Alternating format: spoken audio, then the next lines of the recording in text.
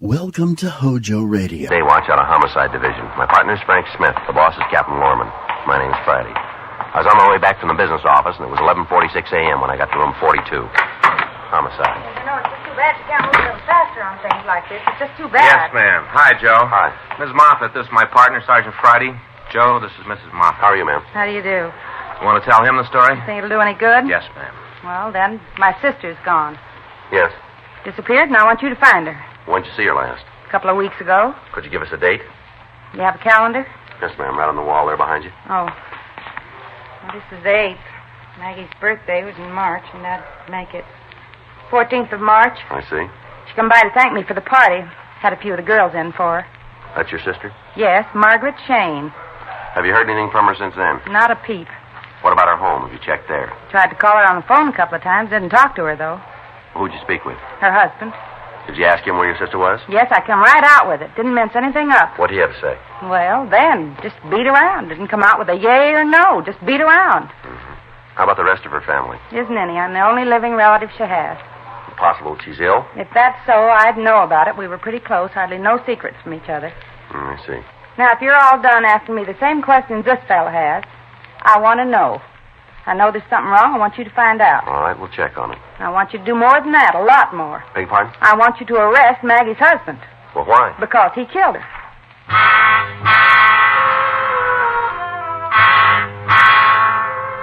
We checked the name and description of the woman through missing persons files, but we failed to find anything on her.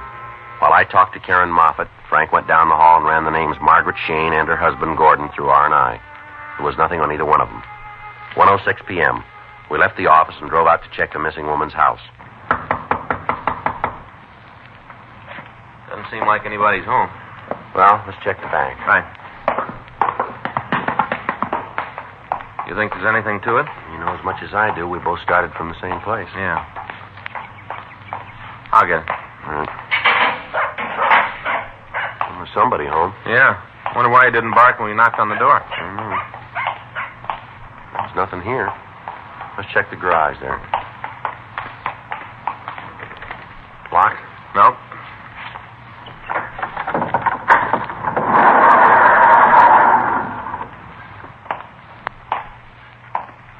Well, it's quite a shop, huh? Mm-hmm. A lot of tools. Well, doesn't look like anything. Nope. Frank? Yeah. Come here. Right here, under the sawdust. Where? Oh, yeah. Looks like somebody tried to hide it. Bloodstains. We put in a call to the crime lab requesting that a crew be sent out to check the stains that we'd found on the floor. We talked to the neighbors about the couple, and we got the address of the place where Mr. Shane was employed. It was a large wholesale carpet company. We found Shane in one of the offices. That's right. No, ma'am, if it's put in, it should make the room a lot warmer. No, the carpet you've chosen shouldn't show any wear for years. Mm-hmm. Well, we found that color doesn't show the dirt. No, ma'am. No, well, it'll increase the value of your home. Oh, that's right. Oh, we can have it in for you day after tomorrow. That's right. I'll give you a call. All right, bye. Yes, sir. Can I do something for you? Mr. Shane? That's right. You want to come in? What can I do for you? Police officers. It's Frank Smith. My name's Friday. How do you do, sir? Something wrong? No, sir, just a couple of questions we'd like to ask. Oh, sure. You want to sit down? Thank you. Cigarette? Yeah, thanks. Here. How about you, Mr. Smith? Yes, thanks, sir. One light? I've got it. There you are. Thanks. Now then, what's this all about? You know where your wife is, Mr. Shane? Oh, there's something about Maggie? Well, do you know where she is? Look, Mr. Friday, if there's something wrong with Maggie, I got the right to know about it. Yes, sir, that's true. We're not sure there's anything wrong. We'd like to talk to Mrs. Shane. We hoped you'd tell us where we might reach her. Was she in trouble? No, sir. Well, then I don't understand all the questions. We've got a report that she's missing. Who filed it? Her sister? That figures. How's that? She isn't ever going to stop. I don't believe I follow you. Karen's been hacked at me ever since I married Maggie. Not a day goes by she doesn't plan some kind of a dig. Does she have a reason? Yeah. She had it all fixed for Maggie to marry someone else. I came along and upset her plans. Been trying to break us up ever since. That's so. Yeah. This fella she was trying to palm off on my wife. Karen's husband worked for him. She figured it'd be real soft having the boss as a brother-in-law. Well, the way it worked out, the slob had to work for a living. Almost kills Karen every time she thinks of it. Where is your wife? I wish I could tell you. What? I wish I knew where she was. Haven't you got any idea? No. A couple of weeks ago, I came home from work. Maggie was gone. I haven't seen her since. Can you pin it down? Thursday, a week. She called during the day to tell me she wanted me to go out to dinner. Said she wanted me to be home on time. I told her I wouldn't be able to make it. We had words. She hung up. When I got to the house, she was gone. She leave any kind of a note? Yeah. Have you got it? I don't think so. I was pretty upset. Guess I must have thrown it away. Haven't seen her around since. You know, you've got quite a woodworking shop in your garage. Yeah. Stuff's getting a little rusty now. I haven't felt like doing anything. Now, this trouble with your wife, was there another man involved? It'd be hard to say. What do you mean? Well, Maggie's an attractive girl. Everywhere she went, there was some guy trying to make time. Might have been someone special. I wouldn't know. Mm-hmm. Wonder if we could use one of the phones outside. Use this if you like. Well, one of the others will do. Well, sure. Go ahead. I'll call over to Joe. See what they've come up with. Okay. This note your wife left, what did it say? You mean the exact words? If you remember them. It was pretty simple. Just that she was leaving me. Said she didn't have to tell me why, that I knew. Did she say where she was going? No. Figured maybe she went back east. She's got some friends there. Where? Nebraska, I think. I've never met them. How about clothes? What? Did she take any clothes with her? Oh, yeah, I guess so. She had quite a few. I looked at her closet. I couldn't tell what was gone. She took her fur coat, though. Mm-hmm. Did you try to contact any of her friends? I called around. I didn't find out anything. Mm-hmm. Whole thing's a farce, Sergeant. Isn't anything new about a wife leaving her husband. Read about it all the time in the papers. Karen's just stirring up trouble. She's sore at me. Always has been. Always will be. Joe. Yeah. Excuse me. Yeah, sure. You talked to the lab? Yeah. They just finished the test on the blood stains. Mm-hmm. We're not too far off. Huh? Human blood.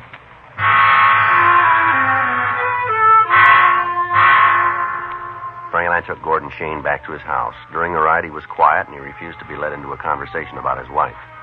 When we arrived at the house, we took him back to the garage. The crew from the crime lab had gone back to the office to make the grouping tests on the blood stains. Wish you'd tell me what this is all about.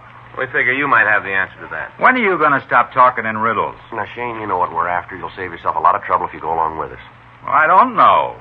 What are you after? You drag me away from my job, cause me a lot of embarrassment. Now, how about calling the game so we both know what we're playing? All right, fine, sure. You got an explanation for this? What? The blood stains here on the floor. Yeah, sure. I killed a couple of people. This is where I did it. We don't need any jokes, Shane. Just figure it out. Well, you better turn in your deerstalker cap. I made those stains myself. Yeah? I was working on the lathe. Chisel slipped out of my hand, cut my foot. When did this happen? A couple of weeks ago. Before or after your wife left?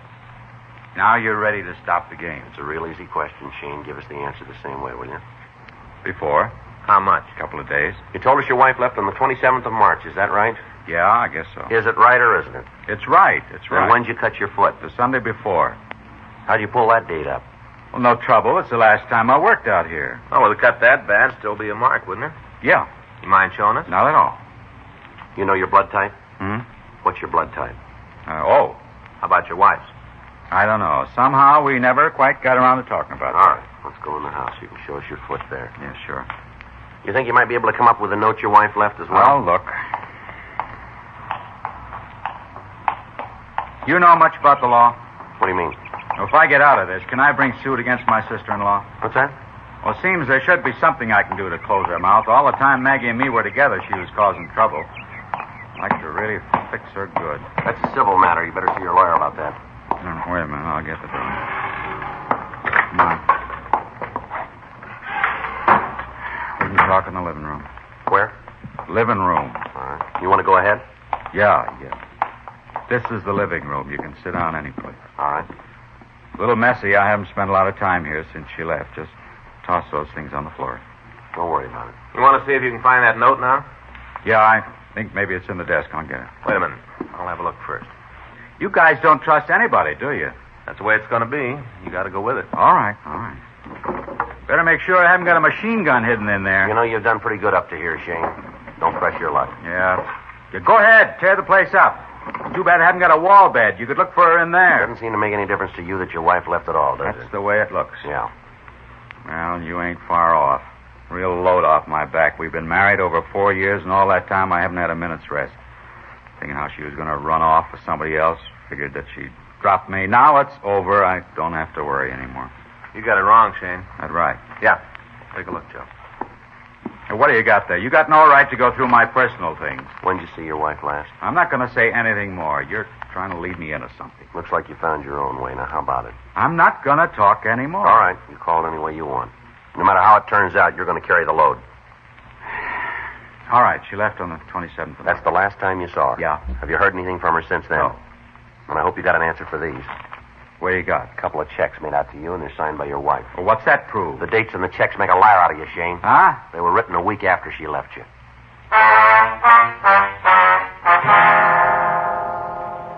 We made a search of the house, but we failed to turn up anything more that would tie Gordon Shane in with his wife's disappearance. We looked through the desk, and we found several letters that she'd written. These were taken for handwriting comparison. We also found several pictures of the missing woman. A check with the neighbors failed to give us anything further to work on. All of them told us of constant fights between Shane and his wife. One of the people said that on several occasions the sound of sobbing had been heard coming from the house. At 5:20 p.m., Frank and I left the place and took Shane down to the city hall. The checks and samples of Mrs. Shane's writing were turned over to Larry Sloan for comparison. We put in a call to the crime lab, but we found that the blood grouping tests were not finished. 6:12. We took the suspect to the interrogation room. Just sit down over there, Shane. Okay. How long you think you're going to be able to hold me? Depends on when we get the truth. Well, you saw the cut on my foot. You didn't find anything at the house. Look, you're grabbing at shadows. You still haven't told us about the checks. No reason to. Everything I say, you twist around so it ends up something I don't mean. Where'd you get the checks? From Maggie. What about the date on them? I don't know. I guess she made a mistake when they were written. Where'd you get them? Found them in the desk. Well, didn't you think it was kind of funny that your wife would write a couple of checks and just leave them laying around on the desk? No. Maggie was always doing something like that. She didn't care about money. How about you, Shane? Huh? Does it make any difference to you? Look, I'm getting tired of this. Some crazy old bag comes in here, tells you a fairy tale, and you buy it all away. Any special reason why you're taking my sister-in-law's word for it? The way she tells it seems to add up. Well, then, you better go over the column again. My wife walked out on me. There wasn't any fight when it happened. She just picked up and she left. I don't know where she is. I don't much care. But you put this down in your book. I didn't kill her. Now look, leave me alone. When do I get to call a lawyer? We'll set it up for you. Well, do it fast, because you're getting nothing more from me. That's the way you want it. Wasn't any other way. I'm telling you the truth, and you don't believe it. Might as well keep my mouth shut so you can't make it any worse. All right, Gordon. We'll take you over to the main jail. You can call your lawyer from there. What are you holding me on? Suspicion of murder. You just don't give up, do you? Look, we got to go along with the evidence. Well, you better check it again, because you're making a mistake somewhere along the line. That's the way it looks to you, does it? Yeah, go over the road again. Find it. You're a cop. No, let's do it the easy way. Huh? You point it out.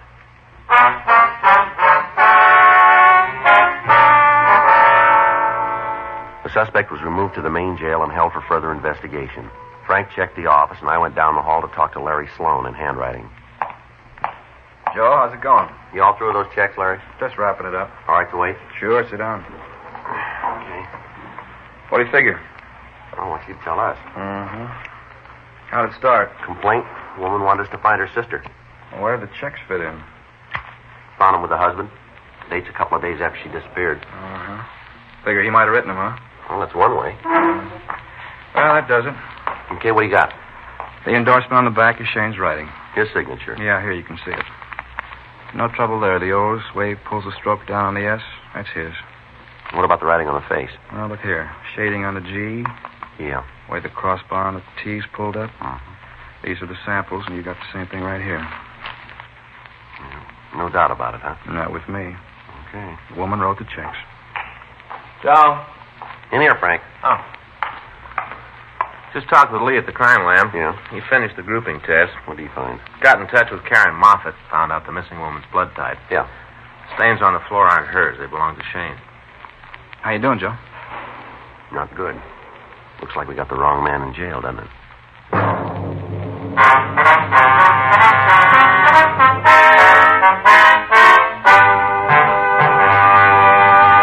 You are listening to Dragnet, the authentic story of your police force in action.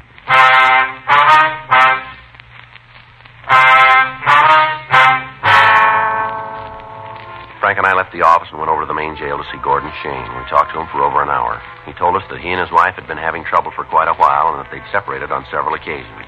He went on to tell us that he didn't know for sure whether there was another man involved, but that he'd heard his wife spend a lot of time in a small bar on Vermont Avenue. He said that it was possible we could pick up some information on her there. Frank and I left the jail and drove over to the place. It was an average neighborhood tavern. We talked to the bartender. Only one way to describe her. Man, oh, man. Well, was there anybody special that Mrs. Shane spent a lot of time with, would you know? Gee, I don't know. A lot of people in here like a family. Guess if you had to nail it down, it'd be Leonard. Who's Leonard? Another regular. He's here almost every afternoon. He and Mrs. Shane were pretty friendly, huh? Yeah, real buddies. They used to come in and get gas together, spend the whole afternoon, sit down there at the inn and play horse. Play it by the hour. Not for money. We don't allow that in here.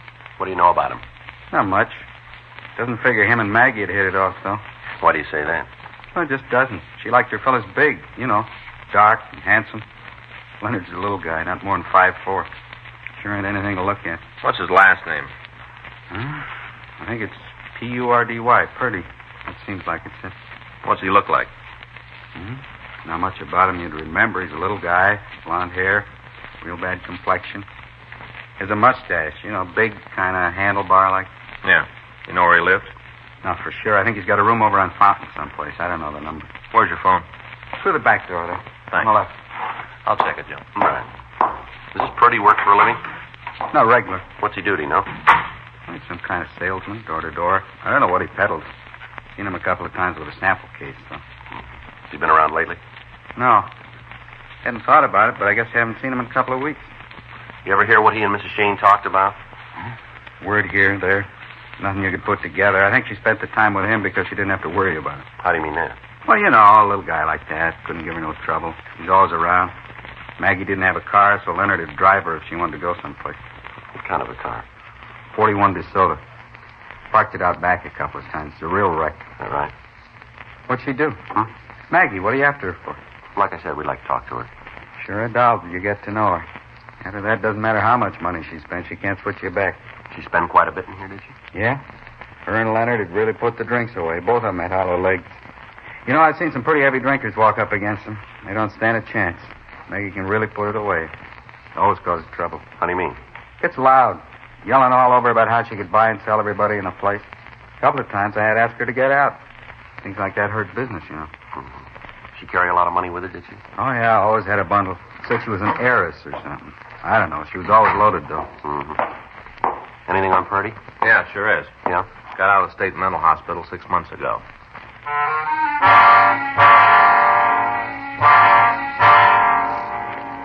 From his package, we found that Leonard Purdy had been arrested several times for suspicion of grand theft. However, he hadn't been convicted on any of them. Also, there were 18 drunk arrests against him. We put in a call to Georgia Street Psycho Detail, and we talked to Lieutenant Quinn. He remembered Purdy, and he went on to say that the suspect had been in to see him several times since his release. He told us that Purdy had committed himself to the state hospital as an alcoholic. Quinn went on to say that when Purdy was drunk, he became violent, and that on 3 of his arrests, it had taken several officers to subdue him. We contacted the authorities up at Camarillo. They told us that the suspect had been released by them after treatment, and that he apparently was cured. We checked the last address in his package, but we found that he'd moved. A local and an APB was gotten out on him. We asked DMV to furnish any and all information on a car registered to him. 2 days went by without a word of him. In the meantime, we talked to all of his friends and acquaintances. From each one of them, we got the same story. Leonard Purdy was a freeloader who'd do anything for $1. On Thursday, April 10th, we got word that the suspect had been seen in a second-hand store down on Main Street. We checked the area and got an identification from his mugshot. He'd come in to pawn a man's watch. From the buy book, we got an address out on Gladys Avenue. We talked to the landlady and found that the suspect was in his room. Frank and I went upstairs.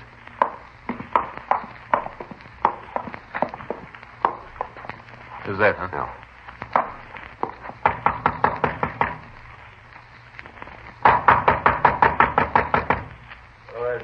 Want to talk to you, Purdy. Just a minute.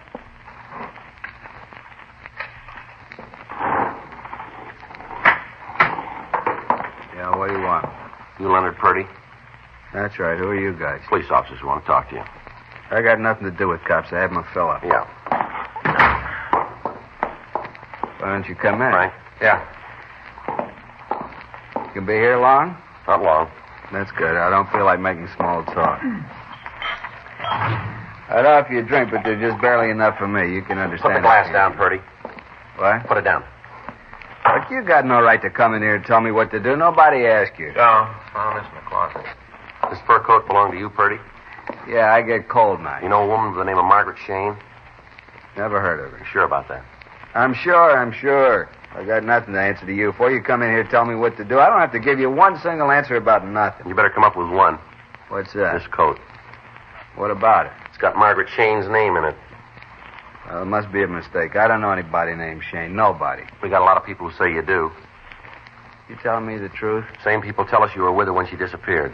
They don't know what they're talking about. The way they put it, it's pretty straight.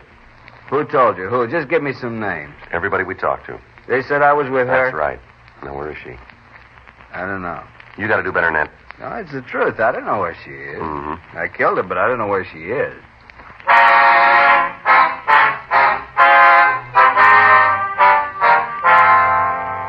We took the suspect down to the city hall and questioned him. He finally sobered up enough to tell us that he'd gotten into an argument with the Shane woman and he'd beaten her to death.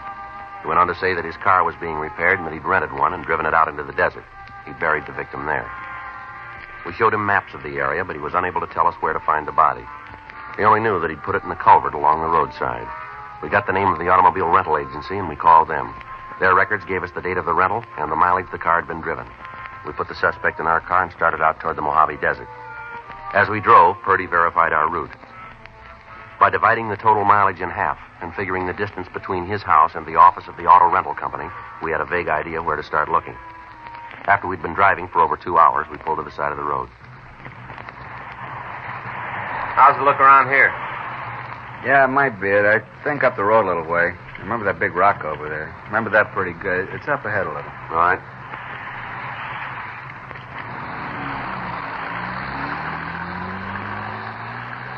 We drove for another 30 minutes, and then Purdy directed us to pull off onto a dirt road.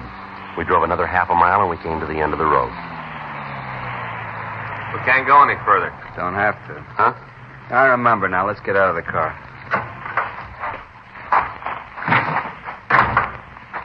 Just stay close to us, Purdy, right here. All right. Which way? Over here. Sure a beautiful day. Yeah. It's different when you get out in the country. Everything's got a different color. Come on, Purdy. Where is she? Over there, behind the bushes. I'll go look. Always been the big trouble. What's that? Boozing it up. Every time I get a few drinks, I don't know what I'm doing. Thought after I got out of the hospital, I had it made, you know. I'd be able to stay away from it. Yeah. First time I had trouble, I went back. I always went back. How about it? Yeah. She's there. All the time. That's what caused the trouble. Wouldn't be here if it wasn't for me boozing it up. Mm-hmm. If I could just stay away from it, I wouldn't have any problems. I want to give it up if I could just find a way. You got one now.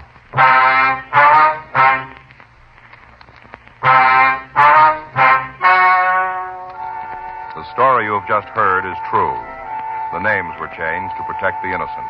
On August 14th, trial was held in Department 98, Superior Court of the State of California, in and for the County of Los Angeles.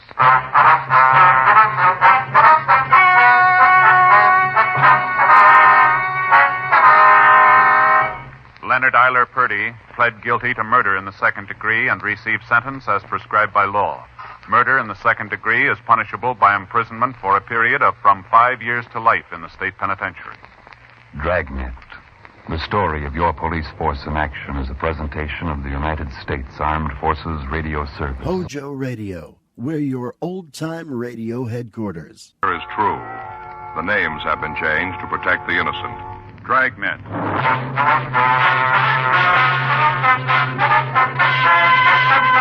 Agency treatment. She says she was kidnapped and robbed. Your job? Investigate.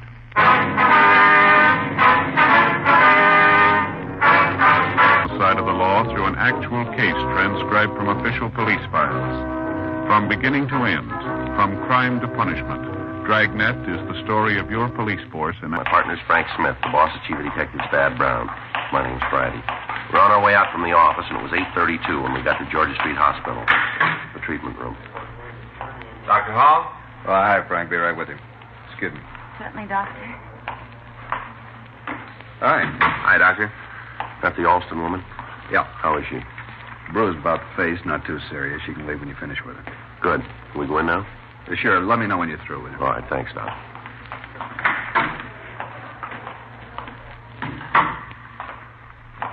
Miss Alston? Yes? We're police officers. This is Frank Smith. My name's Friday. How do you do? I do, ma'am.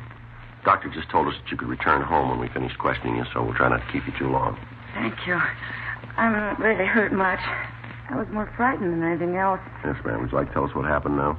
I stopped at a signal at Washington Boulevard in Normandy, and suddenly the car door opened, and a man jumped in the car. I was scared, and I let out a yell. Mm-hmm. Which door did he open? Well, on the passenger side. He got right in the front seat beside me. All right. He had a knife in his hand. He said not to scream or he'd stab me. Put the knife right against my ribs, right here. Mm-hmm. Then he said to drive straight ahead. I did. We went a couple of blocks, I guess it was, and then he said to stop the car. When I pulled over the curb, another man got in the car, in the back seat. Mm-hmm. The one with the knife told me to get in the back seat. And when I did, he gave the knife to the other man. And then he started to drive. Mm-hmm. And the man in the back took my purse from the front seat and started going through it. I don't know why I did, but I grabbed for it. It was a mistake. Mm-hmm. He slapped me real hard. He said that was just a sample. That I'd get some more if I didn't just sit quiet. He took the money I had in my billfold and he grabbed my arm. He twisted it so I had a watch on. And I hesitated when he told me to take it off, and then he hit me again. He took your watch, too, did he? Yeah, and my ring, too. Can you give us the serial number on the watch? Yes, I have it written down at home. We'll need a description of the ring, too. All right. Would you go on, please? I was sure I'd wind up as a picture and a headline in tomorrow's paper, one way or the other. How do you mean that? Well, he was driving like a maniac. He was breaking all kinds of laws. Yes, ma'am. But then I thought, well, maybe this might be a good thing, his driving like that. I mean, because a police car started chasing us. I could hear the siren, and I thought I saw the red lights flashing. Mm-hmm. I was hoping they'd catch us, but, well, somehow we got away from them. This man took so many chances and all. I wonder we didn't smash up sooner. You mean that you did have an accident later on? We don't know about that? No. Well, after he got away from the police car, this man kept driving real crazy and dangerous. Finally, we went down a dead-end street. He put on the brakes, but it was too late, and we smashed into a wall of some kind. Yeah. And they got out of the car, and they started running. I started screaming.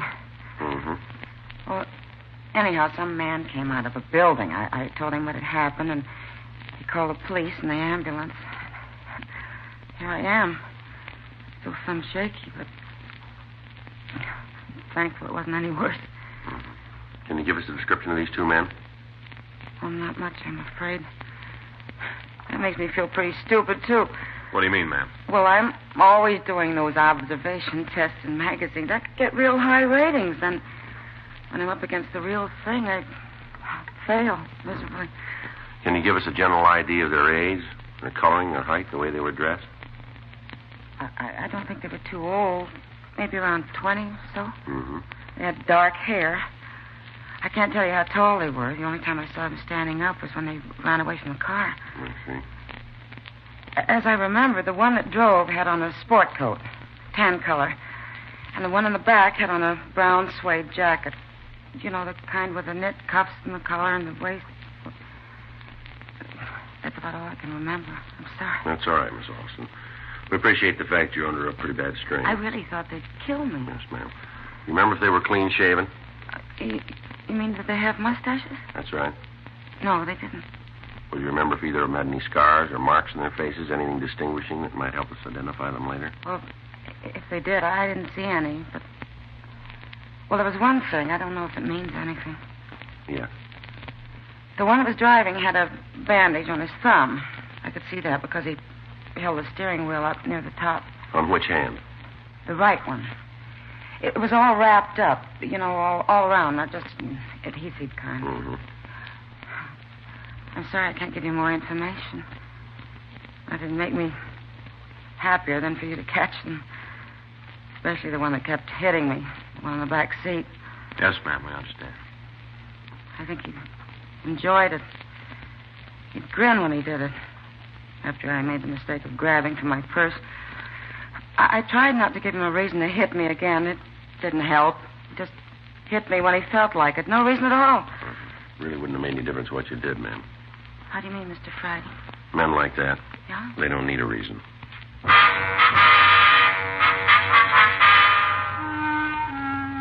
We continued to question Gwen Alston, but she could add nothing further that would aid us in identifying the suspects. She did give us a description of the ring. She said she would call and give us the serial number of her watch. She couldn't tell us anything about the knife used to intimidate her other than the fact that it had a blade about 6 inches long. We asked her to come down to the city hall and check the mug books. Dr. Hall released the victim, and she returned home in the company of her brother. The radio unit that had answered the call had gotten out a local broadcast on the 2 suspects. They impounded the victim's car, and it had been moved to the official police garage. 9:37 p.m. Frank and I drove over to Wall Street. The crew from Leighton Prince had just finished going over the car. Hi, Joe, Frank. Hi, Harlan. How are you? You fellas draw this one? Yeah. You going to give us some help this time? Yeah, just finishing. Doesn't look too good. Yeah? Got a couple of partials, nothing real clean. Well, what we got from the victim, it looks like we got our work cut out for us on this. What do you mean, Joe? Well, all she could give us in the way of a description would fit any number of guys. I see. Well, we got something out of the back seat that might be of some use to you. What's that, Harlan? I got it right here in an envelope. There you are, Joe. What's this? Well, that aluminum container has some corneal lenses in it. What do you mean? Eyeglasses. You know, the kind that fit right in the eye. Oh. Where'd you find them? In the back seat, right on top of the cushion. Well, it might be something. We'll have to check with the Alston woman, see if they belong to her or anybody in her family. Yeah. What is this case, Joe? Kidnapping robbery. How many suspects? 2. One woman in the car? Yeah. Hurt her at all? Yeah, beat her up a little. Huh. Real He-Man, huh? I sure wish I had more for you fellas to go on. Yeah, Harlan, we don't have much, but at least we know something. What's that, Joe? When we reach these 2, Yeah. they won't give us any fight. We went back to the office and called Gwen Alston. She told us the corneal lenses found in her car did not belong to her or to any member of her immediate family. She also gave us the serial number on her watch. We took the container over to the crime lab. Ray Pinker said because of the facets on the lenses, he thought it was a type made by the Stimson Company. The next morning, we drove out to their shop. We talked to George Dudley. We showed him the lenses. Yes, that's our lens. You can tell quite easily when you hold it up to the light. See those little facets? Mm-hmm. Where is it? Oh, yeah. Could you tell us who these were made for, Dudley? I can give you the name of the optician. Appreciate it if you could. I'll have to check our files, but it shouldn't take too long. All right, sir. Ordinarily, we'd have checked lens power, diameter, and radius curvature. Yes, sir. But this is special type lens. That so? It's used to correct the condition of the eye known as keratoconus. What's that, sir? The conical cornea. Oh. We don't make too many of them. Excuse me, I'll get the name of the optician for you. All right, fine. Pretty good deal, huh? Yeah. I know a fellow who wears them. Says he used to hate to get a haircut, but not anymore. All right. Yeah, with these glasses on his eyes, now he can get his haircut and still read the magazines. Oh. I found it for you. That's good. These were made for John L. Roberts. Just a minute, sir. I'd like to write that down. Okay, go ahead, please. John L. Roberts, Mm-hmm. 439 Camden Drive, Beverly Hills. Thank you, sir. Got it? Yes, sir. This is the optician that sent in the prescription, huh? That's right. All right, fine. Thanks for your cooperation, Dudley. Not at all. I always get a kick out of helping you fellas. Yes, sir. A lot of steps to solve a crime, aren't there? Quite a few, yeah. Sure hope I've given you a little something. You have? A lot of steps. Yes, sir. You helped us make the first one.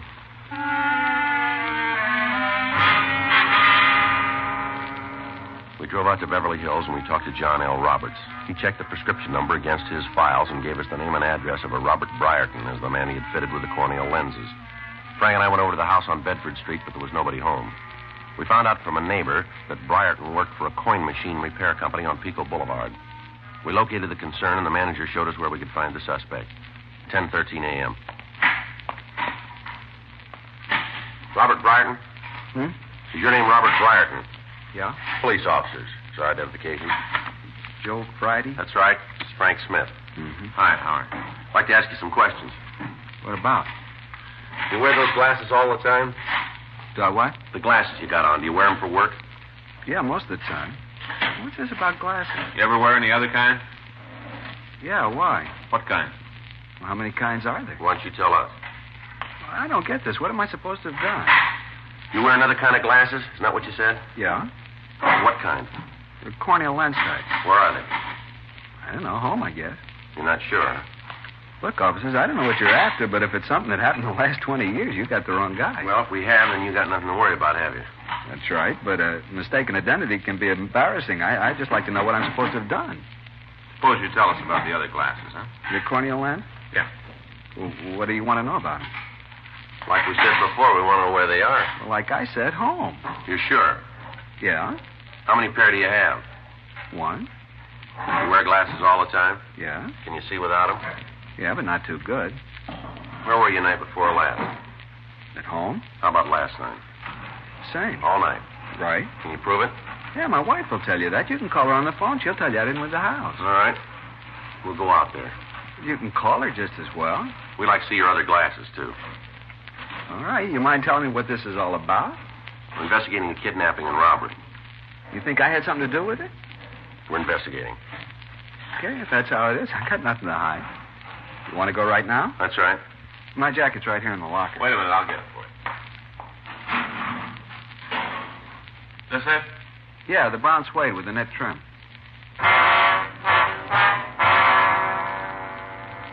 We took Robert Briarton with us, and we drove out to his home. On the way, he continued to deny any knowledge of the crime. Because the victim, Gwen Alston, had been unable to furnish us with much of a description of the suspects, it was difficult to determine whether or not Briarton was one of the men. He had dark hair. He was in his early 20s. The suede jacket he wore checked out. 11:07 a.m. Anna? Anna? Guess you didn't hear. It's all right. We'll wait for her. Now, I've been trying to make up my mind whether I should be mad or not. I know you're only doing what you have to, so I guess there's no need to get overheated, but I'll say it again. You got the wrong guy. Well, if we're wrong, we'll admit it. Just hope this doesn't put me in bad down at work. No need for it, too, if you're innocent. I suppose so. You want to sit down? I don't know just when my wife will get back. If you don't mind, we'd like to see your other glasses now. Oh, sure, I'll get them for you. Where are they? Well, I usually keep them on the bedroom dresser when I'm not using them. All right, we'll go with you, all right? Sure. Hope she made the bed. She's a pretty good housekeeper, but sometimes she gets a little sloppy about it. Yeah. I swear they were right here on the dresser. Yeah. I haven't had them too long. I switch off with these that I'm wearing. Did you wear them yesterday? Yeah, but then they should still be on the dresser. I don't know where they could be. Well, maybe we can help you. What do you mean? Who's back there? Anna? What are you doing home? Honey, these are police officers. This is my wife. I do. How you doing, ma'am? What are they doing here? We'd like to talk to you, Miss Briarton. About what? Now, don't worry, dear. But what's it all about? Would you like to step out in the other room, please? It's all right, dear. I don't understand this. Listen, do. Can you tell us where your husband was Tuesday night? He was home with me. How about last night? He was here all evening. You sure? Well, yes, he came home from work and stayed in all evening. Oh, I see. What is it? Police business. You think Robert had something to do with it? Yes, we do. When did this happen? Last night. I told you he was home all evening. That may be true, but these corneal lenses were found in the victim's car. They belong to Robert? That's what his optician told us, yeah. It's all wrong. Well, the victim was beaten by a man who wore a jacket, brown suede with knit trim. That's the kind your husband owns, you know. But he wasn't out of the house, I tell you. I'm afraid we'll have to take him downtown. No, he didn't do it. I know it. I'm sorry, Miss Briarton. These are your husband's lenses. They were found in the victim's car. But he was with me all evening. That may be, but we're going to have to hold him. No, he didn't do it. It was Gordon. Gordon who? I let him wear Robert's jacket last night. Well, who's Gordon? My brother.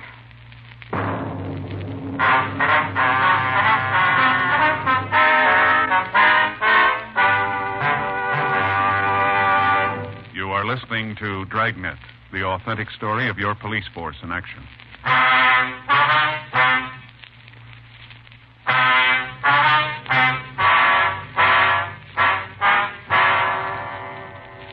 Mrs. Briarton went on to explain that she let her younger brother take the suede jacket the previous night. She also told us that the boy was living with them while he attended school. After questioning her further, we learned that Gordon Heddig had been in trouble with the police before.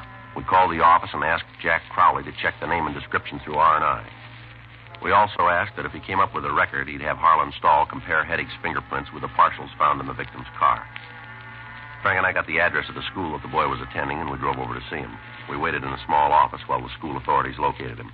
Well, Miss Alston was right about what she told us. What do you mean?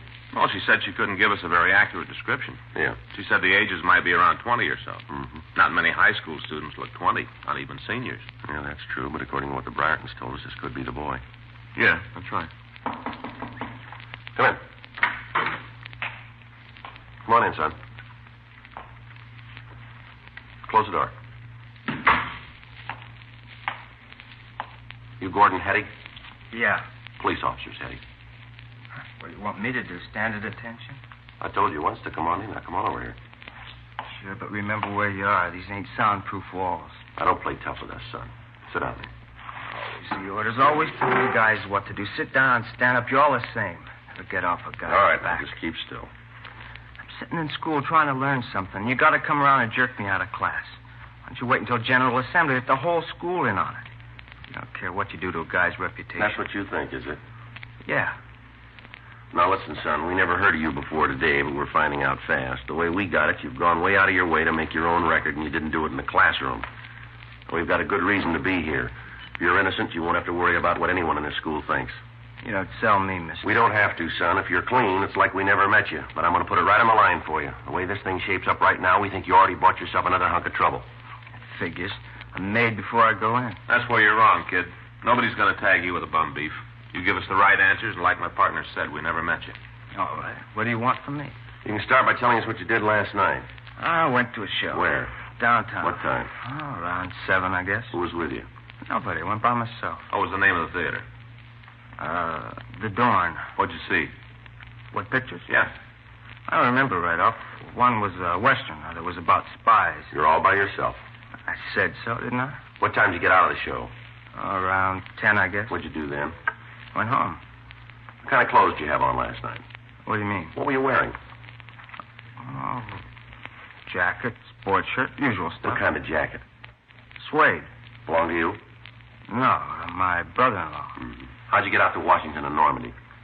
To where? Washington and Normandy. I told you I was downtown. Say, what is this? You tell us. You were in that car, weren't you?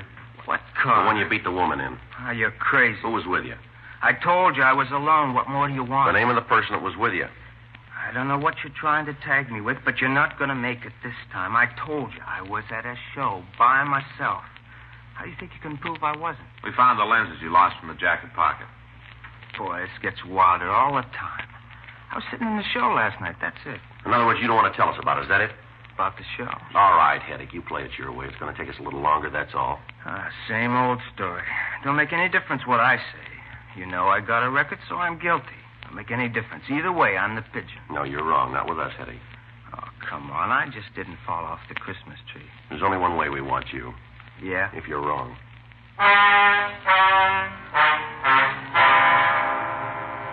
We took Gordon Heddick to the city hall for further questioning. We called Gwen Alston and asked her to come down and see if she could identify the suspect.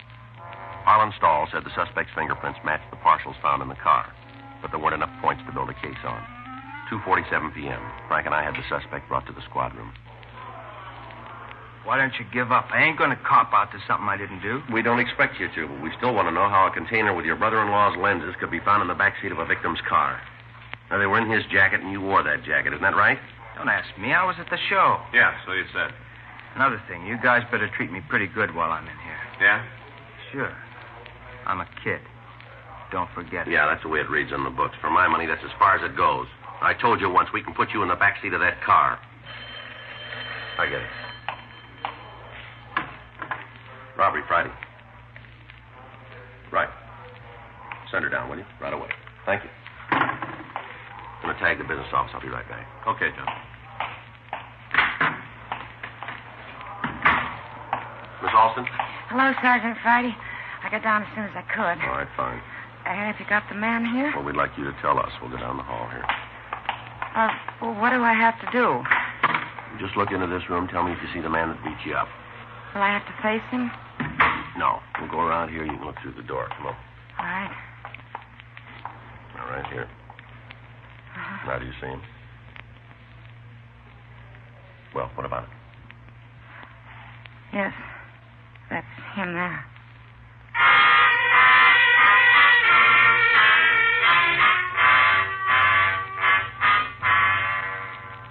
We confronted Gordon Heddick with the fact that he'd been positively identified by the person he had beaten and robbed. He still refused to admit any knowledge of the crime. We booked him on Section 700 Sub-M, robbery. A check was made of the FI cards in an attempt to identify the person who'd been with Heddick the night before. We called Newton, University, and 77th Street divisions. When we checked with Central, a clerk went through the files and found that the suspect had been stopped at 9th and Main Streets at 10 p.m. the previous night. Frank and I went over to the First Street station. It's the FI card you wanted, Sergeant. Thank you. Well, here's what we're looking for. Yeah? Wasn't alone. A person by the name of John Burko was with him. Officer make a card on him, too? Yeah, I got it here. What about the other guy? Thank you. John Burko, B-E-R-K-O, age 19, 506 Holt Avenue. Yeah.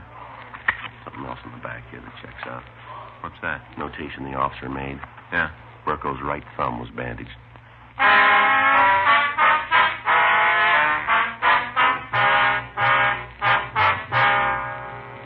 We went back to the office and ran the name John Burko through R&I. We found a package for him that showed several arrests as a juvenile and one as an adult for suspicion of ADW. Gwen Alston was shown his mug shot, and she identified him as the other suspect. We drove out to his address on Holt Street. It was a boarding house. The owner admitted us to his room. We waited. 4 hours went by. 8:19 p.m.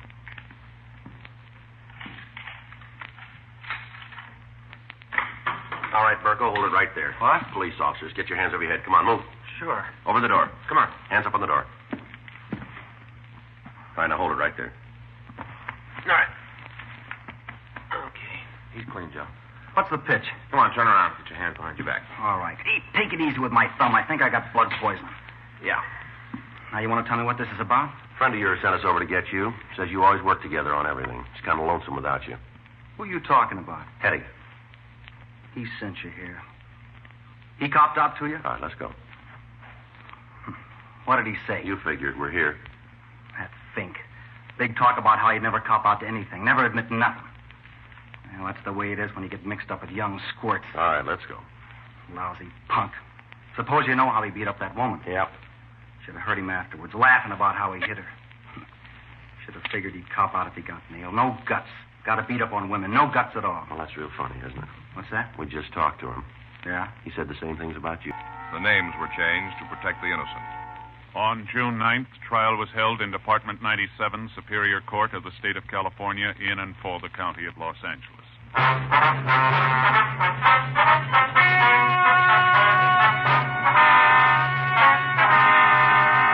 A petition was filed on Gordon Heddick. What to hear is true. The names have been changed to protect the innocent. Dragnet.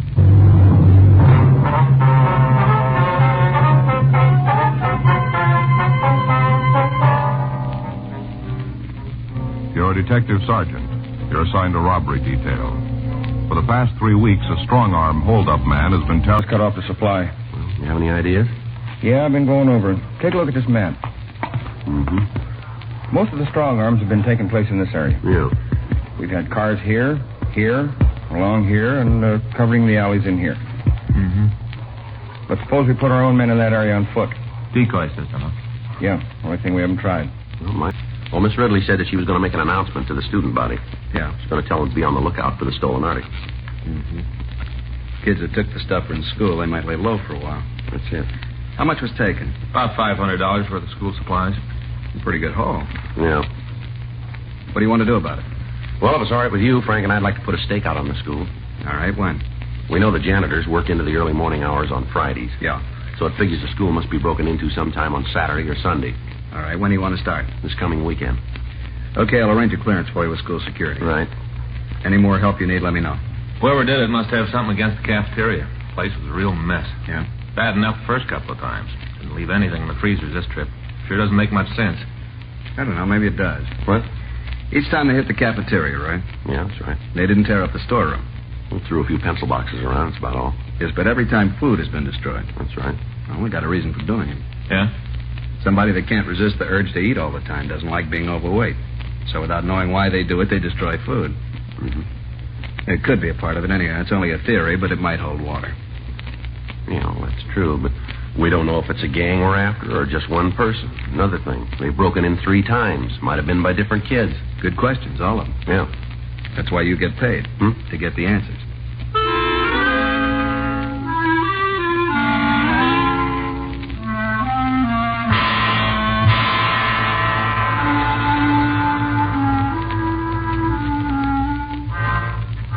We kept in contact with Miss Ridley during the rest of the week, but as far as she knew, none of the stolen articles showed up. Captain Powers talked with the school security section of the Board of Education, and Frank and I staked out in the school on Saturday and Sunday. There was no disturbance. We went back the following weekend. Saturday passed without trouble. Sunday, 7:34 p.m., we were sitting in the vice principal's office. Frank, yeah, come on. Right.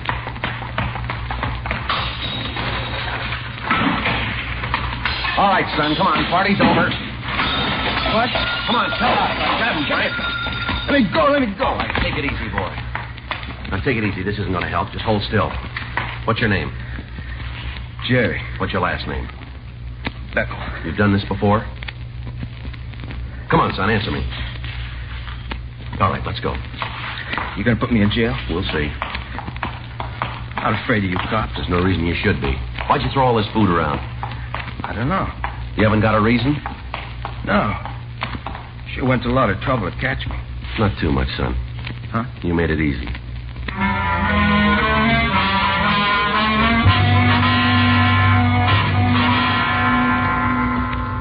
Before leaving the school, Frank called school security and notified them of the broken window and the damage done by Jerry Beckel. We drove back to Georgia Street to question the subject further. On the way down, he refused to say anything. At the office, he told us he lived at 1206 Walnut Street. Frank went to check Central Juvenile Index. 8:42 p.m. That's all. Not going to tell you any more. Now, let's get one thing straight, son. You're in trouble. We'd like to help you, but you got to play ball with us. We'll level with you, but you got to play it the same way. Now, do you understand? Yeah. All right.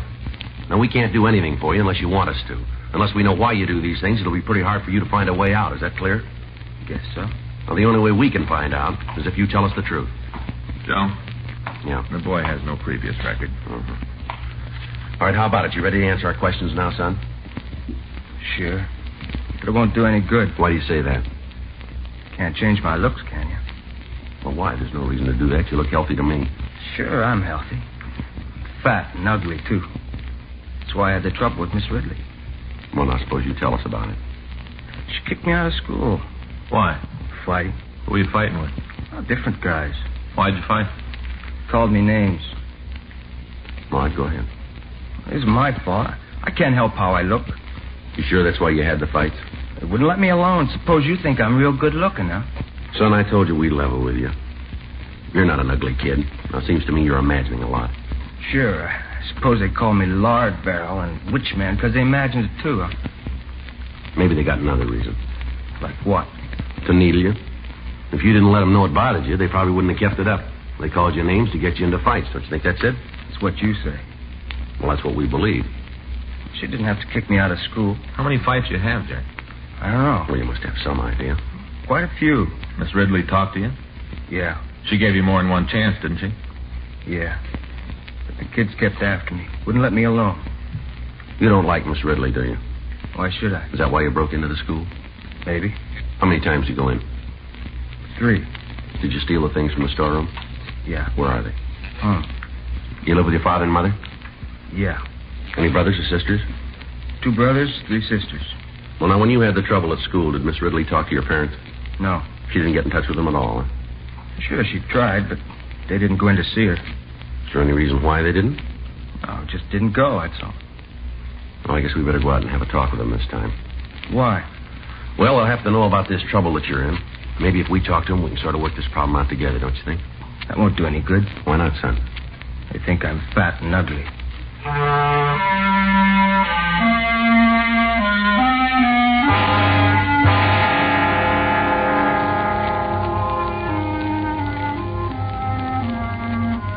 Jerry Beckel went on to say that he was now attending the Jansen School, one of 2 maintained in the city for juveniles who have difficulty making adjustments in normal school life.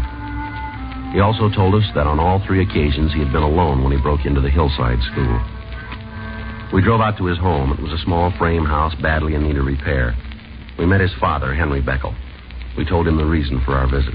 So you just can't stay out of trouble. First it's fighting and you get kicked out of school. Now this mess. What's the matter with you anyhow? I don't know, Dad. Excuse me, Mr. Beckel, but this kind of talk isn't going to get us anywhere. Your son has a definite problem and he needs help. Sure, he's got a problem. He's no good. Never has been, never will be. You want to take the boy outside? Sure. Come on, son. Now, I suppose you're going to give me the answers.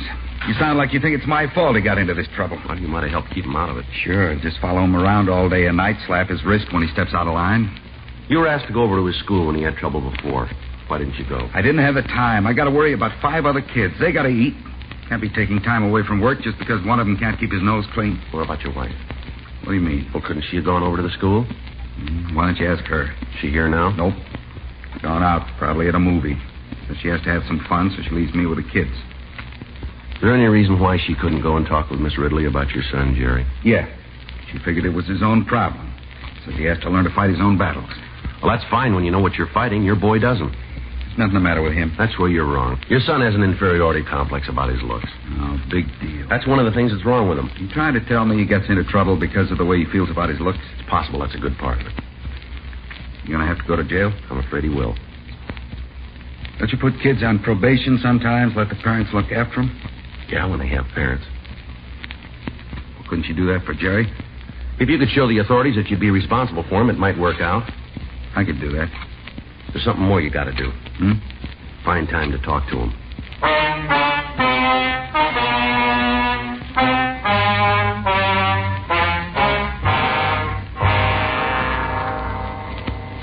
We took the subject along with the recovered stolen property back to Georgia Street. The next day, Miss Ridley came down and identified the articles as those taken from the school storeroom. She said that Jerry Beckel had been in numerous fights before he was dismissed from school. During her investigation of the disorder, she found that Beckel had provoked several of the fights. She went on to say that the subject had been a below-average student, showing little interest in academic work. A petition was filed in Beckel's behalf with the juvenile court. The petition was sustained, and he was placed on probation with the Los Angeles County Probation Department and allowed to remain in the custody of his parents. March 31st, 8:06 a.m. I just picked up the reports for yesterday. You want to check them over? Yeah, all right. Thanks. I saw the skipper on the way in. Yeah? You remember that Austin boy? Car thief, wasn't he? Yeah. Violated his probation. Picked up again last night. Oh, that's too bad. What was that kid's name on the Hillside School case, that heavy-set boy? One that thought he was so ugly? Yeah, that's the one. Beckel or something, wasn't it? Yeah. What about him? Well, look here. The description on this report fits him. And listen to this. Victim states the subject said to her, "What are you smiling for, because I'm so ugly?" It might be. What's the charge? Pretty bad this time. Yeah. Attempted robbery and shooting.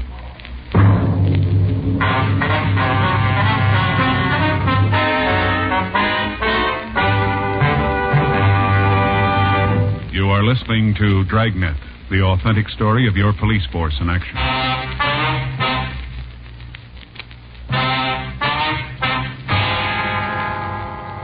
The robbery and shooting had occurred the previous night about 7:30 p.m. We checked with the Georgia Street Receiving Hospital, and we found the victim, Linda Cotterly, had been treated for a minor flesh wound in the leg. She'd been shot with a .22 caliber pistol. The hospital report showed that she'd been released and allowed to return home. We contacted the officers working the case and checked the reports that had been filed. We asked if we could talk to the victim. Frank and I drove out to the address, and we were admitted by her sister. Linda Cotterly was lying on a couch in the front room. We identified ourselves and asked her if she'd mind going over the story for us. I told the other officers all about it. Yes, we understand that. We saw their report, but we appreciate your telling us just what happened. Well, guess it won't do no harm. Suppose if more of you know about it, you'll have a better chance to catch the little stinker. That's right, ma'am. I shouldn't have said that. Ma'am? Little stinker. He was a big stinker. Oh, yeah. Could have killed me. Gives me cold chills thinking about it. We can understand. I wonder if you'd do something for me. Yes, ma'am. What's that? There's an Afghan on the sewing machine in the dining room. Would you get it for me? Sure. Thank you. I wonder if you'd tell us the story. Sure. Well, you know I was shot in the leg right here. Yes, we know. First, I thought it was just some kid playing a joke. Here you are, ma'am. Oh, thank you, Mr. Smith. Would you just drape it over me? Gently now. All right. That's fine, thank you. Yes, ma'am. Now, you said you thought it was a joke when this boy tried to hold you up. Yeah, he was so young looking. Couldn't have been more than 15 or 16. Yeah. He was sort of chubby. Didn't look mean at all. I guess I should have been scared, but I wasn't. I just smiled. Did he say anything when he approached you? About it being a holdup, you mean? That's right. No, came up to me, had a gun in his hand. That's when you smiled. That's right. Then what happened? He got a real mad look on his face, made him look tough. Is that when he spoke to you? How'd you know? Well, it's in the report. Well, that's right, I'd forgotten. Well, then I guess I can skip the part about what he said. We'd like to hear his exact words if you can remember them. He said, "What are you smiling for, because I'm so ugly?" Mm-hmm. Did you get a good look at him? Yes and no. Well, how do you mean that? Well, I did see him, but I don't remember his face too well. I know he was young. Not too good looking, but it's hard to say just what he did look like. You think you'd know him if you ever saw him again? Might. It's pretty dark, I'm not sure. All right, what happened after he spoke to you? I said no, meaning I didn't think he was ugly. And they told me to give him my purse. That's when it happened. What was that, then? Well, I got scared. I knew he wasn't fooling. I screamed and started running. Then I heard the noise, gunfire. Right, go ahead. Then I felt a sting on my leg when the bullet hit me. Kept on running, went past a vacant lot. Kept screaming, and then I saw a man across the street open his front door and look out. I ran up to him, told him I'd been shot, and he called the police. When you said this person was chubby, did you mean he was fat? Well, he was kind of big around the middle, and his face was sort of round-like. How about his hair? Was it dark? Yeah. Did you notice if it was straight or wavy? No. Tell me, you got an idea who this kid was? Well, we're not sure. Well, I know one thing. What's that? The kid should be taught a lesson. Only one thing to do with them when they're that rotten. Slap them around a little and just forget about them. Well, that's the trouble here. That's what they did to this boy.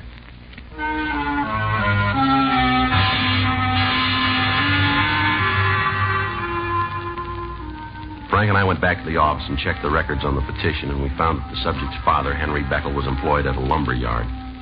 We drove down to the place and found him stacking lumber in the back lot. What's on your mind this time? How's Jerry been getting along? All right, I guess. Attending school regularly? As far as I know, haven't had any bad reports. What's he been doing nights? He stays in the house. Goes out once in a while, never too late. Why? Where was he Monday night? Home. All night? Yeah. How about Tuesday? After supper, he went out for a while, came in early. Why? How's your son been acting lately? What do you mean? Has he had any trouble at school? I told you I haven't had any bad reports from him. How about at home? No trouble. We're trying to help him. Well, and as far as you know, he's been in pretty good spirits. Is that right? Look, you know he's no ball of fire, but he seems to be happy enough. Uh-huh. What is all this, anyway? We're just checking something out. Well, the way you ask questions, it sounds like you think Jerry's in trouble again. No, we didn't say that. Well, you don't have to. I know what you're getting at, and I don't like it. No reason to get upset. They're right. How would you feel? Jerry's been released to my custody. You're as much as telling me I haven't been doing the right thing. Well, if you're sure of that in your own mind, you don't have anything to worry about, do you? Well, I've done what I can, but I can't watch him all the time. What's he supposed to have done this time? We're not sure. He's never been too sure he would straighten out. Is that right? Yeah. But I'm doing what I can for him. Yeah? I feed him, I put clothes on his back, I put a roof over his head. What more can I give him? You own a gun, Mr. Beckel? What? I said, do you own a gun? Yeah, why? What kind? .22 pistol.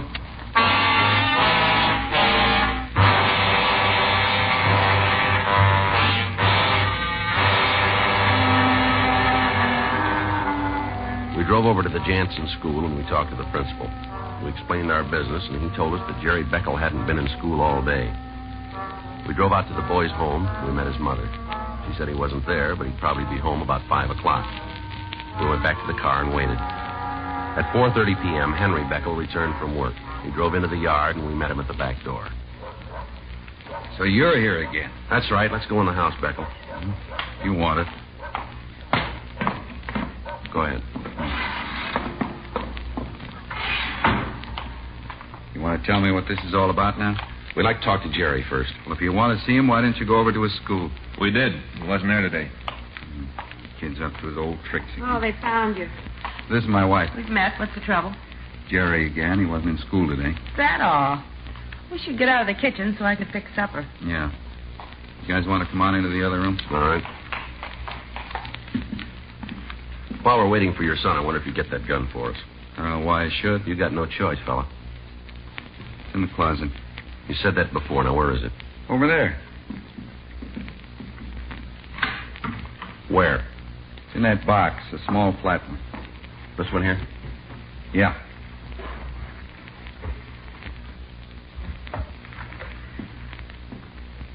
When's the last time you fired this? I don't know. It's been quite a while. What do you think? It smells like it was fired recently. What time does Jerry usually get home, Beckel? We eat at 5:30. He'll be here by then. Uh-huh. You don't have to worry about him not showing up. He might skip school, but that fat, lazy slob won't miss a meal. Mm-hmm. Eats twice as much as the other kids. No wonder he looks like he does. Let's go. Right. Go on in and wash your face. Hi, son. Hi. What do you want? Fred, we're going to have to take you with us. Can he eat first? It won't hurt him any to miss a meal. Look at him. Looks like a fat toad. Well, why don't you say All something? right. Doesn't make any difference. You'd like to be rid of me anyway. Take it easy, son. You all want to hear it? Okay, I'll tell you. I shot her.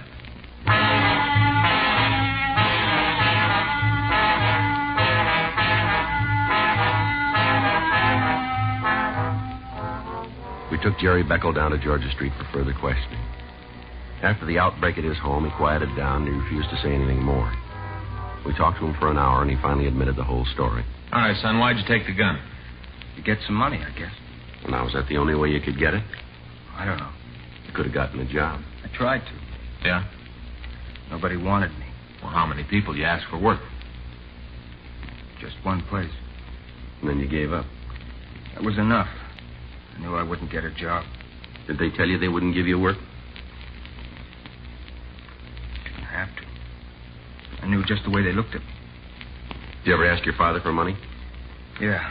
He gave me, and he just read me off. What did he say to you? What he always does. I'm fat, lazy, not good for anything but put my feet under the table and eat. So you decided to get out and rob somebody, huh? Yeah. Why'd you shoot at the woman? I'm not sure. Well, she didn't do you any harm, did she? No. She made me mad, laughed at me, just like all the rest. She did, huh? Sure. Because I'm fat. She say that? No. I could tell what she was thinking. You could, huh? People shouldn't laugh at somebody just because they're fat. Yeah. They got no right to do that. Maybe. But how much did you have? Huh? When you... The names were changed to protect the innocent. On July 14th, trial was held in Department 98, Superior Court of the State of California, in and for the County of Los Angeles.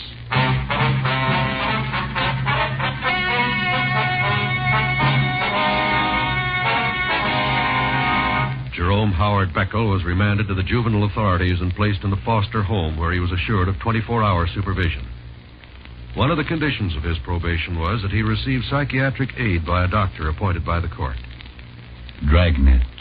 The story of your police force in action is a presentation of the United States Armed Forces Radio Service. Keep it tuned right here to Hojo Radio for more classic old-time radio.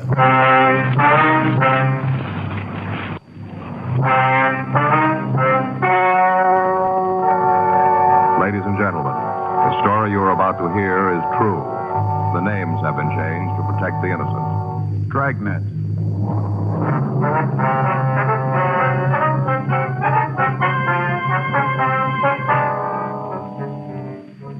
You're a detective sergeant. You're assigned a robbery detail. For the past 10 days, a gunman has been terrorizing the downtown area of your city. You know he's armed and dangerous. Your job? Stop him.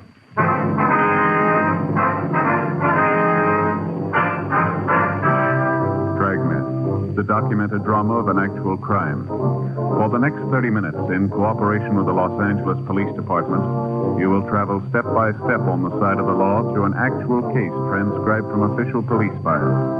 From beginning to end, from crime to punishment, Dragnet is the story of your police force in action. It was Tuesday, October 5th. It was raining in Los Angeles. We were working the night watch out of robbery detail. My partner's Frank Smith. The boss is Chief Detective Thad Brown. My name's Friday. I was on my way back from Metropolitan Division. It was 7:56 p.m. when I got to City Hall. Robbery squad room. Hey, buddy, you didn't have to make a special trip in to bring the tie. Well, I might have forgot it tomorrow and left it in the car again. Here you are. Oh, thanks. Hey, the card's still in the box, you want? No. Hey, look at this. Real pretty. Go good with my brown suit. Real silk, too, huh? Mm-hmm. That's a pretty clever idea, putting a name on a tie like that. Don't you think? Yeah. Yeah, I used to do the same thing with ink and paper when I was a kid. You know, put a gob of ink on the paper and then fold it over. Mm-hmm. I got some pretty weird-looking pictures. This name business makes a nice, neat tie pattern, don't you think, Joe? Yeah, if you don't mind the switch. On the name, you mean? Yeah. No. Unless you're looking for it, you wouldn't know it said Joe Friday. Here, take a look. See? This is how it's going to be when I'm wearing it. It's kind of hard to see. Yeah, well, as long as you're satisfied, you're the one that's going to wear it. Well, sure. Looks great to me. Of course, if you're going to turn your head sideways and read it, then you can see it says Joe Friday, but I don't think people are going to go to all that trouble. You think so? No, I don't think so. Did you talk Stoner? Yeah, says they'll meet us later. All right, better get going, huh? Yeah. Want to get your coat? It's coming down pretty hard out there. Right. You think it'll keep the suspect inside? I don't know. It isn't going to work for us. Hot shot, I got it.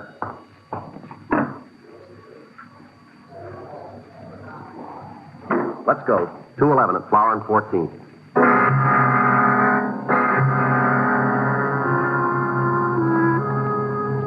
Frank and I left the office and drove out to the address. It was a small neighborhood liquor store. In spite of the heavy rain, a large crowd had already gathered in front of the place. We parked our car and tried to get into the store. Let us through here, folks, please. Now, stop pushing. There's no reason to give you a special pass. Police officer, let us through. Oh, I'm sorry. I didn't know. It's all right. Let us through here. I've been around. Seen a lot of tough guys, but there was something wrong with this fellow. Back there, Joe. No. You call the ambulance yet? Can't we do something for poor Claude? Don't just let him lay there. You from downtown? That's right. Friday and Smith Central Robbery. Did you answer the call? Me and my partner. That him outside? That's right. You get a description? It's out. Okay. Ain't anybody going to ask me what happened? Yes, sir. Just a minute, please. Seems all you fellas are interested in is what the guy looked like. Don't nobody want to know what happened? Yes, sir, we do. If you'll wait just a minute, please. No choice. Anything more I can do here? No, not right now. Okay. I'll be outside if you need anything. Right, thanks. All right, sir, you want to tell us? About time. What's that? All this running around and yelling. Wonder you fellas don't catch anybody. Don't slow down long enough for me to tell you what happened. Uh-huh. You want to go ahead? Worst thing I ever saw in my whole life. Most terrible. Yes, sir. Were you alone in the store when the shooting occurred? No. Well, who else was there? Claude, Anita, and me. Claude's the victim, is that Yeah, right? yeah. That's him there. Yes, sir. Don't you think somebody ought to do something for him? Seems like the ambulance ought to be here. Well, he's dead, sir. Claude? That's right. You've got to catch the fellow who done this. Most brutal thing I ever saw. No reason for any of it. That guy was off his rocker. You mentioned somebody named Anita. Is she still here? Yeah, in the back room. She wasn't feeling too good. Almost scared her half to death. Went back there to take an aspirin and lay down, scared. I wonder if we could talk to her. You have to? Yes, sir. Okay. I'll go get her. You just wait here. Anita? Anita? It's me, Hanley. Can you come out? Police. They want to talk to you. We don't like to bother you, lady. We'll try to be as brief as possible. It's all right. Would you give us your name? This is Miss Anita Blaine. I'm Hanley Dawson. I don't think you told us your names. Miss Frank Smith. My name's Friday. Hello. How you doing? Is there anything we can get for you, Miss Blaine? No, I'm all right now. All right. Would you tell us what happened? We was back of the counter playing a game of cribbage. You and the victim? Yeah, me and Claude. His full name's Claude Langford. We was there playing the game. Were you in the store at the time? No, I came in later. I'm trying to tell you in the right order. Can't do it if you're going to keep interrupting. All right, you go right ahead. Oh, we were having a good game. Claude was ahead, already made the first turn. Oh, my crib and I really had a good hand. Might have caught him. Yes, sir. We was just about to play the hand when the door opened. Kind of surprising. Why is that? Didn't figure anybody'd be out on a night like this. I see. It was this young kid. All right, go ahead. Come in and ask me where we kept the canned nuts. You know, cashews and almonds. Yes, sir. Pointed it out for him, and he went over to have a look. Mm-hmm. Claude and me started back to the game, but the kid found what he wanted, and he come up to the counter. All right. I got up to wait on him. Handed me a $5 bill for 2 cans of peanuts. Yeah. Opened the register to get change. That's when he pulled the gun. Now, where'd he have the gun? In his overcoat pocket. It was funny, though. And not funny, ha-ha, but funny. Odd. You know? How do you mean that? Well, you know how most raincoats have a little slit in the pocket so you can reach into your pants pockets without unbuttoning your raincoat? Yeah, I know what you mean. Well, the kid unbuttoned his coat and reached right through the slit with the gun. Kind of like this. See? See? Yes. Now, what did he say when he showed you the gun? Like this. This is a stick-up. Keep your mouth shut and you might not get hurt. Might. That's what he said. Mm-hmm. What happened then? Told both Claude and me to come out from behind the counter. Said for us to lay down on the floor. Yeah. We did like he said, you know. There was just something about that kid, so you had to go his way. Mm-hmm. He made us lay down right there, where Claude is now, on our stomachs. Yeah, what happened then? Went over and took the money out of the cash register. Then he really got sore. I thought he was going to explode. Why, do you know? Wasn't much for him to take, only about $20, $25. Guess he expected more. I see. He come over to where me and Claude were on the floor. Told us to take the money out of our pocket. Stood there with a gun pointed right at us. He was mad. Mm-hmm. He did what he said. You just bet we did. I only had about $6 on me. Gave it right to him, though. Yeah. That's when Anita here come into the store. Just walked in, like a rabbit into a fox's trap. That's right. I didn't have any idea what was going on. Couldn't you see through the door? I guess I should have, but it was raining so hard I didn't take the time. Glass was kind of steamed up, too. Made it tough to look in. I see. Well, what happened when the hold-up man saw you? He told me to keep my mouth shut, not to make a sound, and get down on the floor. Just like us. Mm-hmm. He grabbed my purse and took the wallet out, went through it and took the money. How much was it? Just a couple of dollars. I came over to get a bottle of wine, and I only took what I needed. All right. You want to go on? He started on Claude. Told him to empty his pockets. Yeah. Claude didn't take too kindly to the way this fellow was acting. If he'd just come in and taken the money, it might have been different. But Claude don't like to be shoved around. Yeah. He did like the kid told him, though. Emptied his pockets right out. I see, sir. Well, you'd just figure the man was real sore when he saw how much money he was going to get. Yeah. You see, Claude don't work. He's got some kind of pension. All alone in the world, and usually don't have much money. Main reason he comes over to play cards. He ain't got nothing else to do. And it's free. Mm-hmm. How much do you have on him tonight? 37 cents. Kid saw that. I thought sure he's going to kill us all. He sure acted like it. Then he figured maybe Claude was holding out on him. Told him to turn his pockets inside out. He did like he was told. Yeah. When he did, something fell out of his pocket. A coin hit the floor and rolled around, disappeared under the counter over The there. man with the gun saw it and got real mad. Said Claude tried to get away with something. Said for him to go pick up the coin. Claude told him if he wanted it that bad, he could get it himself. Yeah. Fellow just looked at Claude for a minute, and then put the gun right against his head. Right here, see? Didn't say a word. Just pulled the trigger. He was crazy. No reason for it. Claude must have been dead when he hit the floor. Just brutal. What did you do then? Ran outside. Did you try and follow him? No, sir. Me and Anita were trying to see if there was anything we could do for Claude. Did the man get into a car, do you know? I didn't see. Might have, but I didn't see it. Did you hear a car? No. Uh-huh. Have you ever seen the man around here before? Not that I remember. A lot of people go by the door. Hard to pick one, make it stand out. You'd know him again if you saw him, though, would you? I think so. I would. Ma'am? Never forget the way he looked at me. Like some kind of animal. I see. Something about his eyes. He looked crazy, real wild. Well, how do you mean that? Well, he wasn't looking right at us. Like there was somebody standing behind me. He was looking at them. He couldn't focus, you know. I know what you mean. Say, did you see the coin that Langford dropped? No, just heard it hit the floor. Uh-huh. Find it? I think so. Look, sure doesn't make much sense. Take a look at it. Yeah. What is it? Streetcar token.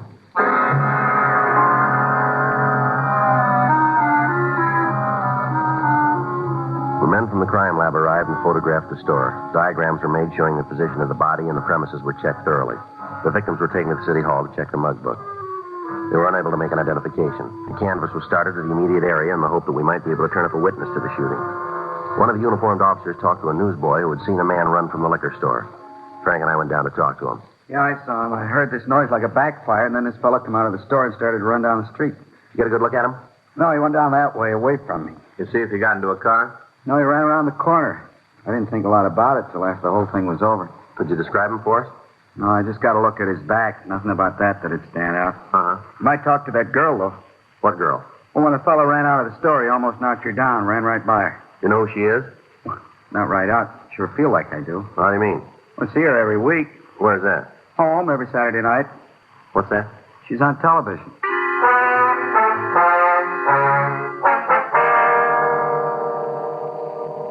From the witness, we got the time of day of the television show. We contacted the network and obtained the information that the girl's name was Betty Martin.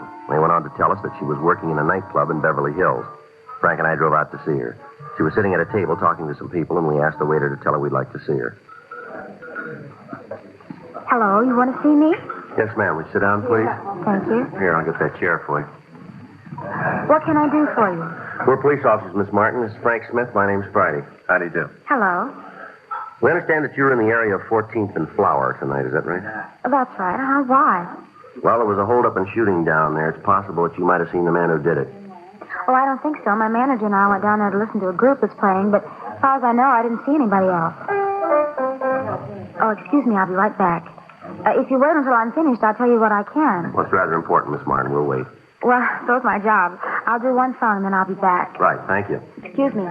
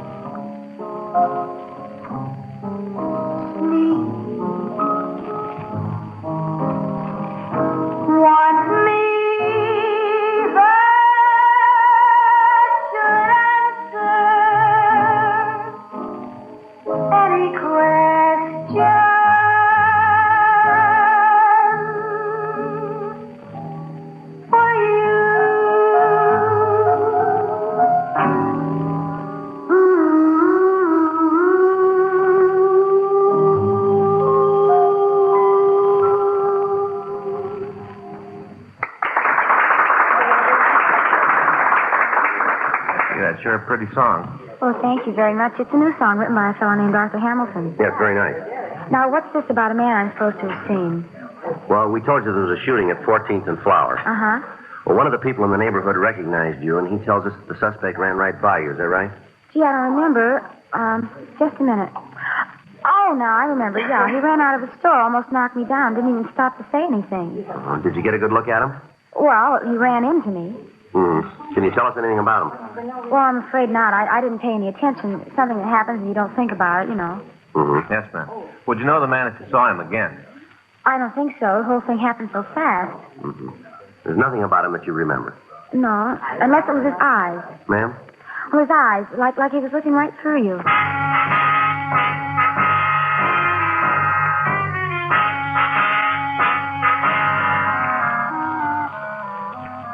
11:46 p.m. Frank and I went back downtown. The search for the killer had spread throughout the city. Additional units from all divisions were called in to help. From the description given us by the victims and witnesses, it appeared more than likely that the suspect was a narcotics user. If this was true, it was more than possible that he'd cut down anybody who got in his way. Frank and I contacted the office and talked to Captain Donahoe. He'd taken over the search for the gunman. Because it was impossible to cover all of the liquor stores in the area, it was decided to ask the owners to close.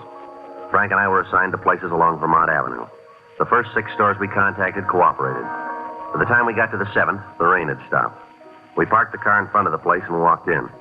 At first, there was no one in sight, but then in the storeroom, we found the owner. He was lying on the floor, his head buried in his arms. You go away. Leave me alone. You all right? I am now. I want to stay that way. Now, you get out of here. Look, we're police officers. What's the matter with you? Now, don't try that with me. I know who you are. You got all the money. There's no more to take. Come on, this is no joke, fella. Now, listen. I remember what you said. I ain't going to get up from here for another 2 minutes. I can see my watch. Still got 2 minutes. Come on, get your head up from the floor. You can see this card. Huh? It's an identification card. Here, see it? Are you sure? Well, you're looking at it. Now, look, if this is a joke, I'm not going to like it. Come on. Don't worry about it. Now, get up. Come on. Oh, it's about time you got here. It's a terrible thing when a man's robbing his own store and nobody's going to take the time to protect him. You were held up tonight? Yes, sir, not more than 3 minutes ago. Guy left. He told me to stay where I was for 5 minutes. What did he look like? Huh? The man who held you up, can you describe him for us? Yeah, young kid, just out of his teens, roaming around the streets, threatening citizens. You cops ought to do something about it. What did he look like? Well, he was dark, black hair, black eyes, wildest looking eyes you ever saw. One look at him, and you know he meant what he said. Stay put, and I did. I'll call him. All right. What's he going to do? Put out a broadcast. For the hold-up man? That's it. Well, I don't want to tell you your business, but it sure seems like a waste of time. What's that? Well, if he hears it, he ain't going to give himself up. The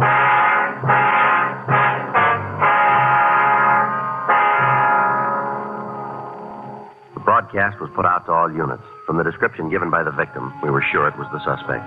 All of the cars on the perimeter of the search area were drawn in, and the entire vicinity was surrounded. It took a little over 20 minutes to get the cars into position. Frank talked with Captain Donahoe at the corner of Vermont Avenue and Beverly Boulevard. After the meeting, he came back to the car. Well, that does it. Yeah? Area's secure. Were they trying to nail him down? No. I figured to keep the area surrounded, wait till morning, and then move in. You think he's still here? We'll know in 3 hours.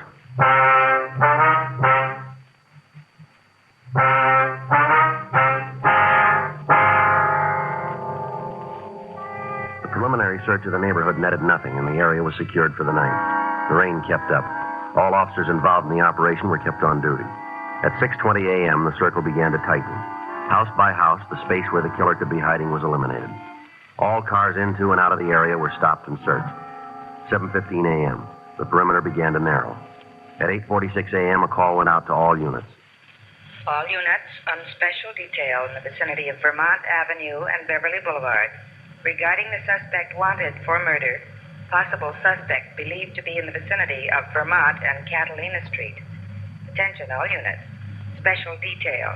Regarding the suspect wanted for murder, possible suspect believed to be in the vicinity of Catalina Street and Vermont Avenue. That's us. Yeah. Be a break if it's him. Right. All units on special detail in the vicinity of Vermont Avenue and Beverly Boulevard. Regarding the suspect wanted for murder, possible suspect believed to be in the vicinity of Vermont and Catalina Street. Attention, all units. Special detail. Regarding the suspect wanted for murder, possible suspect believed to be in the vicinity of Catalina Sure Street doesn't make and sense. Vermont Avenue. Why do you kill a man for a streetcar token?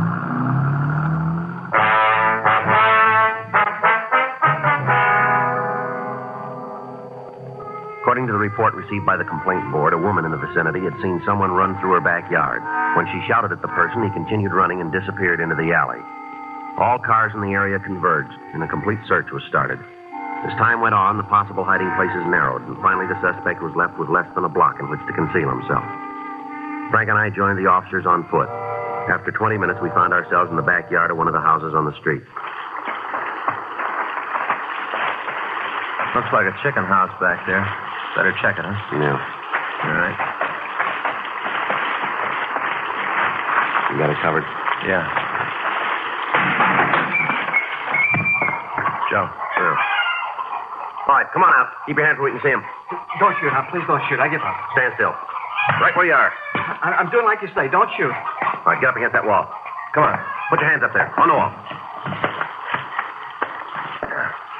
38 revolver. I'd have given it to you. I don't want any trouble. Always works out that way, doesn't it? What do you mean? Well, you guys are big as long as you're holding the gun. As soon as somebody else has got it, you fall apart, don't you? I don't want no lectures, cop. Just take me in. That's all you got to do. Take me in and make a booking. We'll do that.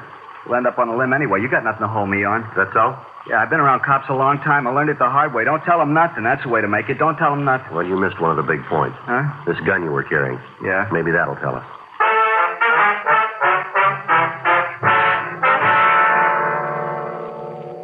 The suspect was taken to the city hall. He was mugged and fingerprinted. From his prints, we identified him as Max Hanford. He had a record listing several arrests for violation of the State Narcotic Act and 2 counts robbery. However, he'd never served time on any of the charges. We talked to him for an hour without result.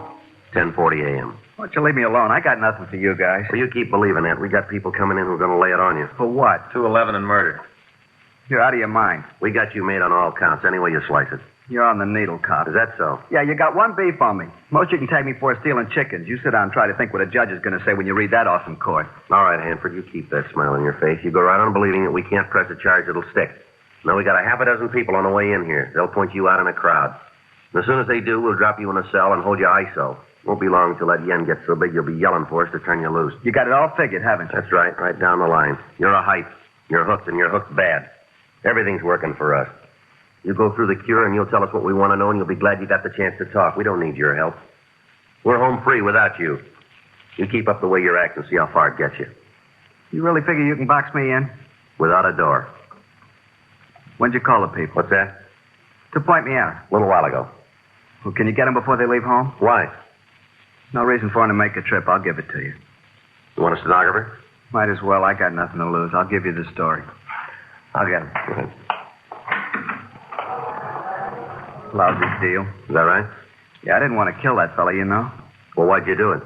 I was high. I just had a pop. I felt like I owned the world. Maybe pretty sure to think the guy was holding out on me. I guess you think that's a pretty bad reason. That's right.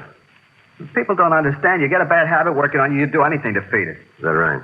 Sure, you let me talk to anybody. Let me tell them what it means to have a supply shut off. I'll tell them what it's like. I don't care who it is. You put me in front of a jury, I'll tell them. Yeah, well, you'll get the chance. I'll tell them it wasn't my fault I got hooked on this stuff. That's why I did it. I'll tell them. Well, while you're at it, you can tell them something else. What? Why you started taking narcotics. The names were changed to protect the innocent. On February 16th, trial was held in Department 97, Superior Court of the State of California, in and for the County of Los Angeles.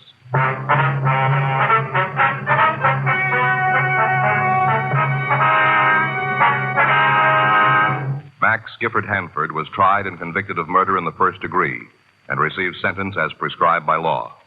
Because the jury failed to return a recommendation for clemency, he received the maximum sentence and was put to death in the lethal gas chamber at the State Penitentiary, San Quentin, California. Stay tuned to Hojo Radio.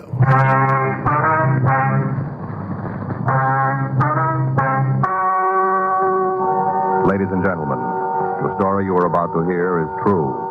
The names have been changed to protect the innocent. Dragnet.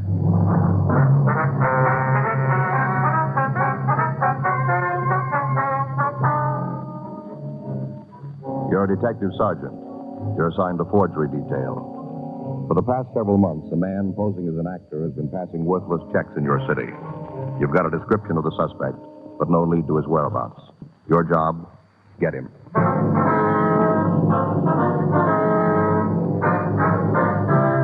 Dragnet. the documented drama of an actual crime. For the next 30 minutes, in cooperation with the Los Angeles Police Department, you will travel step by step on the side of the law through an actual case transcribed from official police files. From beginning to end, from crime to punishment, Dragnet is the story of your police force in action. It was Tuesday, January 10th. It was foggy in Los Angeles. We were working the day watch out of Forgery Division. My partner's Frank Smith. The boss is Captain Welsh. My name's Friday. I was on my way back to the office from a cup of coffee. It was 4:12 p.m. when I got to Forgery. The squad room. I told her to report it herself. Told her it was her duty as a citizen. It is a duty, isn't it? Yes, ma'am. Hi, Joe. Hi. Mrs. Neskett, this is my partner, Sergeant Friday. Mrs. Neskett? No, Sergeant.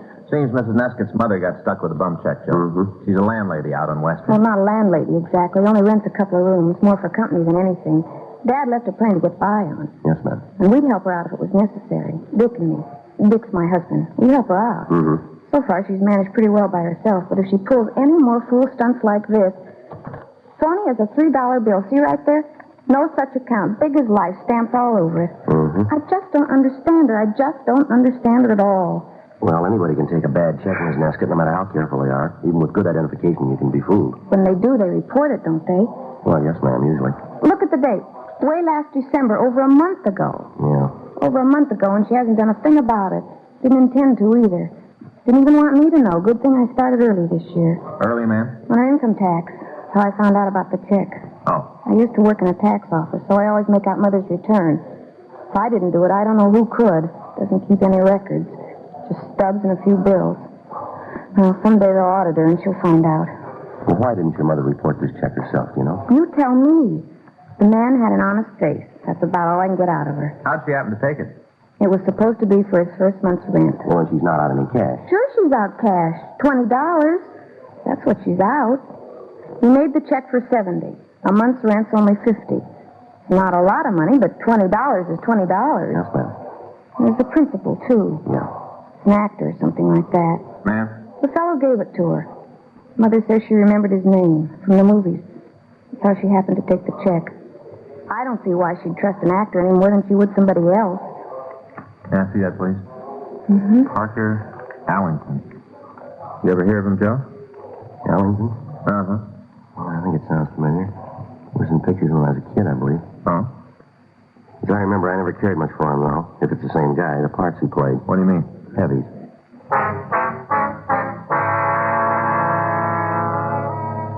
We ran the name Parker Allington through R&I, and we turned up one package listing a drunk arrest in 1935. We called the Screen Actors Guild to see if they could help locate him. They said they'd check, and they asked us to call back in an hour. 4:30 p.m. We left the office and drove out to the Western Avenue address Mrs. Neskett had given us. It was a 2-story Spanish stucco with a rooms for rent sign in the front window.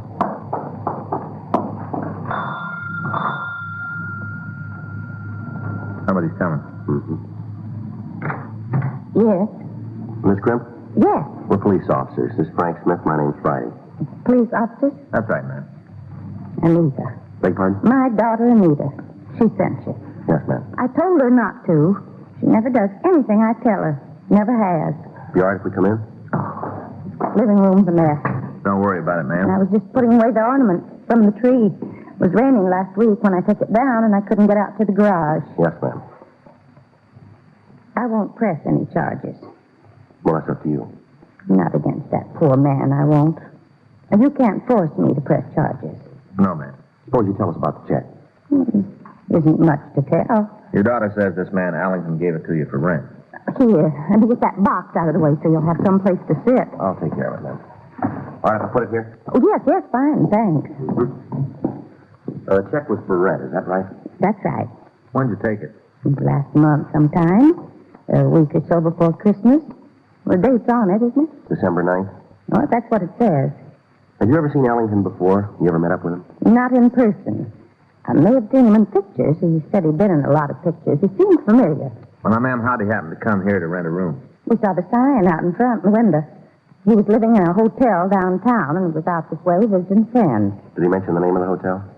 No, I don't think so. What about the people he was visiting? Well, what about them? Well, did he tell you who they were? Well, he may have. I couldn't say for sure. Not now. Now, you said he saw the sign. In the window. Yes, ma'am. He came in and asked about the room, but was still for rent. I showed it to him. Upstairs in front. It was a real nice view. He agreed to take it, did he? Straight off. Said he used to live in a house something like this when he first came to California years ago when his wife was alive. Sort of reminded him of better times. That's how he put it. And he gave you this check for the first month's rent. Yes. I suppose Anita already told you. He made it out for $20 extra. Why was that? Well, he needed some cash money to hire a cab and move his things out here. And you gave him the cash, $20. Well, I couldn't turn him down. Why not? Well, it just seemed honest, that's all. You can tell when a person's honest. Yeah, sometimes. And he was so anxious to get the room. He wanted to be all moved in time for the holidays. He wanted to be with people, I suppose. Oh, I felt sorry for him. Did you ask for any identification? Oh, no, there wasn't any reason. I recognized his name. Besides, he was going to be living here. If there wasn't anything wrong with his check, he'd be around to make it right. And you never heard from him again? Now, that doesn't mean he was trying to cheat me. Well, it looks that way, ma'am. Now, you folks are policemen. It's your job to suspect people of being crooked, and I don't blame you. It's your job. Yes, ma'am. $20? Ma'am? $20. Is that reason to throw a man like Mr. Ellington in jail? Well, it might be more than $20. Well, that's all I gave him. Don't you believe me? Yes, ma'am. This man has passed quite a few checks.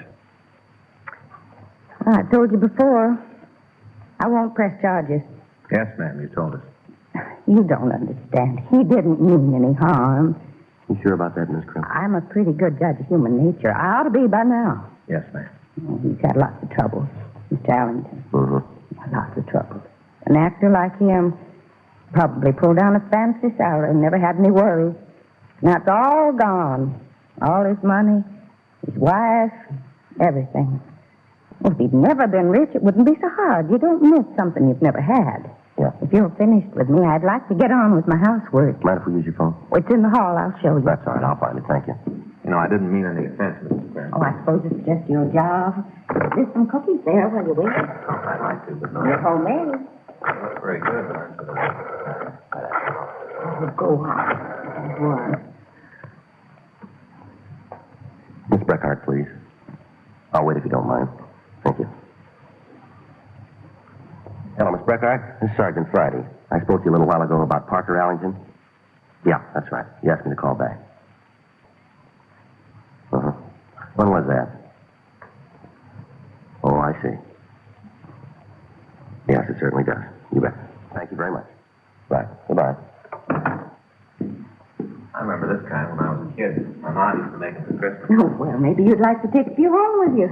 I've got plenty extra. Well, thanks anyway. They wouldn't let me inside the front door if I showed up with an armload of cookies. You ready, Joe? Yeah. We'd like you to come with us, Miss Crimp. Me? Well, what on earth for? I want to see if you can identify the man who gave you that check. You mean you've already arrested him? No, ma'am. Well, I don't understand. Well, we want to show you some mug shots, some photographs. You want me to pick out Mr. Allington's pictures? If you can. Now, that's silly. You don't need me for that. The studios must have pictures of him, the newspapers. Why, that's downright silly. It wasn't Allington, man. What? The fellow who passed that check. What'd you find out? Allington died 3 years ago.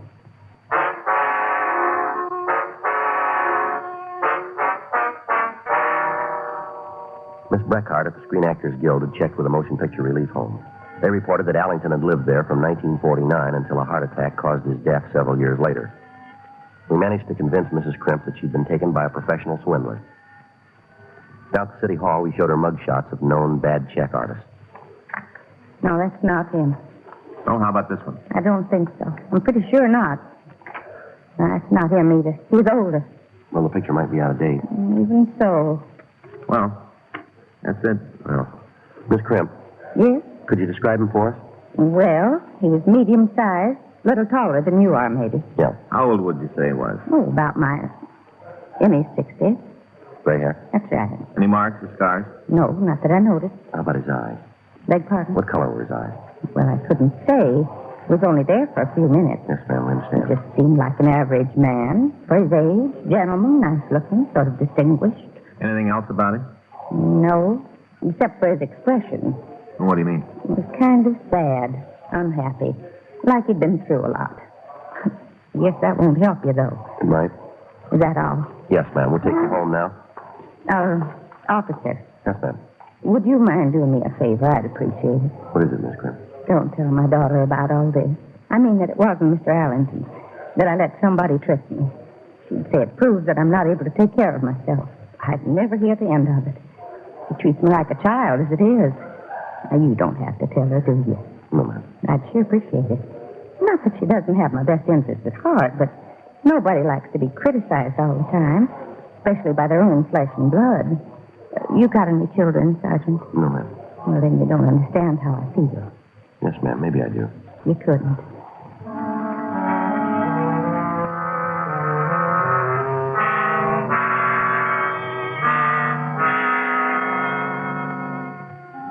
We drove Ms. Crimp to her home, and then we checked out for the night. By the end of the week, 2 more landladies in the Western Avenue area had reported receiving bad checks from a man who claimed to be Parker Allington. Their stories tallied almost word for word with what Ms. Crimp had told us. January 13th, 4:45 p.m. Frank and I checked back into the office after an interview with one of the victims. You'd think that guy would wise up. Can't go on using a dead actor's name forever. Somebody's going to catch on. Well, they haven't so far. Well, sooner or later. Thought you were on a diet. Huh?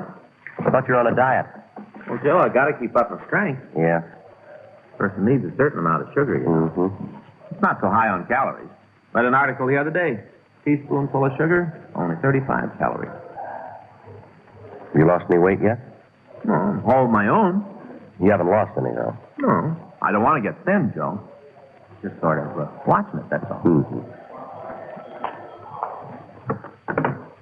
Forgery, Friday. Yes, ma'am, this is the right extension. Could you speak up a little, please? I can't hear you. Now, just a minute. All right, go ahead, please. That's 2238? Yes, ma'am, I had it. Yes, ma'am, right away. Well, looks like you had it figured. How come? Somebody did catch on. Woman over near Los Feliz Boulevard. Yeah? Fellow's trying to give her a phony check. Trying? Yeah, he's still there.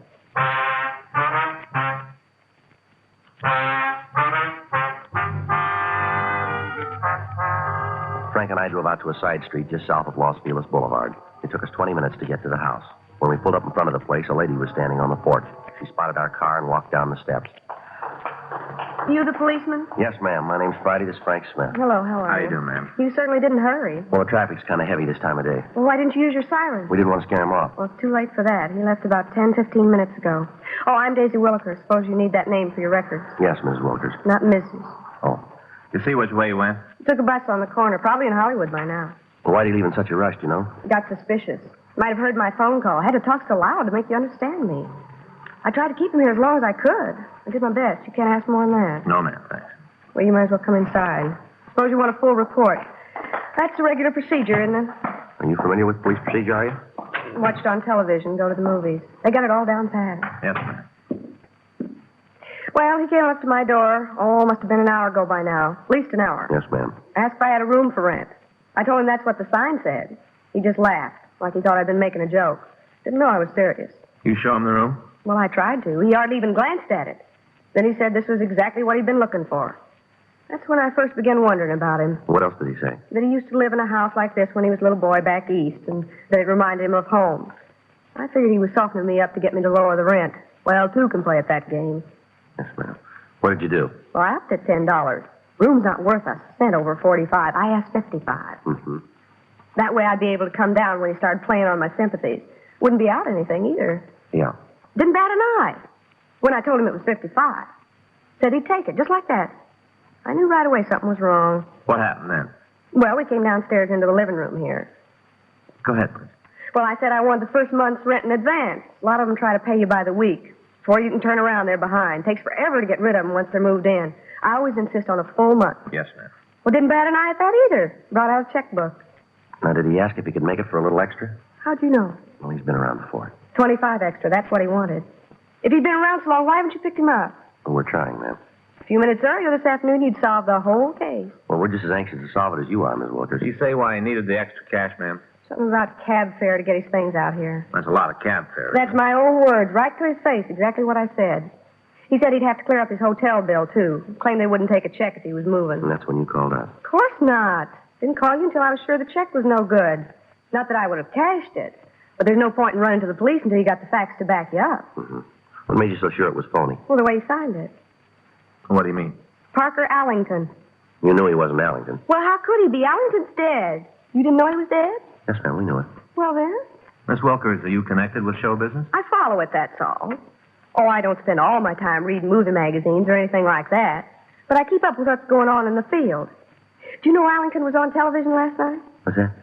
The Late Show. Picture must have been at least 20 years old. He played the villain. Did a good job considering it was 20 years ago. Gives you a funny feeling, though, watching somebody who isn't here anymore. Yes, ma'am. Now, as soon as you saw the name Allington on the check, you realized the guy was a phony and called us. Is that right? Well, approximately. Approximately.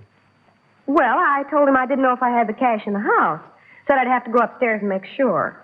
I got an extension phone up there. I see. Then I telephoned you. Uh-huh. One more thing, Miss Walters. Well? We've got a description, but it's rather vague. Description? Yes, that this guy's been passing himself off as Allington. Oh. All we know is he's medium-sized, gray hair, and fairly well-dressed. Well, that's about right. It's not very specific. Can you add anything? You mean you want to know who he is? That's right. Wilbur French. Who's that? Used to play bit parts in pictures. Yeah. I recognized him the minute he came through the door. Miss Wilkers insisted her identification of the check forger was correct. We drove back to the office, checked the name Wilbur French through R&I. We had nothing on him. I telephoned Miss Breckhart at the SAG. She reported that French was a member in bad standing, 2 years delinquent in his dues. She had no address listed for him, but she was able to tell us that the last company he had worked for was a small TV outfit on Santa Monica Boulevard. She also told us that his file showed that he was last represented by a Paul Pilcher, an agent with offices on Sunset. January 14th, 9:35 a.m. I dropped Frank off at the Santa Monica TV company, and I drove on out to interview Pilcher. Yes, sir. What can I do for you? I'd like to see Mr. Pilcher. Are you a client? Police officer. My name's Friday. Oh, Mr. Pilcher in?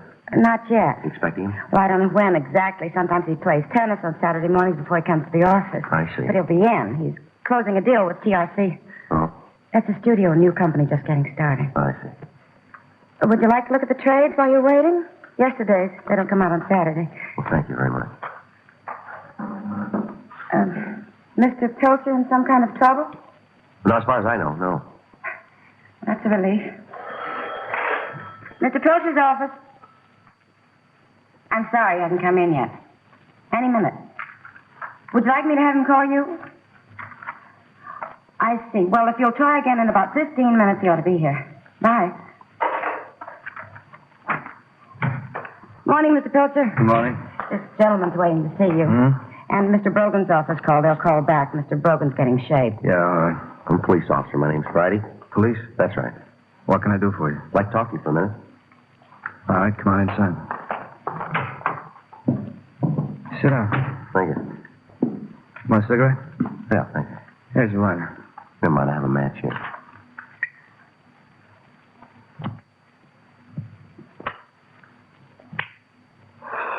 Well? You handle an actor named Wilbur French, Mr. Pilcher. French? That's right. No, I don't handle him. You used to be his agent, didn't you? Oh, a couple of years ago, not anymore. Oh. What's he done? Could you tell me where I could find him? I wouldn't have any idea. Don't think he's had much work lately. At least I haven't heard about him working. What was his last address? Now, you come to the wrong man. Well, the last address that you have for him. But I don't keep addresses of actors after they leave me. Well, why did he leave you? Usual reason, no work. It's pretty bad as an actor. Excuse me, huh?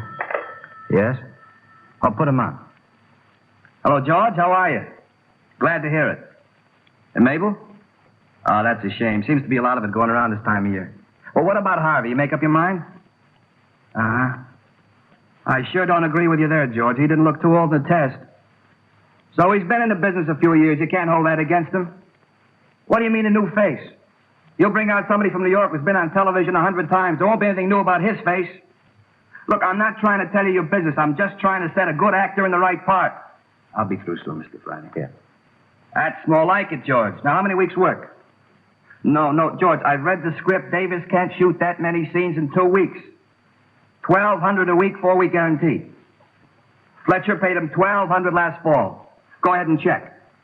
Look, George, if I was a Beverly Hills agent, you know what Harvey cost you? Well, I'm not going to argue about it. You call Fletcher. He'll tell you what he paid Harvey. I'll be here till noon if you want to make a deal. Bye. Sorry to be so long. Sure. Any suggestions on how I might get in touch with French? Screen Actors Guild. Well, they sent me here. Oh. Well, what's he done? We'd rather talk to him. Well, the last time I saw him, he touched me for $10. Where was that? I bumped into him on the street. Is it serious? It's just a routine investigation. Thanks very much, Mr. Pilcher. All right. Wait a minute. Yes, sir? I suppose I could turn him up. Be a dirty trick, though. I don't know why. Well, maybe it's my fault that he's in trouble. I didn't get him enough work. Now I hand him over to you. Makes me a heel, doesn't it? Well, you might be doing him a favor. Well, he won't think so. You said you didn't know where he lives. Well, I don't. Well, how will you find out? Spread the word around that I got a job for him. He'll hear about it. I see. He'll turn up. All right, sir. Leave your number. When I hear from French, I'll get in touch with you. Thank you. I still feel like a heel. Well, you shouldn't. You called the turn on him. Hmm? He's a bad actor.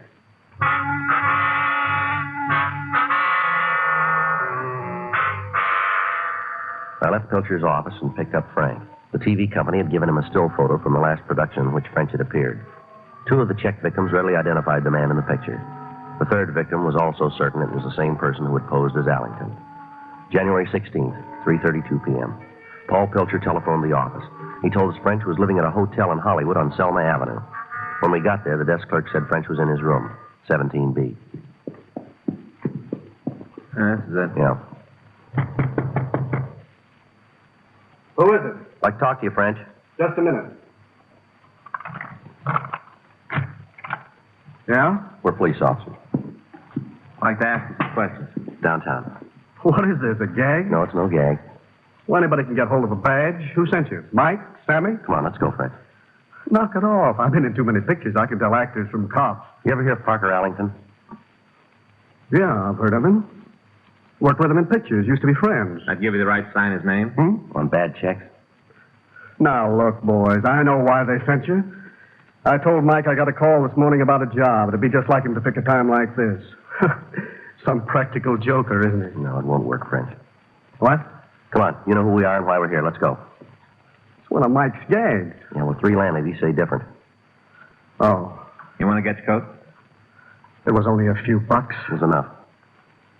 How'd you tumble? One of the landladies knew Allington was dead. I never figured he was that famous. She knew you, too. Me? That's right. Couldn't have known I was living here. Who told you? Come on, let's go. Pilcher. That's why I wanted to get in touch with me. I should have figured it wasn't about a job. Pilcher, wasn't it? Come on. Some agent. Couldn't land a job if your life depended on it. 5 years. Over 5 years I was signed with him. Never had a decent booking. Nothing that lasted. A couple of days here and there. Nothing that lasted. Well, don't you worry about it. Huh? This one will.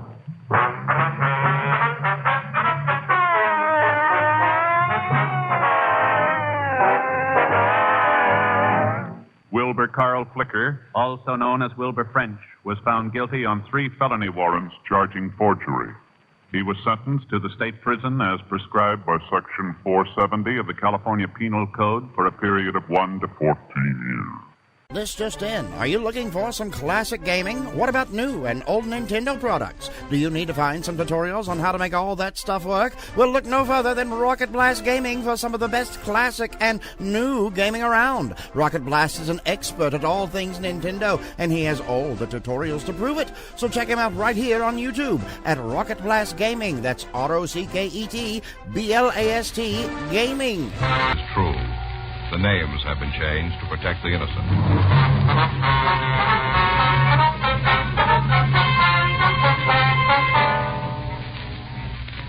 You're a detective sergeant. You're assigned the burglary detail. During the last 2 weeks, there have been a series of burglaries in the Valley Division. You haven't got a lead. Your job, find one.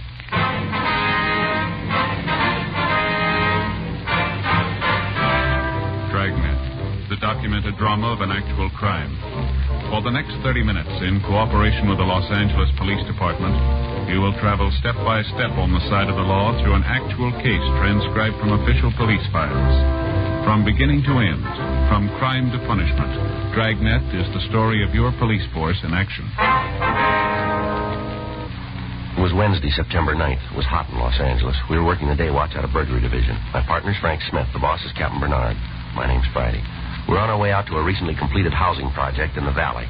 It was 10:13 a.m. when we got to the corner of Moore Park and Victory. Mayflower Homes.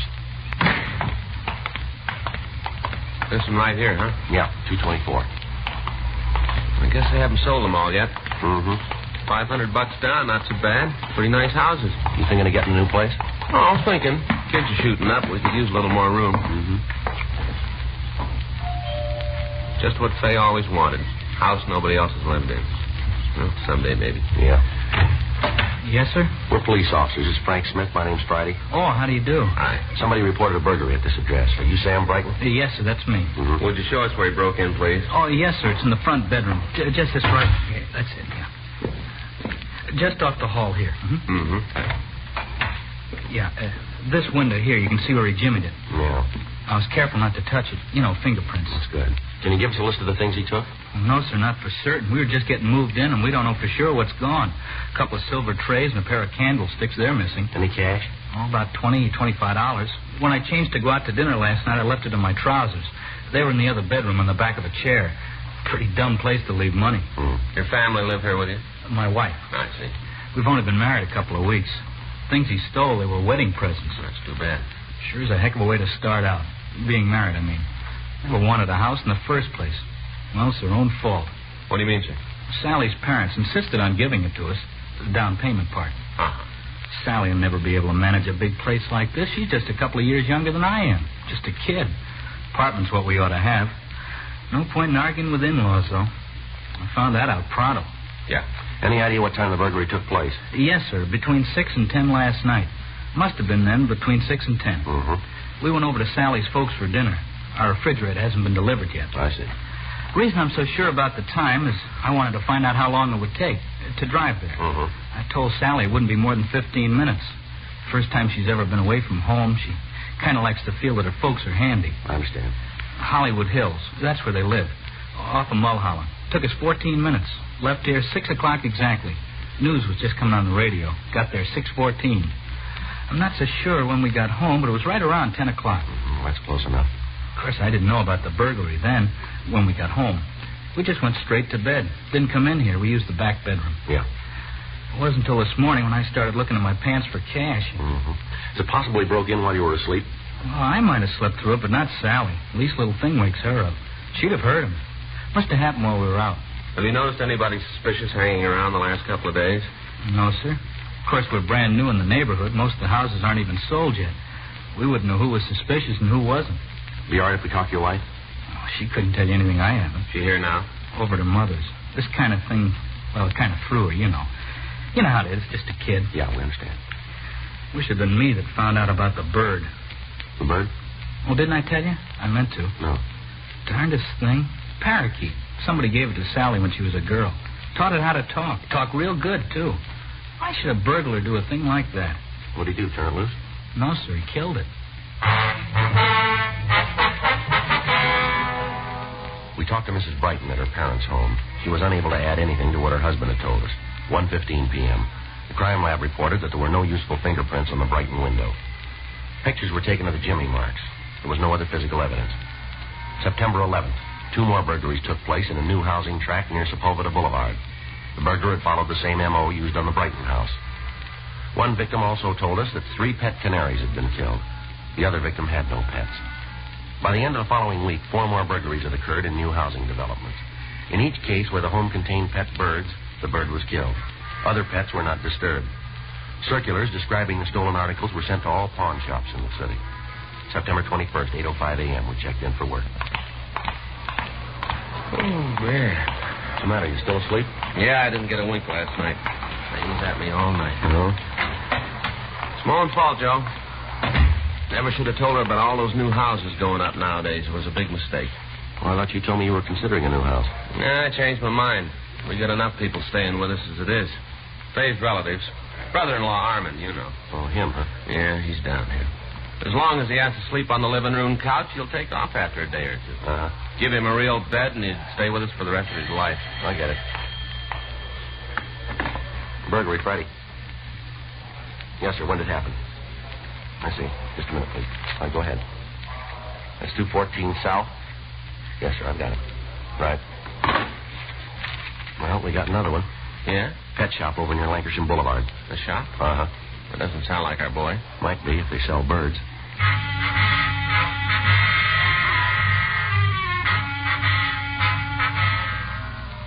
We left the office and drove out to the Biggs Pet Shop on a side street in North Hollywood. 9:07 a.m., we interviewed Jasper Biggs, the owner of the store. He told us that during the night, the back door had been forced open. $17 was missing from the cash register. Money ain't important, you understand. Not that anybody likes being robbed. Yes, sir, we understand. Besides, it's happened before. That's why I keep this sign up here on the register that tells them how to open it. I see. A couple of years ago, a fella broke in and wrecked the machine trying to get it open. That cash register's worth a whole lot more than anything I keep in it. Shut up over there, all of you! Dang much racket in here, a person can't even think. Now, where was I? Oh, yeah, about the money. Now, like I said, it don't matter, the $17. Yes, sir. Birds is different. They do matter. Sir? Well, he killed all of them, every last one. I see. Parakeets, canaries, parrots. Mm-hmm. Parakeets and canaries, now, they don't matter. I can replace them. Insurance will take care of it anyway. Them parrots is another story. It's a different story entirely. Yes, sir. 2 of them was on consignment, worth over $100 apiece. $100. Bet you never figured birds run that high, did you? No, sir. Well, they do. Parrots, anyway, some of them. And what's more, my insurance don't cover birds on consignment. How do you like that? Huh? Check with the fellow who sold me the policy right after I called the police. Says birds on consignment aren't covered. Loophole, that's what it is, loophole. Yes, sir. Probably somebody wanting to buy them parrots. Be just my luck.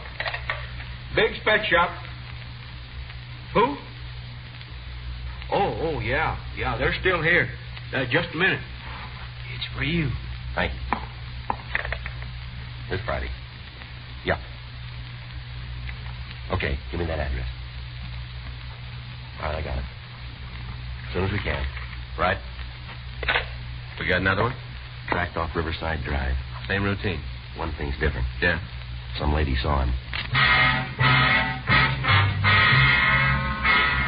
We ended our interview with Mr. Biggs, and we drove out to the address of a Mrs. Nellie Diver, who had just reported a burglary. Mrs. Diver told us her house had been entered shortly after she left to do her marketing.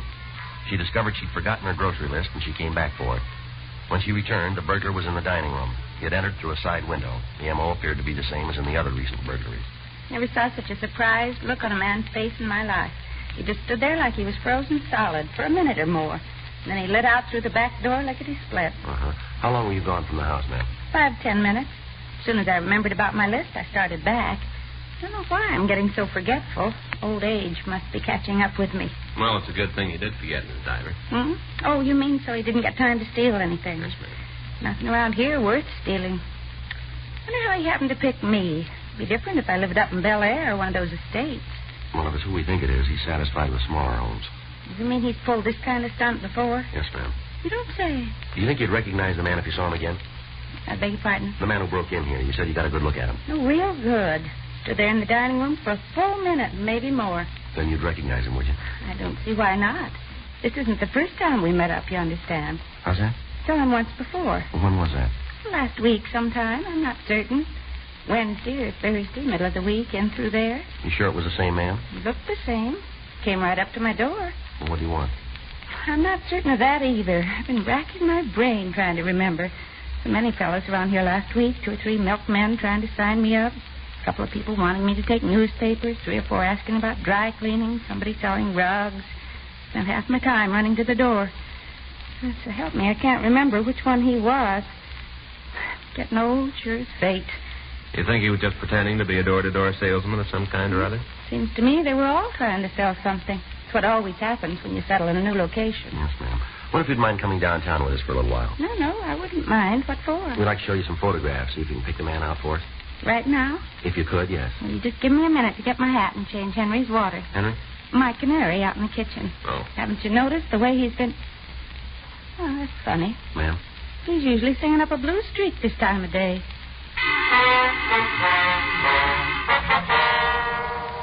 We went into the kitchen with Mrs. Diver, and we found the dead bird. She agreed to accompany us downtown. 11:05 a.m. We pulled the mug shots of burglars who matched the description that she'd given us, and we showed them to Mrs. Diver. She identified one of the photographs, Stanley A. Bushing. Bushing had done time in the state penitentiary as a cat burglar. From his 510s, we learned his acquaintances and the places he was known to frequent. 3:36 p.m. We located Bushing in a bar on North Main. Stan Bushing? Yeah? Police officers. You don't say. Want to talk to you, Bushing. Be my guest. Come on, let's go. What's the matter with right here? Joint don't get noisy until later on. Why not right here? Where were you last night? What time? All night. And this morning, 8 o'clock this morning. Why did you want to know? All right, come on, let's go. Well, give me a chance to finish my beer, will you? Look, you boys want to know where I was last night? All right, I'll tell you. I just want to know why, that's all. You been up the valley lately? Well, come on, how about it? Oh, that's why you're after me. How you think I've been pulling those house prowls? What do you know about him? Well, I read in the papers. You know more than that. I do? There was another one this morning. That's news to me. Is that so? Yeah, I haven't bought a paper yet today. Lady saw you. Huh? Right after you broke in. Me, huh? She says it's you. Well, she needs glasses. Well, we don't think so. Look, you'll never make it stick. We're going to try, fella. I'm clean, not even on parole no more. There won't be parole this time. There won't be anything. Oh, come on, Bush, and quit stalling. Look, don't get yourself in an uproar. Take it easy. You'll live longer. Suppose I got an alibi. Well, we'll try it for size. For all night and this morning. Go on. I was with friends. We got a lady who says different. I got a lot of friends. Yeah, Pop. we know you're friends. We'll settle for the lady. 10:30 last night till 9 o'clock this morning with them every minute. Where? You ain't gonna like it. Where were you? You're gonna look pretty foolish. Come on, let's have it, Bushy. Drunk tank, Lincoln Heights Jail.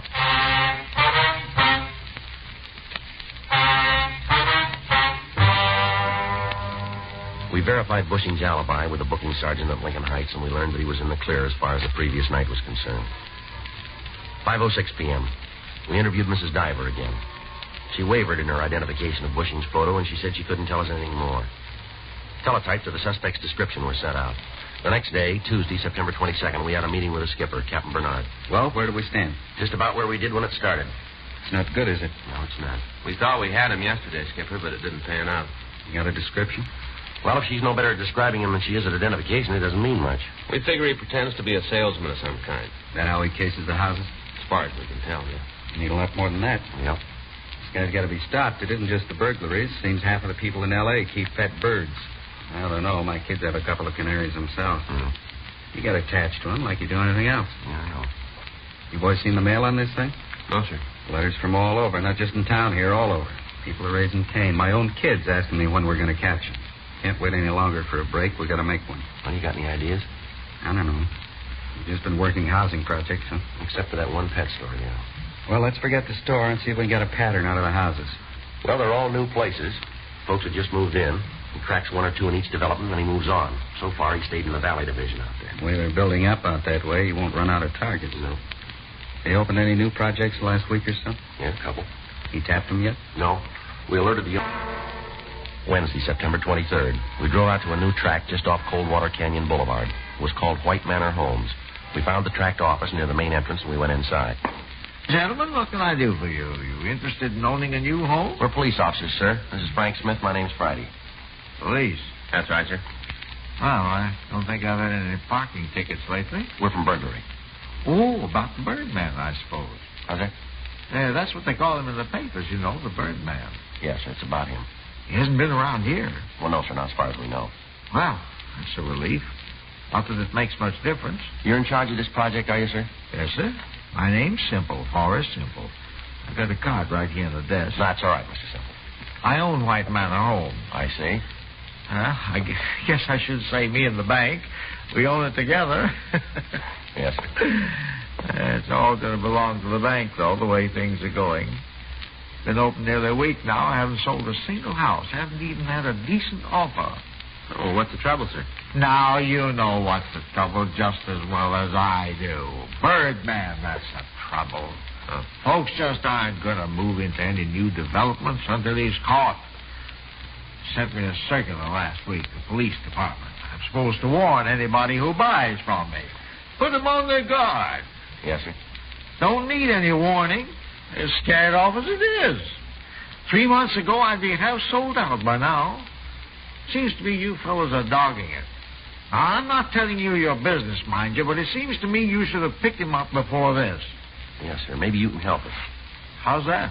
Well, the sign out in front says that 2 of your houses are furnished. Is that right? Oh, that's just for display. Weston's department store did it.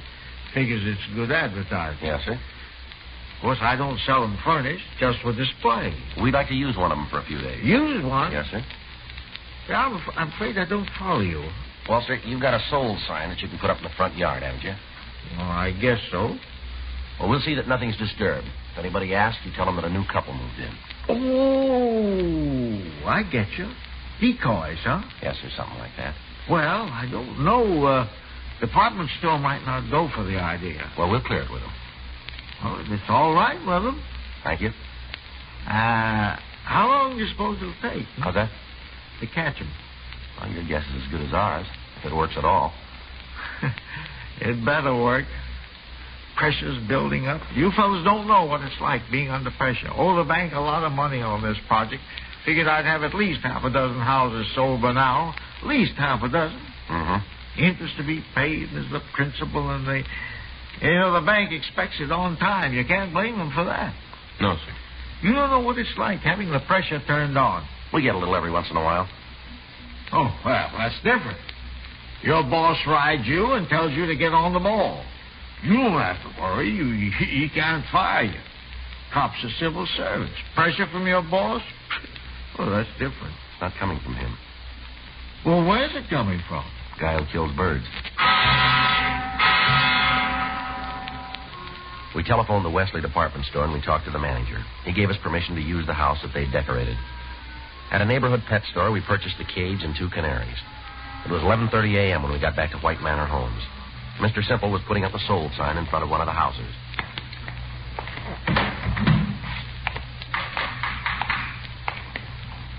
What you got there? Oh, canaries, huh? Yes, sir. Well, here's the key. In case you want to lock up. Door's open now. Thank you. Want me to spread the word? What's that, sir? And I've sold this place? We'd appreciate that. Okay, I'll see that it gets around. Thank you.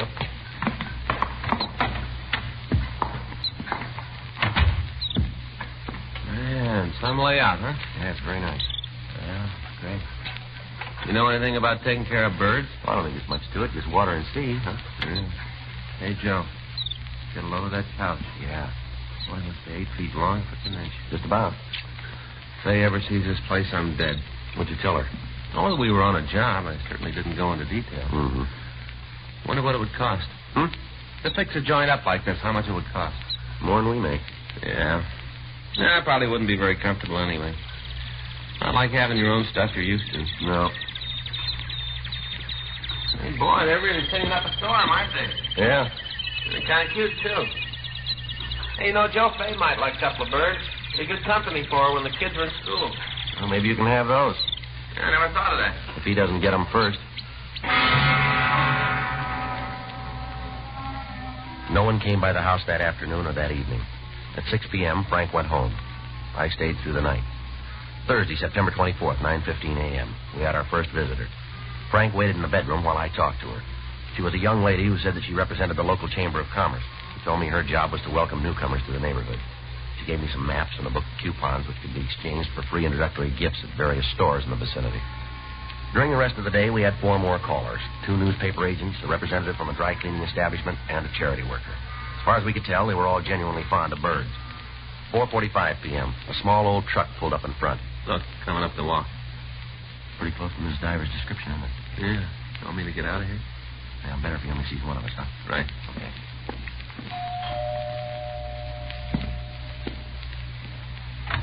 Lady of the house here? Out shopping. Oh, I'll come back. What's it about? I'd rather talk to her. Why? I'd like to take over your yard. Hmm? I'm a gardener, mister. Oh. Well, I'm the one to see about that. Why not? Ask a man for a gardening job. He says he'll do it himself, weekends and after work. Don't understand how much work it'll be. Wife knows better, knows her husband, too. She's the one hires me. Well, maybe I'm different. It's a pretty big yard. Plan on spending my weekends on my back. I don't blame you. Come on inside for a minute. Yeah, sure. How much would you charge for a yard this size? Want me to handle watering, too? No, I guess we can take care of the watering. Well, I'll come once a week, then mow the lawn, look after your flowers, do weeding, planting. Well, we're pretty well landscaped now. Well, you'll want some of your own plants. Could use a couple more roses alongside there. That's possible. What's the matter? No, just looking around. Swell place you got here. How much for the yard work? $25 a month. That's kind of steep. Big yard, said so yourself. You'd only be here a couple hours a week, you know. Oh, 25 is the best I can do. You think it over. I gotta be sure now. How about 20? Sorry, mister. Not worth any more than that. Got plenty of gardeners for 20, you know that. Up to you. Ain't got any other jobs in this neck of the woods. I have to drive all the way out here. How'd you happen to find us then? I say, how'd you happen to find us then? Well, I heard about this project. I thought more of them would be sold by now. Guess you're the only people moved in, huh? Right. Yeah, I thought there'd be more. Probably will be before long. Well, if I pick up any other customers in the project, I might come down. 25 for now. Ready, can't swing there. Well, you think it over. I'll drop back there, so. Somebody here most of the time? Most of the time, yeah. I'll drop back. Oh, shut up, will you? What? I wasn't talking to you. Those canaries are crazy. What's wrong with them? Well, they're a nuisance. They're always screeching to get on somebody's nerves. I guess you don't like birds. Well, I could do without these. Well, why don't you get rid of them? Oh, my wife would blow her stack. Oh, yeah. Pride and joy. You know, she talks to them all the time. Baby talk. Yeah, just like my old lady.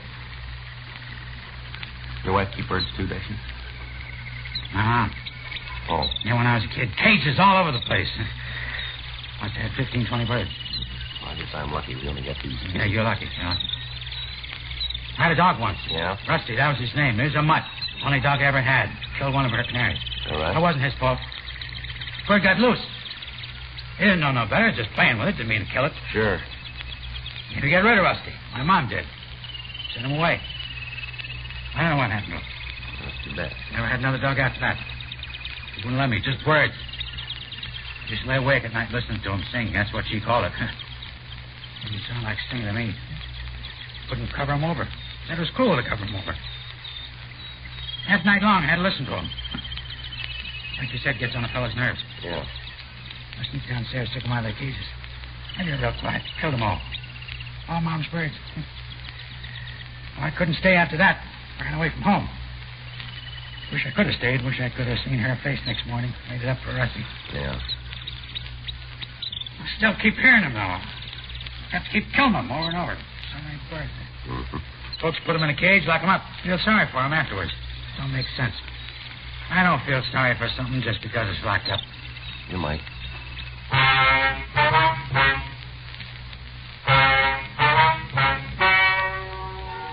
The story you've just heard is true. The names were changed to protect the innocent.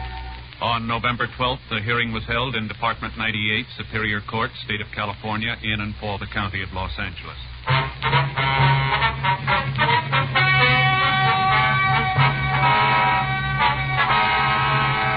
Philip James Borch was examined by 6 psychiatrists appointed by the court and found to be mentally incompetent. He was committed to the State Mental Hospital at Mendocino for an indefinite period of time. Hojo Radio, where the classics come alive. Dragnet. Ladies and gentlemen, the story you are about to hear is true. The names have been changed to protect the innocent.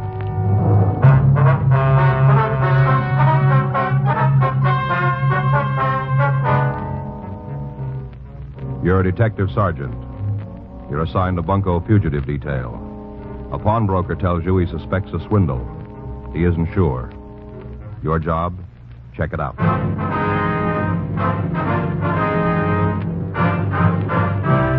Dragnet, the documented drama of an actual crime. For the next 30 minutes, in cooperation with the Los Angeles Police Department, you will travel step by step on the side of the law through an actual case transcribed from official police files. From beginning to end, from crime to punishment, Dragnet is the story of your police force in action. It was Wednesday, May 18th. It was cool in Los Angeles. We were working the day watch out of Bunko Fugitive Detail. My partner's Frank Smith. The boss is Captain Dillian. My name's Friday. I was on my way into the office, and it was 7:55 a.m. when I got to room 38. Bunko Fugitive. Never know. Hi, Joe. Morning. You remember Fred Alpin? Oh, sure. How are you, Fred? Hi. Holding my own, Sergeant. Well, what's new? I'm not sure. Maybe just wasting my time. Yours, too. Fred thinks he stumbled onto a con game, Joe. All right. No, look that way to me, anyhow. Yeah. Well, what's the sting? Well, I was just telling Smith here. Yeah. A fella came in last night, a little guy. He was kind of timid. Probably never been to a pawn shop before. At least he wasn't a steady. You know, I can spot them straight off. Yeah. Wanted to pawn a ring. Got a big green stone. Fancy setting. All gimmicked up, you know. Mm-hmm. Man's ring. Real fancy, though. Asked me what it was worth. What'd you tell him? Worth $20, maybe 25. Is that what you told him? You know I can't loan full value. You know that. Mm-hmm. I offered him $5. I would have gone up to 10 if he'd have pressed me. That's better than a lot of brokers would give. Did he take the 5? Are you kidding? He went all to pieces. Thought he was going to have a hemorrhage. Started calling me a crook. Said the ring was an emerald. Shouted, screamed all over the place. It's an emerald, he said. A $5,000 emerald. That hunk of glass. Well, you sure you didn't make a mistake, Fred? Now, I ask you, Sergeant. Would anybody try to pawn a 5G emerald with me? I ask you. Uh-huh. Glass, that's what it was. Green glass. A nice setting, though. What do you think, Joe? Well, the old diamond switch, maybe. Could be. Sounds like the only difference is the color. You get his name, Fred? Yeah, I asked him. He just shouted and carried on, though. He wasn't making any sense at all. Got his license, though. Oh? Yeah, he was parked right in front of the place. Got the number when he drove off. Thought you might want it. Mm-hmm. I wrote it out. put it in my pocket. It should be right here. Now, wait a minute. Oh, yeah, here it is. The match folder on the inside. You make it out all right? Yeah, I think so. We'll check it. Uh-huh. Might be a good idea if you got right on it, huh? What do you mean? Well, just before he left my place, he stopped all that carrying on. I think it sunk in what I told him about the ring being no good. Yeah. Got real quiet, kind of like he was making up his mind about something. Yeah. Asked me to sell him a gun.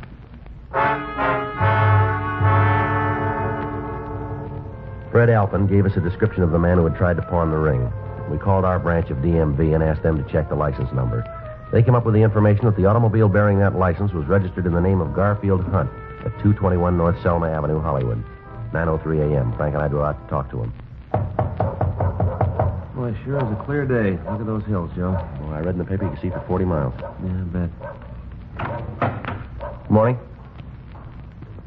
Who are you? What do you want? Is Mr. Hunt here? No. No, he's not here. Well, he lives here, doesn't he? Who are you? Oh, I'm sorry, ma'am. We're police officers. Police? That's right. This is my partner, Frank Smith. My name's Friday. Where is he? What's happened to him? Mind if we come inside? Be a little easier to talk. Oh, yes, of course. Oh, I forgot. Sofa's still made up. Slept down here last night, so I'd be near the phone. I thought he might call. Thought somebody'd call. Your husband didn't come home. Never happened before. Not in 37 years. Yes, ma'am. Just let me fold up that blanket so you Here, can I'll sit give down. You a hand, man. Oh, thank you. You got any idea where your husband might have gone, Miss Hunt? No. No idea at all. What time did he leave?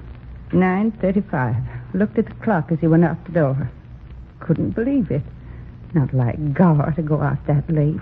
Usually in bed by 10. Yes, ma'am. Promised me he'd only be gone an hour. Promised me he'd be back by 10:30 for sure. I see. Never heard a word from him after that, not a word. What do you suppose happened to him? We're sorry we don't know, Miss Hunt. Well, you must have some notion. Sorry, we don't. You said you wanted to talk to him. Just a few questions, routine. What about? Well, we'd rather talk to him. You notify the police that he's missing? No, I didn't know what to do. Figured you'd get in touch with me when you found him. Guess I wasn't thinking very good. Never happened before. Yes, ma'am. Are there any friends he might be staying with, relatives? We don't know anybody else from Los Angeles. I see. Just moved out here last winter from Kansas. Children have grown up, settled. Gar sold the business. We moved out here. Kansas winters can be pretty cold. Yes, ma'am. Is your husband retired? Well, he should be. He worked hard all his life. He deserves a rest. Had a little trouble with his heart last year. No, not a real attack, but the doctor told him to take it easy. Mm-hmm. Not Gar, though. Wasn't out here 2 months before he got all restless and fidgety. Just couldn't take it sitting around the house. Started up again. In business? Yes, sir. We had a tailor shop back in Kansas. Gar found a new business district opening up in the San Fernando Valley off Magnolia Boulevard. They were renting cheap, right at the beginning. Wanted tenants. Mm-hmm. Didn't do much business at first, but things have been getting better. Gar's a good tailor. A lot more careful than most. Learned his trade young. The days when there were tailors. Yes, ma'am. You try to reach him there at the shop? I called last night 3-4 times. This morning, too. Nobody answered. I see. You think you can find him? We'll do our best. I guess maybe I should have notified you last night. Yes, ma'am. I didn't know what to do. Thought you'd get in touch with me if something happened. Well, better to call us first. Yeah, I guess so. Then it might not happen.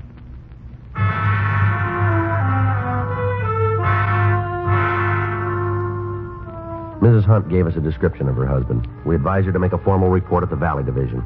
A local and an APB were sent out. 3:15 p.m.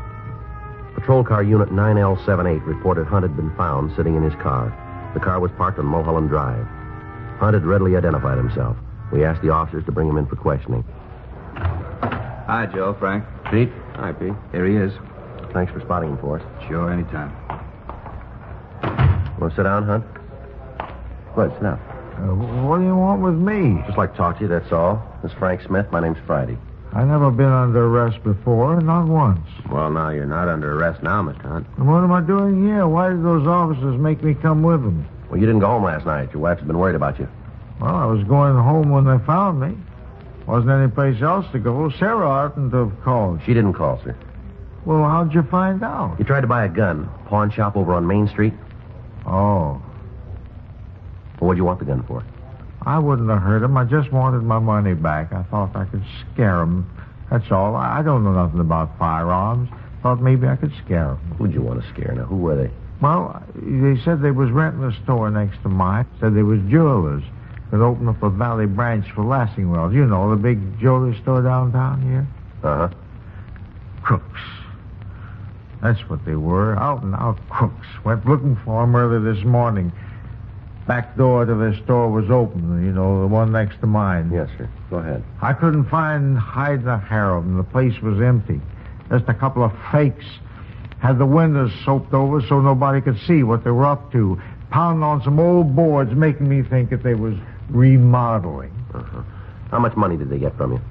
Not them exactly. Fellow working with them. Must have been working with them. Only way it makes sense. Well, now, suppose you tell us about it, will you? He come into my shop the day before yesterday, along about 1 o'clock in the afternoon. Called himself Norman Christ. He said he was from Greeley. Really? That's a town in Colorado where my brother lives. Mm-hmm. Said he knew my brother Ed back there. What do you want with you? Well, he claimed that Ed asked him to look me up, see how I was doing. Probably didn't know Ed at all. They must have told him, them jeweler fellas. Uh-huh. I got to thinking back. Remembered I mentioned having a brother in Colorado one day when we was having lunch. Told him the town, too, Greeley. What happened then? Did he sell you the ring? Oh, you know about that, too. Well, you tried to pawn it, didn't you? No, sir, not really. I just wanted to find out how much it was worth so that I could tell Sarah, you know, I was going to surprise her. Figured that I'd give him another day before I tried to sell it. Well, how'd you happen to buy it? Oh, I wasn't buying it outright. I was just loaning him on it. Mm-hmm. Told me he had a chance to option some property out near Encino. Real bargain. Said he had to close the deal by 5 p.m. that same day. He needed cash for a clincher. Mm-hmm. Had to get the money from Colorado. That's what he said. He was afraid he wouldn't be here in time. He couldn't go to the bank. Didn't have any credit in L.A. Uh-huh. Needed $3,000. He said that if I'd loan him the $3,000, he'd give me back $4,000 first thing the next morning. Offered me his ring for security. He said it was worth $7,000 easy. Said it cost him more than that. You hand the money over? No, sir, not by a darn sight. Told him I didn't have $3,000. I told him straight out. Uh-huh. Said all I had was $1,500 in my savings account. I guess I shouldn't have said that. Very not, sir. He told me he might be able to swing it for $1,500. He'd have to go out there and see him in person. Said he'd come back. Did he leave then? No, not right away. I stopped him. I told him there wasn't no point in coming back. I'm no jewel, I said. How do I know that ring's worth $7,000? Told me to get it appraised while he was gone. Told me to take it to any jeweler I wanted to. Seemed like he sure trusted me. Even a valuable ring like that kind of sold me on him. Mm-hmm. I went next door to ask those fellas who said they was jewelers. Place was locked up, so I figured they was still out for lunch. Mm-hmm. I figured maybe they was in the drugstore down on the corner, see? Did you find them up there? Yes, sir. What'd they say about the ring?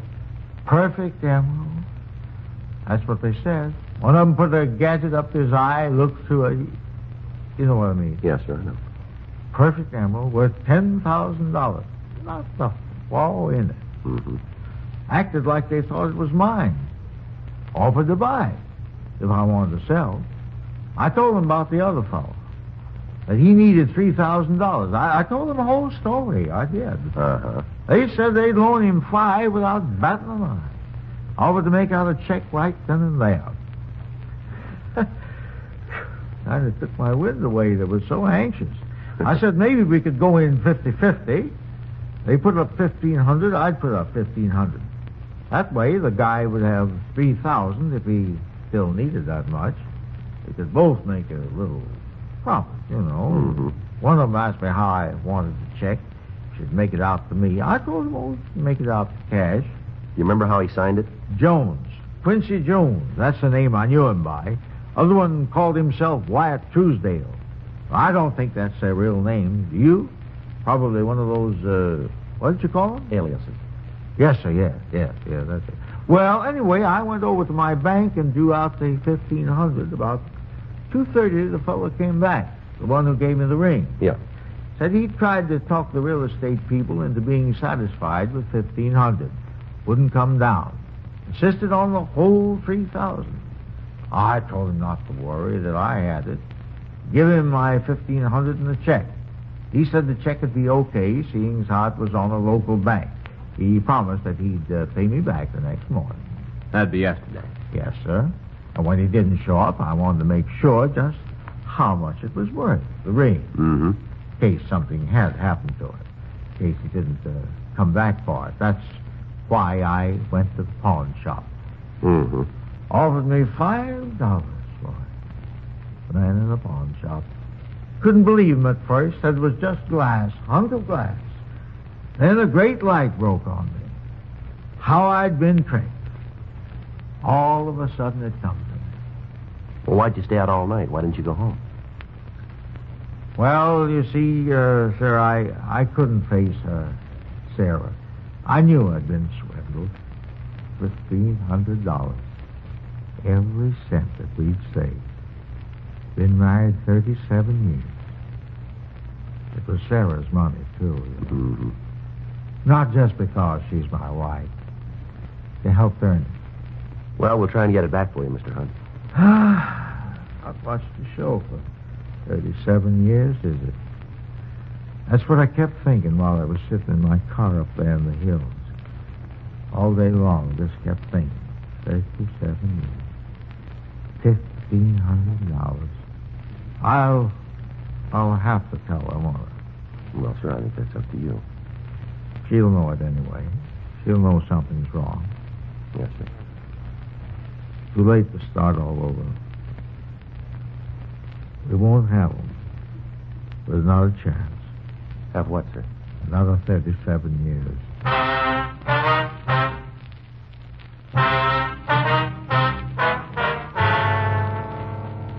We continued to interview the victim, Garfield Hunt, and he gave us descriptions of the three suspects. The stats office came up with 24 possibles. We showed the mug books to Hunt. He identified two of the photographs, Ernest Wilcoxon and Paul Cleaver. Hunt was positive that Wilcoxon and Cleaver were the men who had rented the store next to his and had pretended to be jewelers. He was unable to find a photograph of Norman Christ, the man who had sold him the ring. We pulled the packages on Wilcoxon and Cleaver. They had both done time for burglary. They had not previously worked with a third person. We called the Lassingwell Jewelry Company. They informed us that they were not opening a branch out in the valley. We checked with the owners of the building in which Hunt had his tailor shop.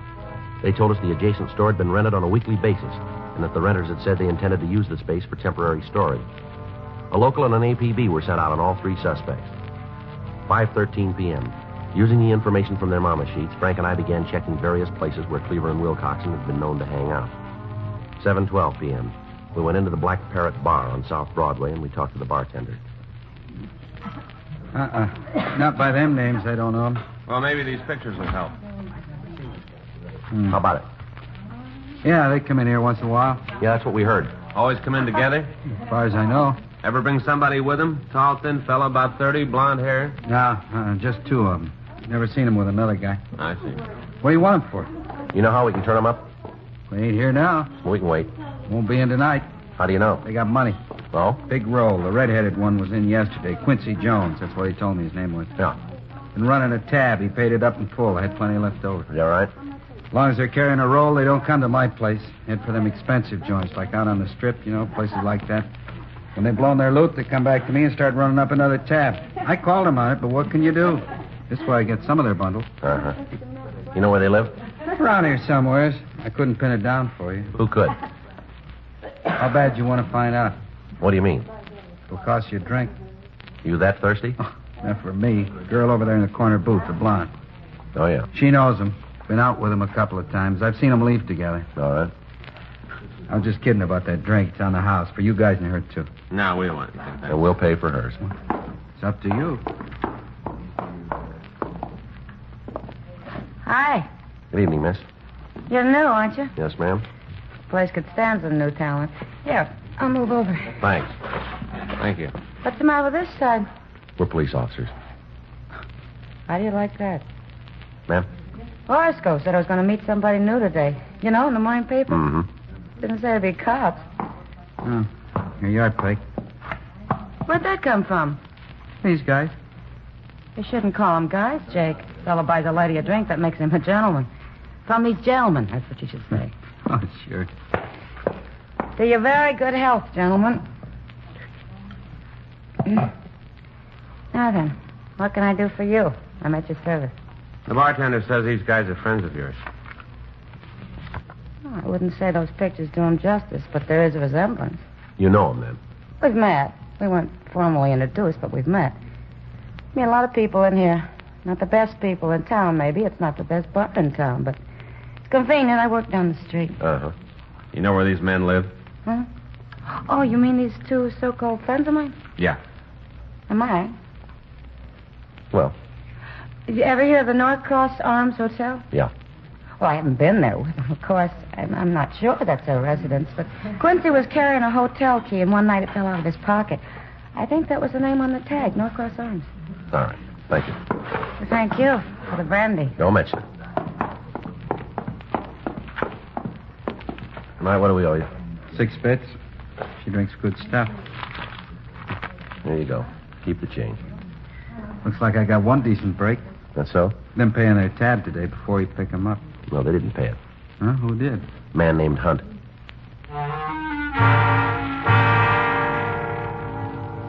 The clerk at the Norcross Arms Hotel told us that 2 men who resembled Wilcoxon and Cleaver were registered under the names of Jones and Truesdale. He said they'd gone out for the evening. He showed us up to their room, 36A. We asked him about the suspect known as Norman Christ. He told us he'd never seen anybody with Wilcoxon and Cleaver who answered Christ's description.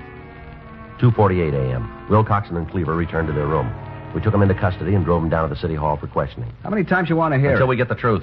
Does Hunt say he gave us any money? He never gave us a cent, did he, Ernie? No, we even paid his lunch tab a couple of times. That's right. Always managed to out-fumble us. Owes us a couple of lunches. He paid him back. What? $1,500 buys a lot of lunches. What 15? You got your share. You've been spending all over town. Hunt say he gave it to us? You still had over $600 when we picked you up. Now, where'd it come from? Hollywood Park. Picked 3 long shots yesterday. You want the names of the horses? Where's Christ? Told you before, never heard of him. Who is he? The guy you worked the game with. Never heard of him. You want to take this rap yourself? What rap? Why'd you rent that store out in the valley? Store? We showed him your mug shots, the man you rented it from. He made you. You want it in person? How about it? Guess they got us there, Ernie. Yeah. We were going to open up a bookie joint. Is that right? Yeah, we changed our minds, looked the situation over, decided it might get a little warm out in the valley, and cleared out. Bookie joint, huh? That's right. Not a jewelry store. What are you talking about? Us? Jewelers? Ernie and me? That's what you told Hunt. Nothing of the kind. Laid it on the line. Told him we were bookies. Just between us, he was kind of pleased about it. Likes to play the horses himself.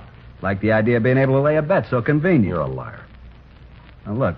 Say, maybe that's what happened to his money. Maybe he lost it on a nag. Come on, let's try it again. Now, why'd you rent the store? You're going to get the same answers. Same questions, same answers. It's a waste of time. We got plenty.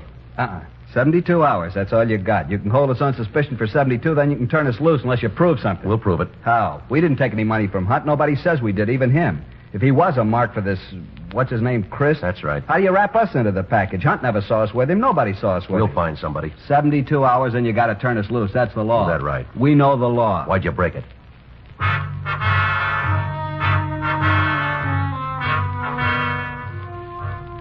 We continued to question the suspects, but we were unable to break them down. Thursday, May 19th, 7:45 a.m. Another team of detectives took over the interrogation. Frank and I went back to the office. Think they'll cop out, Joe? I don't know. It doesn't look like it, does it? No, not unless we turn up Chris. Did you call your wife? Yeah, sure bawled me out. Kept dinner waiting till after 10. You're lucky. Well, maybe. Wonder if I'll get home tonight. I got it. Bunko fugitive, Friday. Yeah, that's right. Sounds like him. How long ago? Uh-huh. Yeah. Chris? Fits the description. Smashed up a car on the Hollywood freeway. Georgia Street recognized him from our teletype. You able to talk? Died 10 minutes after they brought him in.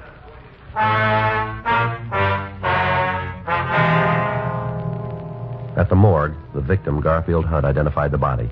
He was positive it was Norman Christ, the man who had sold him the ring. Wilcoxon and Cleaver were also shown the body. They denied it they'd ever seen Christ before. The next day, Friday, May 20th, the evidence against Wilcoxon and Cleaver was taken to the district attorney's office. A complaint was refused. The evidence was deemed insufficient to bring the matter to trial at this time. Wilcoxon and Cleaver were released. 6:05 p.m. Frank and I got ready to sign out. Well, that really tears it. Sure does. The DA's office knows they're guilty. We know it and can't do a thing. Yep. I guess we've been wasting our time, Joe, just fanning the ball. Well, I'll tell you, we've spotted them, and they're going to stay spotted. Yeah. Next time they move in on a mark, we'll make it stick. It wouldn't be very smart of them to try it twice. They're not smart. Huh? They tried it once.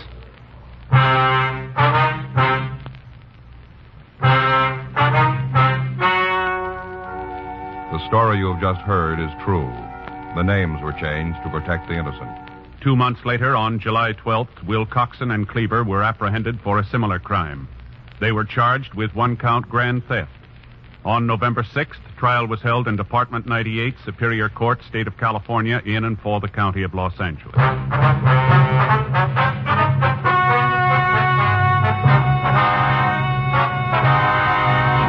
Ernest T. Wilcoxon and Paul Cleaver were found guilty of one-count grand theft and were sentenced to a term prescribed by law. Grand theft is punishable by imprisonment in the county jail for a period of not less than 1 year, or for a period of from 1 to 10 years in the state penitentiary.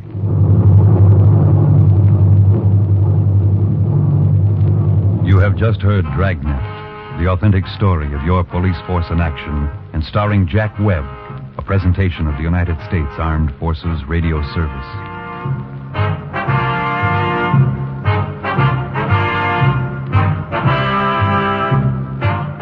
Stay tuned to Hojo Radio. Is true.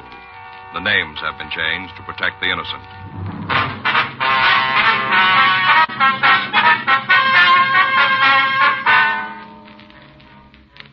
You're a detective sergeant.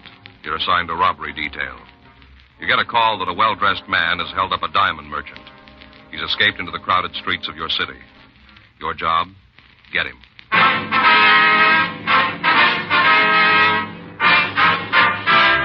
Dragnet, the documented drama of an actual crime. For the next 30 minutes, in cooperation with the Los Angeles Police Department, you will travel step by step on the side of the law through an actual case transcribed from official police files. From beginning to end, from crime to punishment, Dragnet is the story of your police force in action. It was Tuesday, February 8th. It was cold in Los Angeles. We were working the day watch out of robbery detail. My partner's Frank Smith. The boss is Chief Detective Thad Brown. My name's Friday. I was on my way back from communications, and it was 12:10 p.m. when I got to room 27A. Robbery. You get the wire off there, Hearn? Yeah, I should have an answer this afternoon. If he doesn't come in, we better call him. Yeah. You want to get something to eat? Yeah, it's about that time. Where do you want to go? No, how about the stakeout? Good. I could use a couple enchiladas. Get your hat. You want to tag the skipper before we leave? No, he's not in. I saw him go out with Chief Brown. We can talk to him when we get back, huh? Right. Let's go. That's a hot one. I'll get it.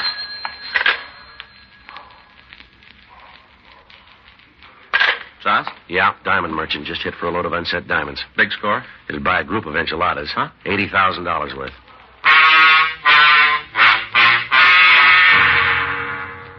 Frank and I left the city hall and drove over to the address we'd gotten on the hotshot phone. It was a large office building on Hope Street. From the lobby register, we found that the victim, a Mr. George Mars, occupied suite 318.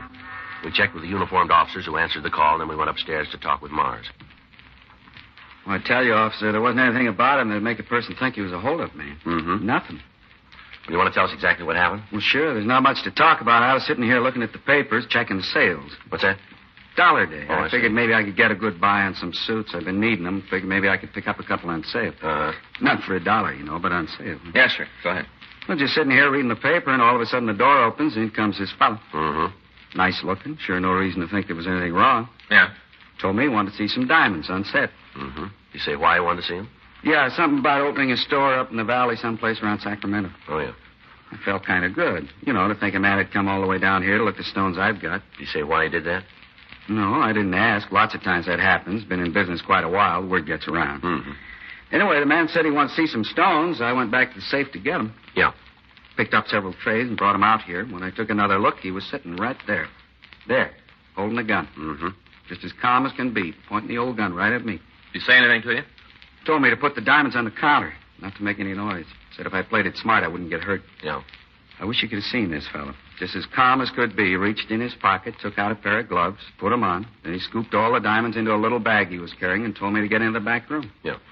Made me lay down on the floor, and then he locked the door. Told me not to make any noise. Said to count to 100 by ones before I tried to yell. Mm-hmm. Well, after he locked the door, I heard him leave the office. I started counting. All right, Mr. Mars, can you give us a description of the man? Outside of the fact he had the gun, I can't tell you anything about him. I'm trying to pull a picture out of my head, but there just isn't anything. Well, maybe we can help you. Go ahead. I don't think it'll do any good. All right, let's start with his age. How old was he? I don't know. Medium, I guess. 30, 35? Older, younger? I don't know. How tall was he? Oh, I guess you'd say he was... I don't know. Well, when you looked at him, did he seem to be larger or smaller than yourself? About the same. Well, then he'd be about, 5'10", 11? I guess so. I don't remember.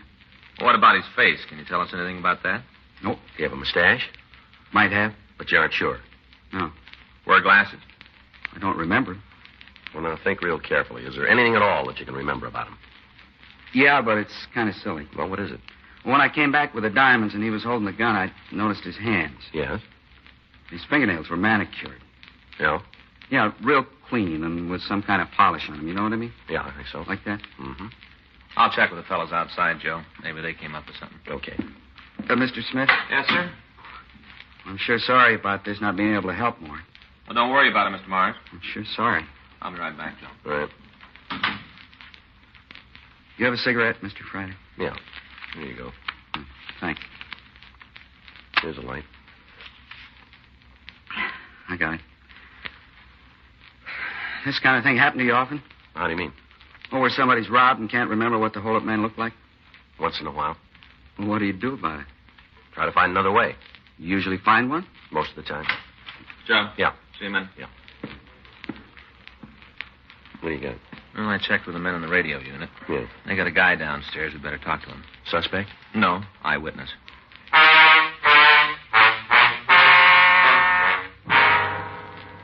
Frank and I went down to the lobby of the building, and we met with the uniformed officers who'd answered the call. They introduced us to Stanley Markin. Markin said he'd seen the hold-up man. And I did. Saw him plain as anything. When was that, sir? Yeah? Must have been right after he held up old Mars. Where'd you see him? Hall, right outside the office, right in front of the door, practically. Mm-hmm. On the little black leash, you know, about this big. Mm-hmm. Yeah, oh, yeah. Had a death grip on it. Well, did you get a good look at the man? Closer than I am to you, run right into me. Thought sure I was going to end up on the floor. Yeah. Can you give us a description? Sure. What do you want to know? What do you look like? Nothing special, just a run-of-the-mill crook. Seen one, seen them all. Okay. How old was he? Oh, guess about 28, maybe 30, around in there. How tall? Like you. He'd be about 6 feet. Well, that's what you are? Yes, sir, pretty close. Yeah. How was he built? Medium. Didn't seem to have a lot of beef, just average. Uh-huh. How was he dressed? Had a gray suit on, dark gray, little red pattern going through it. Single or double-breasted? Single. Uh-huh. What color shirt? White, blue tie. One of them new ones, you know, little thin kinds, you know, little bitty knot. Had one of them bar things through the collar, holes in, you know. Uh-huh. Square ends. What's that? On the bar. Square ends, not round like most of them. Square, I see. Was he wearing a hat? Yeah. Blue Humber, dark. Had it kind down over one eye. Looked real rakish, like a spy. Mm-hmm. Was he clean-shaven? Yeah. How do you mean? Did he have a mustache? No, didn't.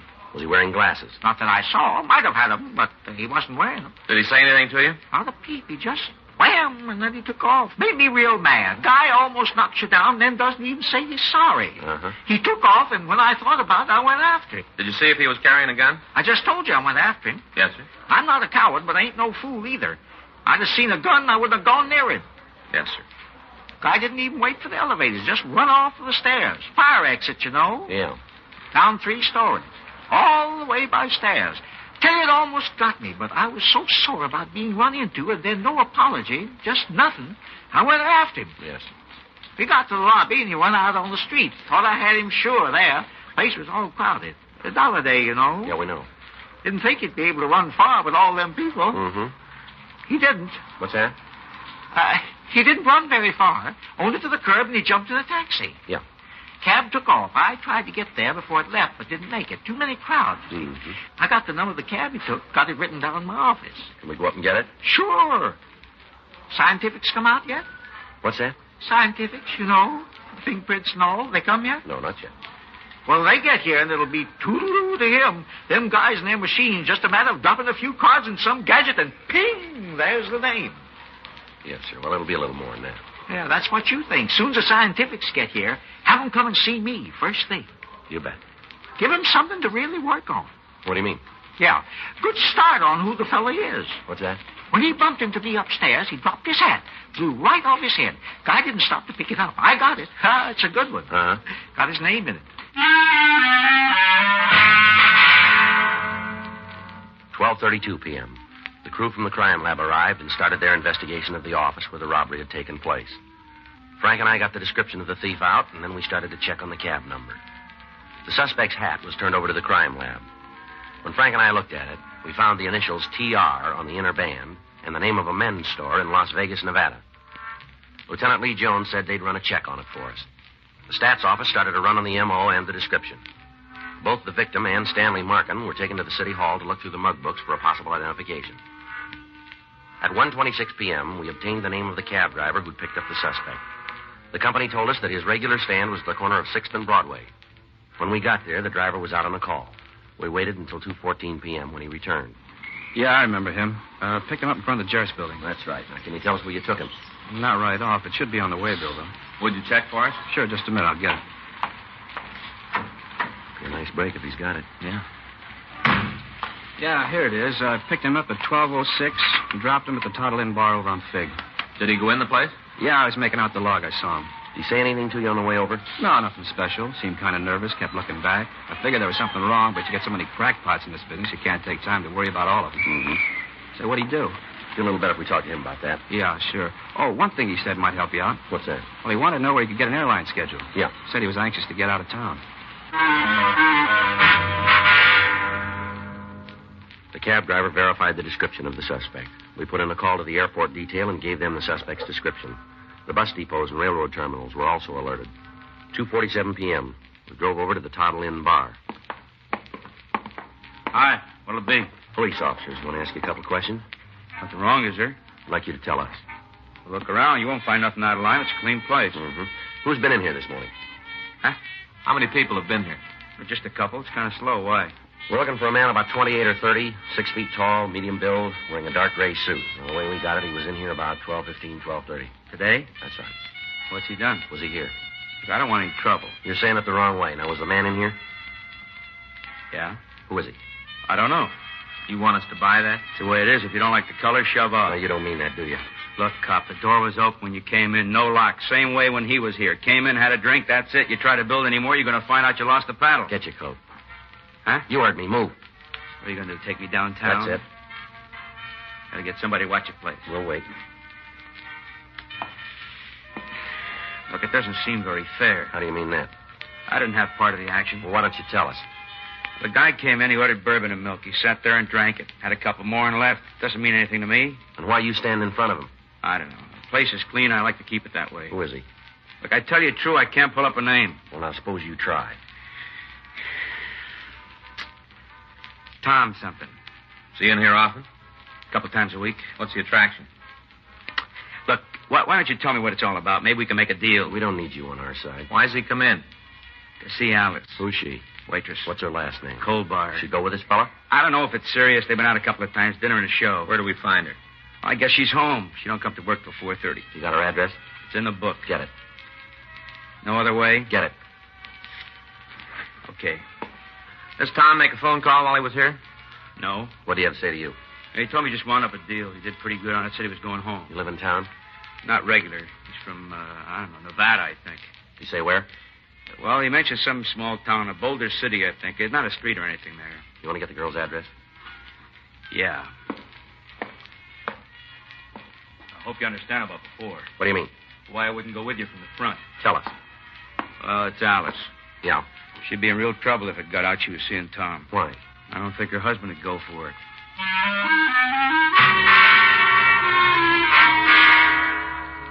We called the name and description of the waitress into R&I, but we found there was no record on her. Frank and I left the bar and went over to her home. It was a run-down apartment building on Court Street. We checked with the manager, and she told us that the girl's husband left about 9:30 that morning. She went on to say that Alice Colbar seldom left the place before 3:30, and that as far as she knew, she was still at home. Frank and I went up to talk to her.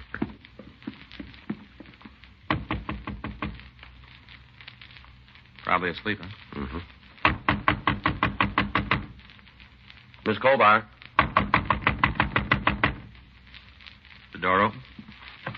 Yeah. You got your flashlight? Yeah, here.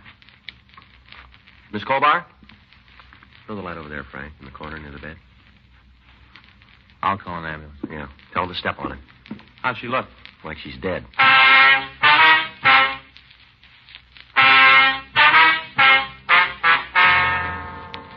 From the appearance of the room, there'd been a fight. Furniture was overturned, lamps were broken, several bottles had apparently been smashed against the walls. Receiving hospital for treatment. A thorough search of the room failed to turn up anything to lead to the identity of the person who'd beaten her. We talked to the landlady again, and we found that Irvin Colbar, the victim's husband, was employed at a golf driving range out in the valley. We checked the name and description through the record section, and we found that he'd had one arrest for drunk driving. He'd been fined and placed on probation. 4:26 p.m. Frank and I drove out to talk to him. I knew you'd be here. Is that right? How's Alice? Pretty rough. I don't know. Just all of a sudden there was a beef and I hit her. With what? My hands. What started the argument? Tom. Who's he? Friend of Alice's. You know his last name? No, I never even met him. All right, tell us about it, will you? What you don't know already? Everybody else does. Go ahead. Been going together for a couple of months. Alice works at a bar. Tom came in all the time. I guess it got pretty serious. Yeah. I went by the place last night, going to pick her up after work. She was gone. Bartender there told me she left with his fellow Tom. Mm-hmm. I got pretty sore. You can figure what it's like finding your wife running around with another man. Yeah. I had a couple of drinks. Trying to think what to do. Right then, I wanted to kill both of them. A couple of guys in the bar tried to calm me down. I guess I got pretty loaded. One of them took me to his place. I spent the night there. Mm-hmm. Woke up this morning, went home. You gotta believe me, I wasn't real sore anymore. Mad, yeah, but not so as I was gonna do anything. Mm-hmm. Alice was asleep when I got there. I woke her up, told her I knew all about her and Tom. Yeah. Kind of thought she'd be sorry, you know, say she was wrong, something like that. Uh-huh. She wasn't. Told me how her and Tom were in love and that she wanted a divorce so they could get married. Tried to talk to her, tell her how I loved her. Didn't do any good. She said we were all through, for me to pack my things and get out. I guess that's when I hit her. I don't know. All of a sudden, I wanted to smash her. That's all there is.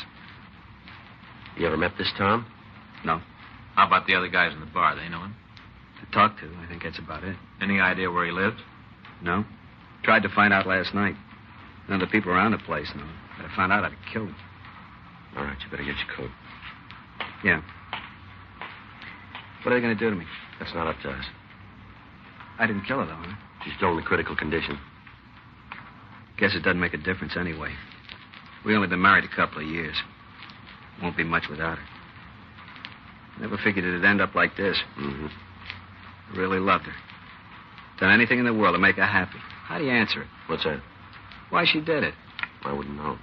I asked her. She wouldn't tell me. Just said it was over. She wouldn't give me one reason. All right, come on, let's go. Can I see her? We'll check on it. I want to ask her, find out why. Maybe she'll tell me now. Yeah, she can hear you.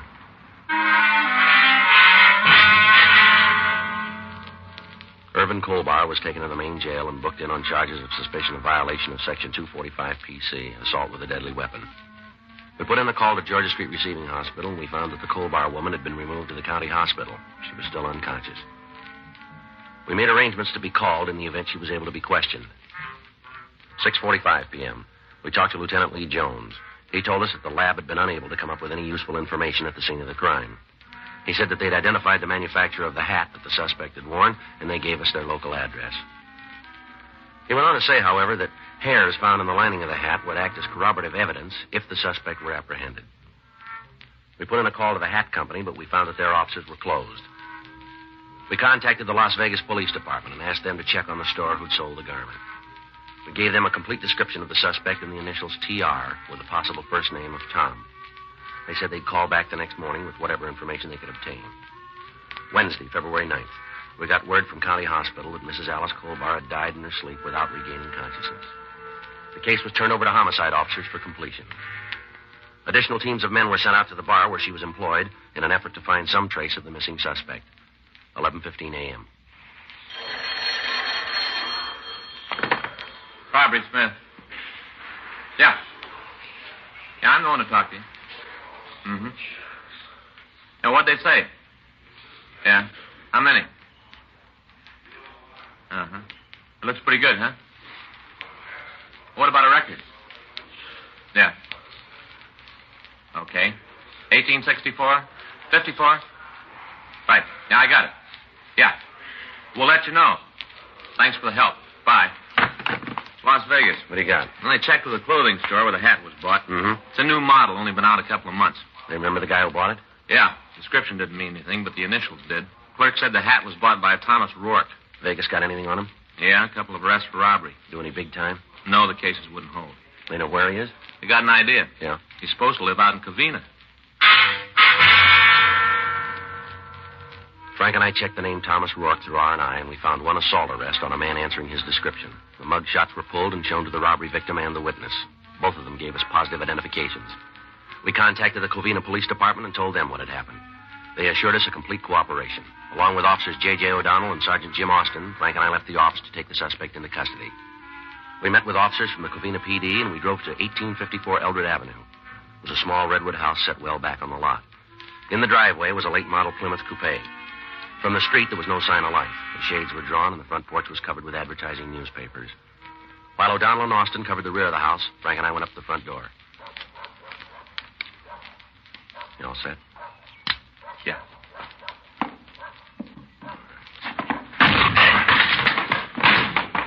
No one here. All right, take that side. Right. Nothing out back. How you doing? Wait a minute. Closet.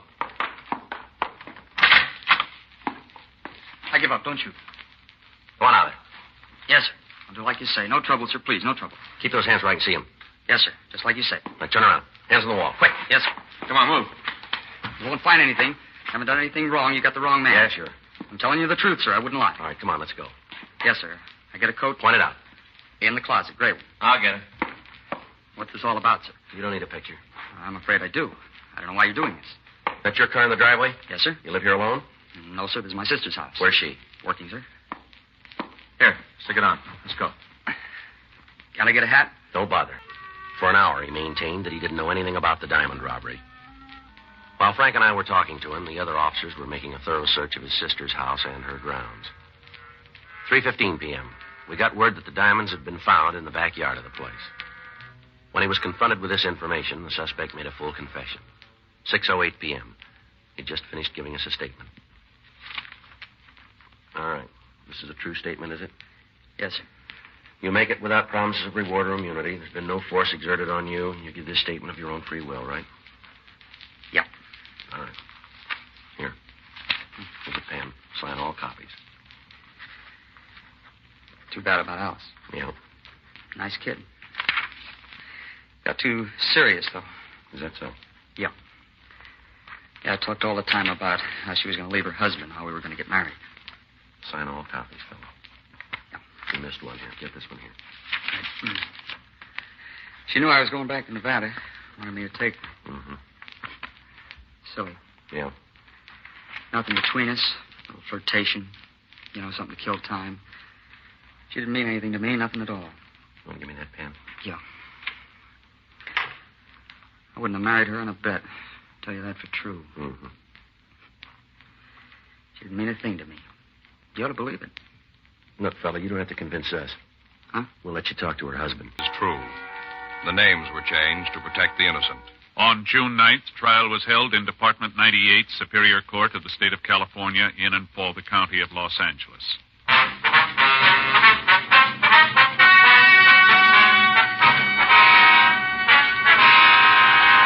Thomas Emery Rourke was tried and convicted of robbery in the first degree and received sentence as prescribed by law. Robbery in the first degree is punishable by imprisonment in the state penitentiary for a period of not less than 5 years.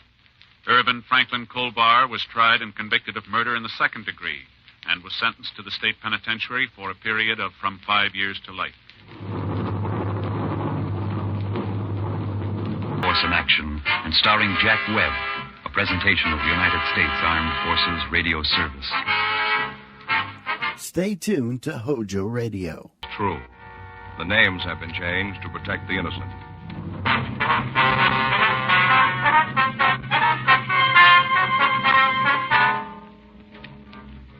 You're a detective sergeant.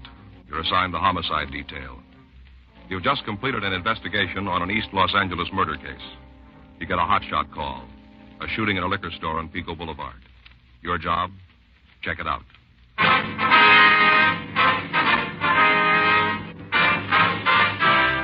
Dragnet, the documented drama of an actual crime. For the next 30 minutes, in cooperation with the Los Angeles Police Department, you will travel step by step on the side of the law through an actual case transcribed from official police files.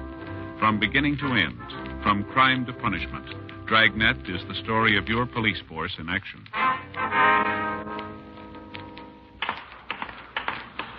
It was Wednesday, February 16th. It was cool in Los Angeles. We were working the day watch out of Homicide Division. My partner's Frank Smith. The boss is Captain Lorman. My name's Friday. We were on our way back from the interrogation room, and it was 8:46 p.m. when we got to room 42. Homicide. You think he'll cop out? I don't know. Probably won't make much difference anyway. Yeah. Mel keeping the gun, that was his big mistake. Yeah. Wonder why she gave him the chance. What do you mean? Well, he'd beaten her a couple of times before, and neighbors all said so. Yeah. You'd think she'd have walked out on him. Maybe that's what she was trying to do. Well, she should have tried sooner. You got any plans for dinner? No, not especially. Why?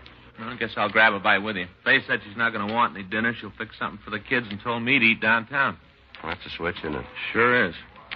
Tell you the truth, Joe, she's kind of sore at me. This is her way of getting even. Is that so? Yeah. Woman expects a man to remember everything. Let him slip up just once, it's the end of the world. Is that right? Birthdays, anniversaries, Mother's Day, Christmas, Lincoln's birth, everything. What'd you forget this time? Valentine's Day. Oh, yeah. Well, I knew there was something eating her when I got home that night. She didn't say a word until the next morning. Then she hands me a tie. Stripes like that brown and red one from last Christmas, only this one is maroon and gray. Yeah.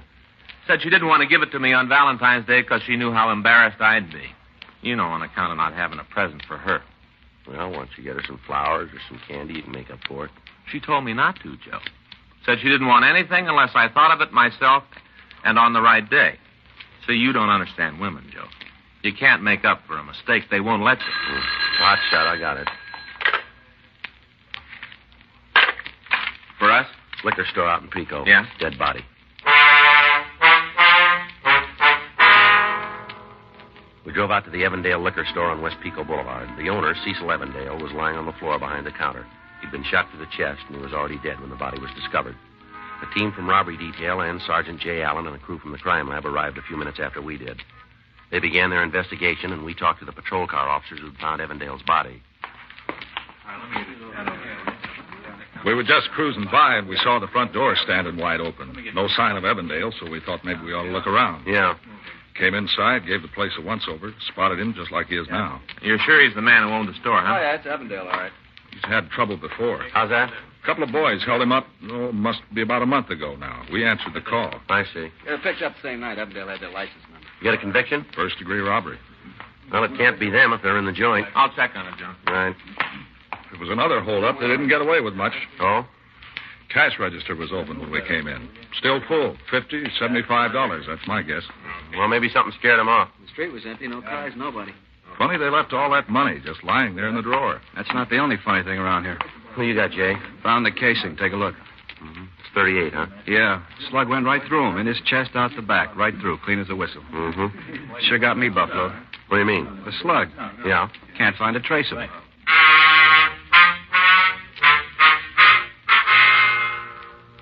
Frank came back from the telephone with the information that the two men who had previously robbed the Evandale liquor store were now serving their sentences in San Quentin. While Sergeant J. Allen and the crew from the crime lab continued to search for the missing slug and any other physical evidence, we canvassed the area for somebody who might have heard the shooting. 9:53 p.m. We found a drugstore in the next block that was still open for business. Fountain's closed. That's what you're after. No, sir, we'd like to talk to you for a minute. Talk? What about? We're police officers. It's Frank Smith. My name's Friday. Police, huh? That's right. Thought I heard sirens a while back. What's been going on around here? Well, there was some trouble at the liquor store down the street. Cease Evandale's place? Yeah. You shouldn't have let it happen. Beg your pardon? You're police officers, ain't you? Yes, sir, we are. He was robbed just a few weeks ago. You should have figured somebody'd try it again. You should have been watching him, making sure he was all right. Well, it's a pretty big town, sir. There's a lot to watch. Too big, if you ask me. Why don't they go home? What's that? All them folks who keep moving to L.A. 25 years ago, I come here. Things were a lot different then. Man could drive down the streets, find a place to park his car. There was room to move around in. Elbow room. Mm-hmm. More people coming all the time. Getting so crowded a man can't breathe. Yes, sir. You see anybody who might have done the shooting? Tonight, you mean? Yes, sir. Anybody suspicious? Nobody suspicious come in here. Not since I got back from supper, leastways. When was that? 7:30. Right around in there. Uh-huh. Don't think I've had more than a half a dozen customers since supper time. Miss Jacobs, her youngsters got the croup, sold her some cough syrup. Ought to relieve it some. Then there was a couple of boys. Bought Cokes, read the magazine. Well, how old were they? 10, 12, just shavers. Uh-huh. Fella come in for a carton of cigarettes. Don't know his name, but he lives around here somewheres. Been in a half dozen times before. Don't recall anybody else. Well, how about out on the street? Hmm? Did anybody walk by or hang around who doesn't belong in the neighborhood? How the heck would I know? You can't even see the street from in here when it gets dark. Yes, sir. Black as pitch out there. Been after 'em for the last 5 years to put up a street lamp. Been begging 'em. What do? Just raise my taxes and spend the money on freeways and gadgets so as more strangers will come flooding in on us. Whole darn shooting could have took place right there on my sidewalk. I wouldn't have been able to see it. Yes, sir. Well, thanks anyway. I say, wait a minute. Come to think of it, I did spot a couple of fellas. Acted kind of funny, too, like they didn't want me to see 'em. You know what I mean? I think so. It was then when I was walking home to supper. No, it was when I was on my way back. That'd be about 7:30? Give or take a couple of minutes. Well, they were just standing there in the doorway, kind of. Turned their backs toward me as I walked past them. Could you describe them for us? I said they turned their backs. Yes, sir. Not that it made no never mind. So darn dark out there, I couldn't describe them if they'd been coming at me head on. Uh-huh. You got any idea how tall they were? Medium height, I guess. How were they dressed? Didn't notice. Except for one of them. Yes, sir. Jacket he was wearing. Notice that. Remember thinking it was so loud you could see it in the dark. Kind of plaid. You know big crisscrosses? Mm-hmm. What color was it? Must have been light. Some kind of light color. Tan, maybe with green in it. Not sure. Now, is there anything else you can tell us about these two men? I think I've done pretty good to give you that much. Yes, sir, you have. Thank you. I'm not saying they had anything to do with shooting Cease Evansdale. You understand? Yeah, we understand. It's up to you to find out who did it and bring him to justice. Yes, sir. Don't know what's getting into this town. Man ain't safe in his own store. More crime all the time. More criminals. Wasn't like this 25 years ago. Maybe not. Why should there be more now? Well, you gave us the reason. Hmm? More people.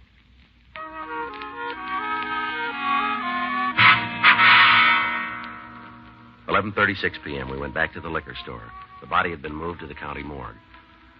Jay Allen told us that he and his crew had searched the walls, the floor, the furniture. There was no physical evidence and still no trace of the slug that had killed Cecil Evandale. The next morning, February 17th, we again returned to the neighborhood and questioned shopkeepers in the vicinity. None of them had any leads. 12:05 p.m., we went back to the office. Well, guess you were right, Joe. What about? Faye, when I got home last night, she was expecting candy or flowers or something. Well, I thought she told you not to buy her anything. Yeah, but that didn't keep her from being disappointed when she didn't get anything. Oh, what'd she say? She didn't say. She just looked. I got it. Homicide, Friday. Yes, that's right. No, we're on that. When? I see. Might tie in, yeah. Give me the address. Okay, right. Thank you. Office just got a report from a clinic out on Wilshire. A man came in to see him this morning. Yeah? Had a .38 slug in his chest. We drove out to a small medical center a few blocks west of Vermont Avenue, and we went into the offices of Dr. J.Y. Springer. Good afternoon, gentlemen. Afternoon. Dr. Springer in? Do you have an appointment? The police officers. Oh. The doctor busy? Well, he does have a patient with him right now. I see. We'll wait. I'll tell him you're here. I'm sure it won't be long. Thank you. Might as well sit down. Yeah. You think we're on the right track, Joe? I don't know. That slug isn't in the liquor store, that's for sure. Jay says there isn't a mark on the walls. Yeah. Sure had to hit something. Or somebody. Yeah. You want a magazine? No, thanks. That's funny. What? It's a brand new issue. See right here? February. Mm-hmm. New magazine in the doctor's office. Mm-hmm. Oh. What's the matter? It's a medical journal. The doctor will see you now. Thank you. In here. Thank you. Dr. Springer? That's right. Police officers. This is Frank Smith. My name's Friday. How do you do? How do you do, sir? What can I do for you, gentlemen? I understand you took a bullet out of a man's chest this morning. Oh, that. Mind telling us about it? No, not a bit. The young man came into the office. Must have been around 10 o'clock. Yes, sir. He told me that he and a friend had been looking at some guns last night. One of them went off accidentally. I examined the wound. It was quite superficial. The bullet had barely penetrated the skin. Mm-hmm. I removed it, put on a bandage. That's all there was to it. I see. Very superficial. Didn't even need instruments. He could have squeezed it out himself if he'd tried. Was he a regular patient of yours, Doctor? No, I'd never seen him before. He said he was just passing through L.A. Could you describe him for us? Well, he was in his late teens or early 20s. Dark hair, stocky, weighed about 170, I judge. How tall? 5'7", 5'8". Mm-hmm. Any distinguishing marks or scars that you recall? No, nothing like that. How was he dressed? Slacks, sports shirt, loud jacket. Loud? Yes, a plaid of some sort, green and brown. The shirt was open at the collar, no tie. Mm-hmm. Well, when you called in, you reported that his name was Clyde Beaton? That's right. You think it might be his real name, Doctor? I'm sure of it. Oh? You have to be very careful whenever you treat a bullet wound. I always ask for identification. Yes, sir. That's a good idea. The young fellow was a little embarrassed at first. He didn't have any. No driver's license? It was in his other suit. I told him he'd have to stay here until I could contact the police. What'd he do then? He fished through his pockets, found a letter he'd recently received. I took the name from the envelope, Clyde Beaton. Seemed sufficient identification under the circumstances. Did you get Beaton's address? He said he was staying at the Crown Prince Hotel on Sunset. Is that what the letter said? I'm afraid I don't remember. It was the name I was chiefly interested in. I understand. Did you keep the slug, Doctor? The bullet you took out of his chest? No, I'm afraid not. He wanted it for a souvenir. Well, your report said it was a .38. That's right, .38 caliber. You sure of that? I've handled guns all my life. It's a hobby. I see. Is this a serious matter, Sergeant? I'm afraid we don't know yet. The wound was very superficial. Yes, sir. I remember telling him how lucky he was that the bullet hadn't gone in deeper. Well, he could have been luckier. How's that? If it hadn't hit him at all.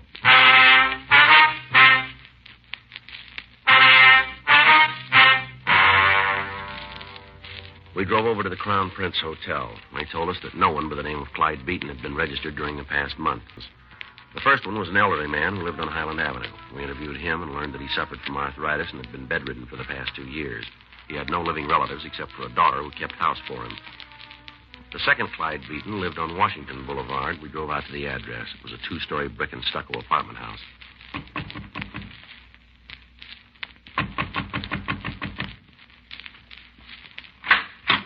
Yes? Mr. Beaton in? No, he isn't. You know where we can find him? What for? We're police officers. What? This is Frank Smith. My name's Friday. Are you Mrs. Beaton? Yes, This is Clyde Beaton. that's right. Could you tell us where your husband is, please? Well, he's not here. Yes, ma'am. Where is he? Chicago. Oh. Been there since last Friday. You sure of that? What's this all about? Police business. Do you mind if we come in for a minute? Well, no, I guess not. We can't talk very loud. The baby's asleep. Yes, ma'am. You say your husband's in Chicago. Since last Friday. Business trip? Oh, in a way. He's a plastic salesman. Company's having a convention. I see. He did a bigger gross last year than any other West Coast representative, and that's why they picked him to go. Mm-hmm. It's quite an honor. He's only been with them a couple of years, practically the youngest man on the force. Yes, ma'am. He even had a dinner last night. Gave him a plaque. Last night? He called me afterwards. Long distance. From Chicago. Don't you believe me? Yes, ma'am. Does your husband have a gun, Miss Beaton? What? A pistol or a revolver? Well, Well, does he, Miss Beaton? yes, he has a gun. Do you take it with him? No, of course not. Mm-hmm. Why would he take a gun to Chicago? Would you get it for us, please? Oh, it's in the bedroom. Bureau drawer. The baby's there. We'd like to see it, Miss Beaton. All right. Well, the convention in Chicago should be easy to check. Yeah, too easy. Well, if the guy was setting up an alibi, he'd pick something tougher to crack, wouldn't he?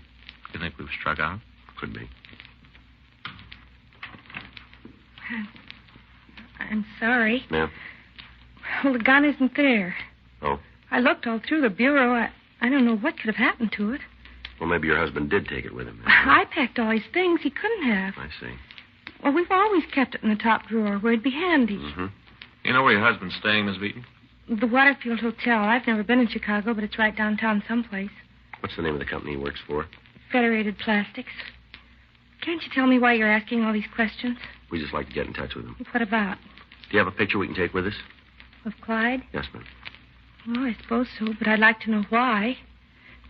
Is he in any trouble? Not if he's been in Chicago for the last few days. Of course that's where he's been. I talked to him just last night. We have the picture now? Let's see what I can find. I think there are a couple of snapshots in the desk. Would that be all right? Yes, ma'am. Be fine. When's your husband due back? Day after tomorrow. Is he flying? Mm-hmm. I don't know which flight, though. He said he'd send me a telegram. Here's a picture. Took it last summer on our vacation up in Yellowstone. Mm-hmm. My brother Tim's in it, too. Will that make any difference? No, it's perfectly all right. That's Clyde, sitting on the rock. Mm-hmm. The one in the plaid coat.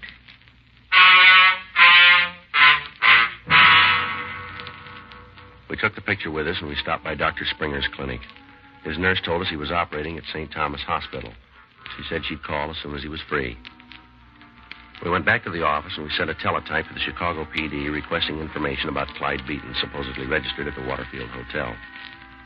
2 hours later, at 5:43 p.m., Chicago reported that a man answering Beaton's description and using his name was staying at the Waterfield.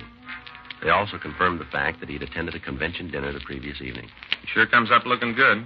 Sure does. Do we check him out? Well, we better talk to him when he gets back in town, huh? Mm-hmm. Homicide, Friday. Yes, ma'am. How long will he be there? I see. Would you ask him to wait, please? Right away. Thank you. Doctor's back in his office. You still want to show him this picture? So far, it looks like we're 100% wrong. Yeah. Can't get any worse. We drove out to Dr. Springer's office, and we showed him the snapshot of Clyde Beaton. Mm-hmm. That's him. You sure, Doctor? No doubt about it. That's a young man I treated this morning. His wife says he's in Chicago. Oh, that's ridiculous. Absolutely ridiculous. He does fit your description. Even the coat. Coat? Well, yes, sir. Isn't that the one you told us he was wearing? You see there? The plaid? But he isn't wearing... Oh, I see what you mean. What? The other chap in the picture. Yes, I believe that is the same coat. Afraid I don't follow you, Doctor. This is the young man who had the bullet in his chest, the one standing up wearing the leather jacket. Mm-hmm. But when he came to see me this morning, yes, sir, he had on this other man's coat.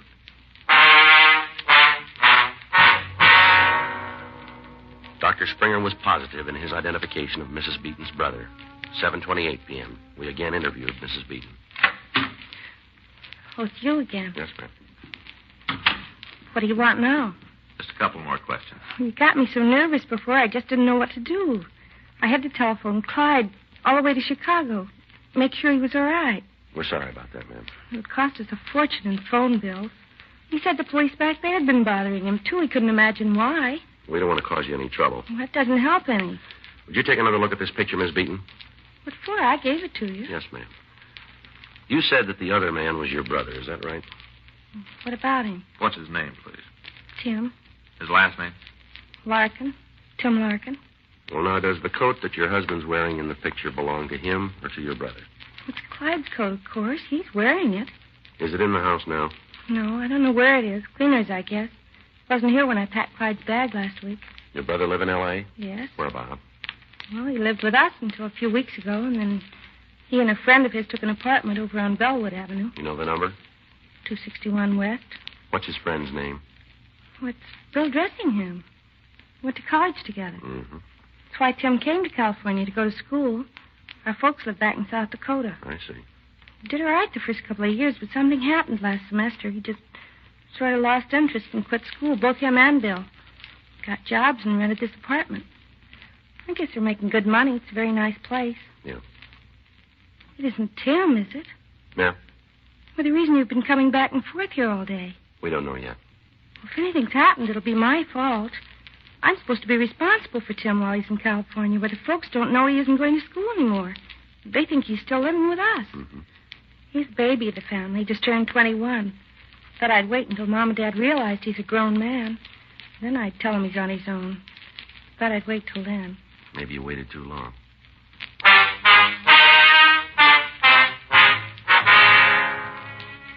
"9:15 p.m. We went over to the Bellwood address Mrs. Beaton had given us. We found a card on one of the doors with the names Beaton and Dressingham on it.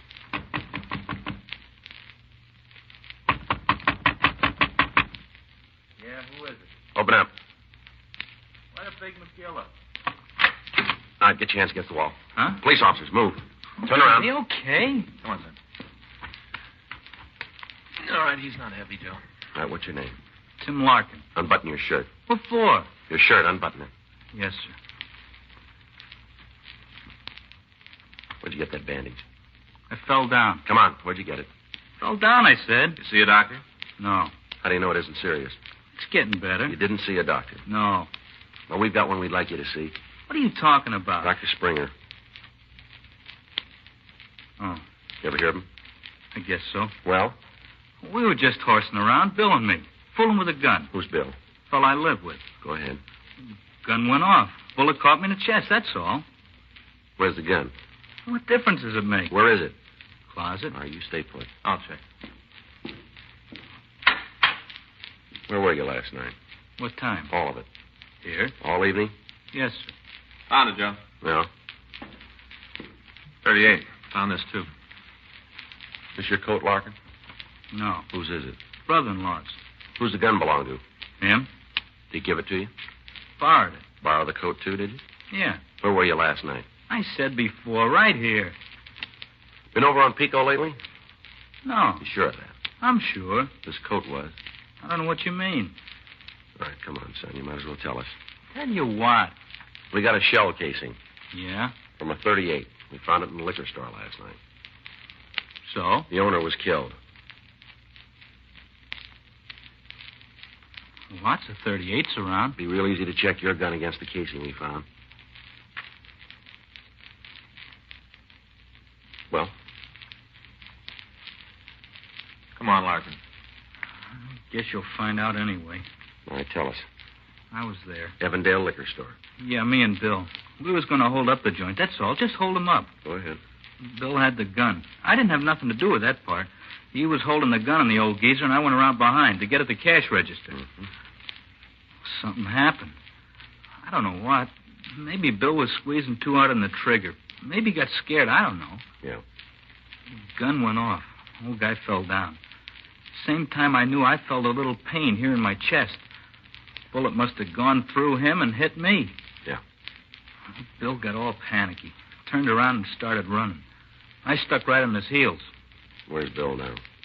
Bar down the street. Went out for a beer. Is he carrying a gun? No, sir. This is the only one we got. All right. Let's go. Oh, you understand that I didn't have nothing to do with the shooting. You understand that, don't you? It was Bill that pulled the trigger. I didn't have nothing to do with it. I wasn't even involved. Yeah, well, we don't see it that way. Huh? You ended up with a The names were changed to protect the innocent. On June 14th, trial was held in Department 93, Superior Court of the State of California, in and for the County of Los Angeles.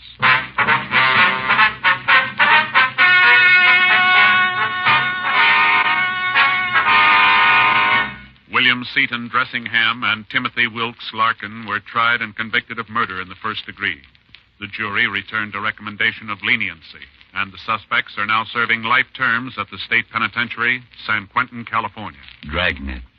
The story of your police force in action is a presentation of the United States Armed Forces Radio Service. This just in. Are you looking for some classic gaming? What about new and old Nintendo products? Do you need to find some tutorials on how to make all that stuff work? Well, look no further than Rocket Blast Gaming for some of the best classic and new gaming around. Rocket Blast is an expert at all things Nintendo, and he has all the tutorials to prove it. So check him out right here on YouTube at Rocket Blast Gaming. That's ROCKET BLAST Gaming. All right. See you there. Right. What do you got? Remember Hugo Kenley? Kenley? A mule we talked to last year on the Redford thing? Oh, yeah, little guy, kind of nervous. That's right. What about him? Says he wants to see us. Yeah?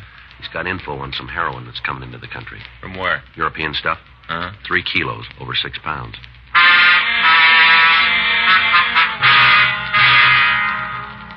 Frank and I left the office and drove out to see Hugo Kenley. A year prior, he'd been instrumental in aiding us with the apprehension of the gang bringing heroin in from Mexico. Because of his cooperation, he'd been placed on probation, and neither of us had seen him since. On the telephone, he said he'd meet us in a small restaurant down on Spring Street. When Frank and I entered the place, we saw Kenley in one of the rear booths. Back there. Hi, Mr. Friday. Hugo, you know Frank Smith. Sure. How are you, Mr. Smith? Hi, Kenley. All right, Hugo, what do you got for us? You got to promise one thing. What's that? I'm a mile away. All right, if that's the way you want it. Well, it's got to be. All right, go ahead. The way it came to me was a rumble, nothing for sure. Yeah. About 3 weeks ago, I tagged a place out in the south end of town. Stop in there once in a while for some fish and chips, you know, when I can eat. Yeah. Well, there was a couple of guys at the bar, and we got to talking. Mm-hmm. One thing led to another. All of a sudden, we're buddies. Mm-hmm. You say this was 3 weeks ago? Yeah. All right, go ahead. Got so I'd drop in every night and shoot the breeze with him. A couple of times we went out together, had dinner, hit a couple of strip joints on Western, you know, moved around. Yeah. A week ago, one of them took me home. I got sick, and he said he'd drop me off, told me it wasn't out of his way. Mm-hmm. So we stopped at a drugstore, and I got some pills. While we were there, he had a cup of coffee. We got to talking. Yeah. He wanted to know if I'd go to work with him. Doing what? Pushing. H? Yeah. Said they were expecting a shipment in. Good stuff. European. Said as soon as it got here, they'd want to unload it fast. Said I could make myself a couple of bills. When's the stuff come in? I don't know for sure. Sometime next week, the way they talked. You said something on the phone about it being a good-sized shipment. Word I got was 3 kilos. Cut? No, they're going to do that here. You know who's shipping it? No, I figured it'd be better if I didn't show too much interest. Yeah. These guys are using agates. They don't want to lose. What can you tell us about them? 2 of them. They the guns? Well, I don't think so. Somebody else has got the keys. They're just along for the ride. What about the names? Milo Goff and Drew Franzen. They stood before? Yeah. On what? Milo's fallen for 211. Drew's had a couple of 459s and 245s. Any big time? Milo's seen the joint. What about Franzen? Yeah, Q and Folsom. They owe any time now? They didn't say. What about jobs? Nothing. They wouldn't work if it was against the law. Who else is in with them? Well, they're it, as far as I know. They got a lot of mules pushing grass for them now, all waiting for the heavy stuff. Anybody know who the power is? No, even Milo and Drew don't talk about him. Just now and then they mention the man, that's all. The man. Anything about him? Nothing you can tie down. They talk to him? Not with me around. You know where they sleep? I'm not sure. Milo said once they had a pad over on Adams. Mm-hmm. How'd they pick you? Why'd they open the door for you? Well, you set them up. They're pretty hinky. Why ring you in? Well, I told you we got to talking when we met. Found out we had a couple of friends we both know. In the business? Yeah. How come they didn't call one of them? And they want no part of a needle. They don't want anybody with them that might cop. Guess they figured I was safe. What do you want out of this, Hugo? Huh? Where do you draw your play? You're not dealing for free. I am this time. I don't like what they got planned. What? They get the whole town sliced up. They're going to set up distributorships. Get the route started and then bow out. Figured this shipment will get them going. You said something about grass, too, didn't you? Yeah. There's a lot of it around town now. Did it come from the same 2 guys? Most of it. They really got it made. Going to go big time. Make a killing and get out. Where's the weed coming from? I don't know for sure. Same gun behind it? The way they talk, yeah. You can't tell us anything about them? No. All right. You want to give us a description of this Milo and Drew Franzen? Sure. Everything. Where they live, what they eat, who their friends are. It's going to take some time. We got it. Yeah, I figured. Okay, if we go someplace else to talk? Sure. Where? Don't make any difference, as long as it's out someplace. I don't want word to get back to him. All right, let's go. You know, there's only one way you're really going to nail these guys. Yeah? Join them. You want to set it up? You ask him? It's your idea. Yeah, but I don't want any part of their action. I told you they play too rough for me. Well, you know how we can set up a contact? Who? One of us. Who's going to know? Nobody else. For real? If you want it that way. Now, how about it? A long way round. Well, you said yourself it's the only way. What happens if they find out? We'll be there. I'm not worried about that. Well, what? Will I?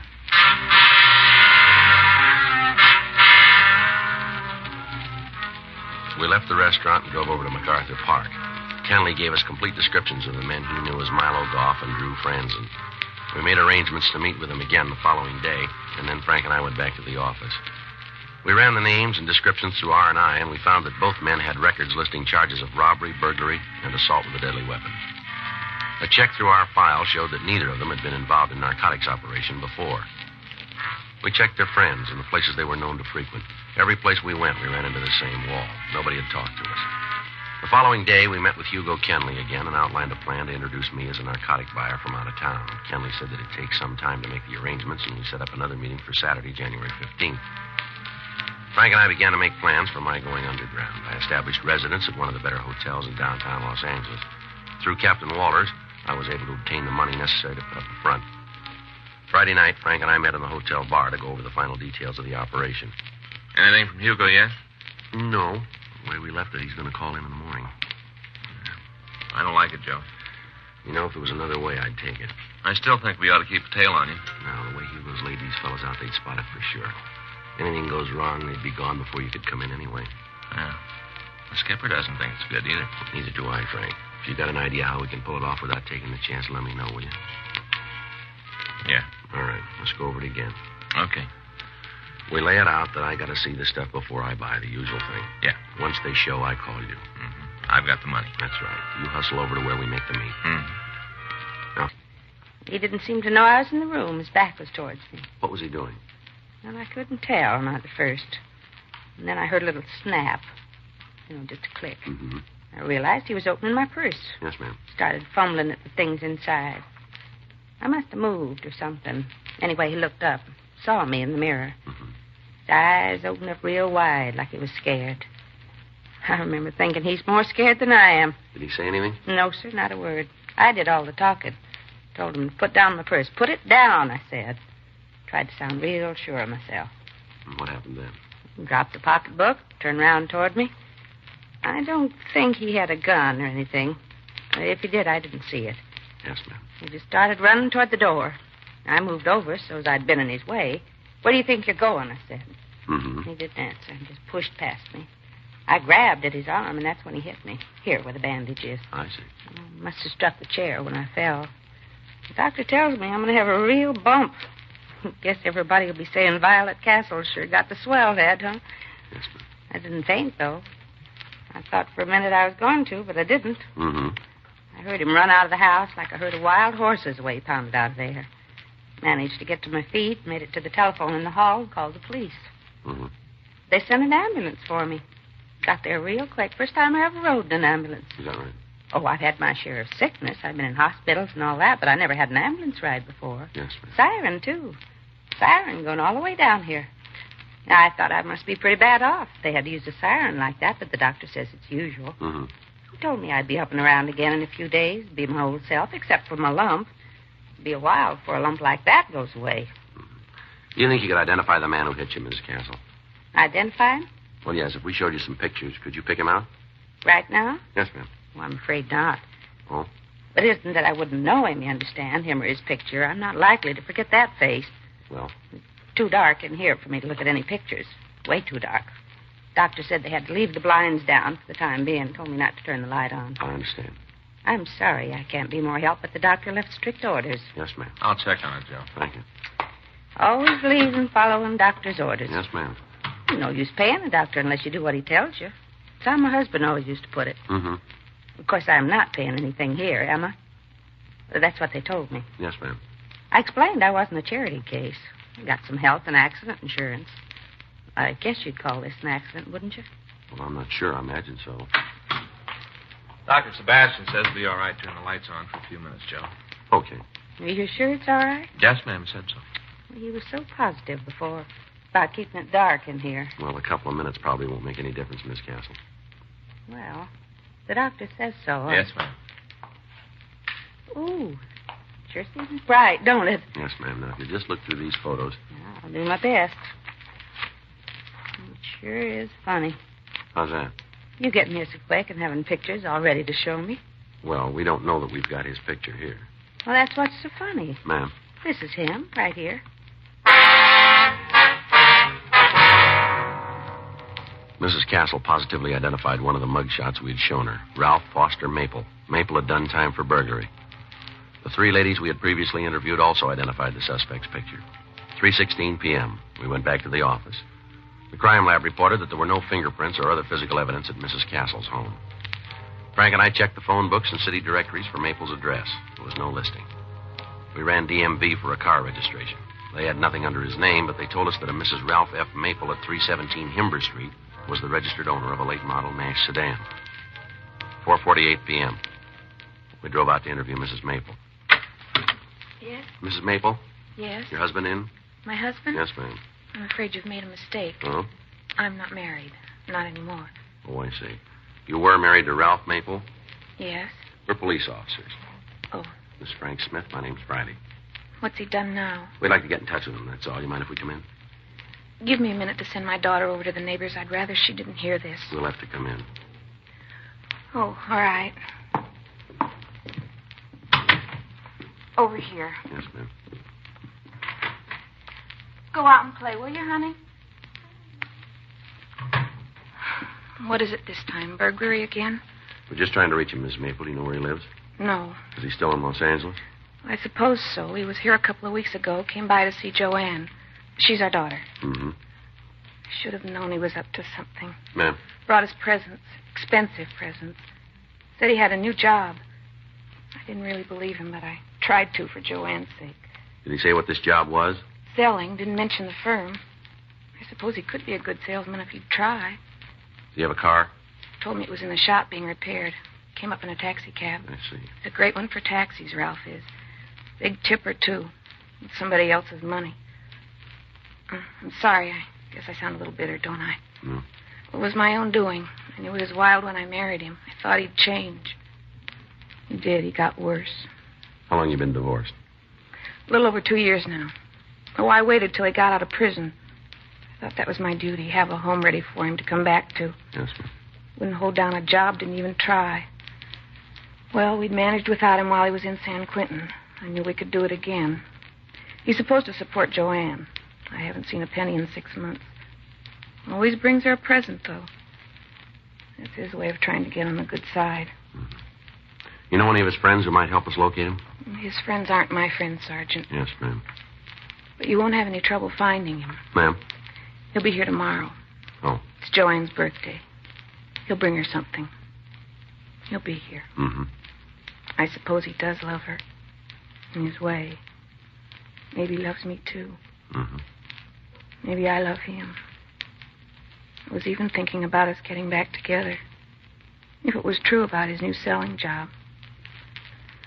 I guess you never learn, do you? You're sure he'll be here tomorrow? He won't miss Joanne's birthday.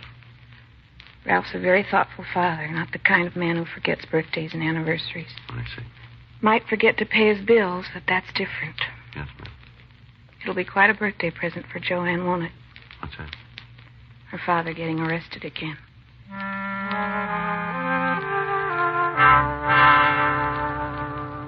The next day, Thursday, April 14th, we staked out Mrs. Maple's house. 3:35 p.m. A taxi cab pulled up and Ralph Maple got out.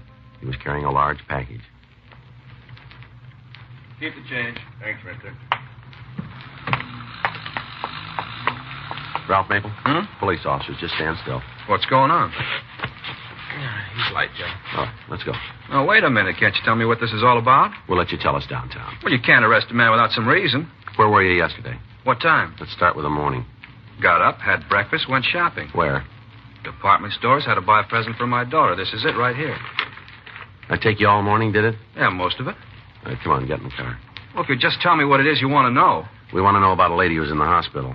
Lady? Yeah, somebody slugged her yesterday. You think it was me? She does. Let's find out if she's right. Come on, Maple. Okay, she's right. All right, let's go. I didn't mean to hit her very hard. It was hard enough. Just wanted to get her out of my way. All right. Get in. Yeah. Hey, wait a minute, huh? What about this? What about what? My little girl's present. It's her birthday. Well? Well, can I give it to her? You stay where you are. What about one of you guys? You could take it up to the door. It's not hot. You can see for yourself. The store wrapped it, see? Yeah. I paid for it myself. With whose money? Well, the least you can do is see that she gets it. Joe? All right, go ahead. Here you are. Be right back. Sure appreciate it. Mm-hmm. She's just a little girl, 6 today. Wouldn't understand if there wasn't a present from Daddy. Yeah. I never missed her birthday. Even when I was in the joint, I saw to it that she got something. Yeah. Wife divorced me a couple of years back. I guess I can't blame her. Yeah. Not for divorcing me. Had it coming. She shouldn't have got sole custody, though. Mm-hmm. A girl needs a father. Everybody talks about how boys need their old man. The way I see it, a girl needs him more. Is that so? Sure, you know, they're so kind of helpless. Yeah. It was on account of her, Joanne. That's the only reason I done it. Little girls entitled to pretty things. I couldn't afford them, not with the kind of dough that I made. Yeah? I had to get the money somewhere. I never stole much, just enough to buy her a few presents. Figured if I didn't, she'd turn against me. Being divorced and all, I figured I had to do more than regular fathers. Yeah. I shouldn't have given Dora sole custody. It wasn't fair. She lets me come around and visit whenever I want, but it's sort of like saying Joanne doesn't belong to me anymore. Mm-hmm. Judge claimed I wasn't a fit father. How do you like that? Just because a man does a little time, everybody has it in for him afterward. Yeah. The idea is saying I'm not a fit father. You know something, Maple? Hmm? You proved him right.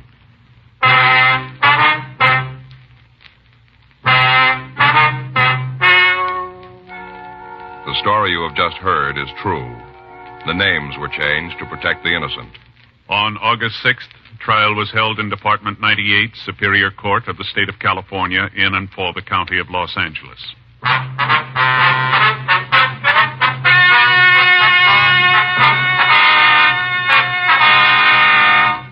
Ralph Foster Maple was tried and convicted of burglary in the first degree, assault with intent to do great bodily harm, and received sentence as prescribed by law. Burglary in the first degree is punishable by imprisonment for a period of not less than 5 years. Assault with intent to do great bodily harm is punishable by imprisonment for not more than 5 years in the state penitentiary.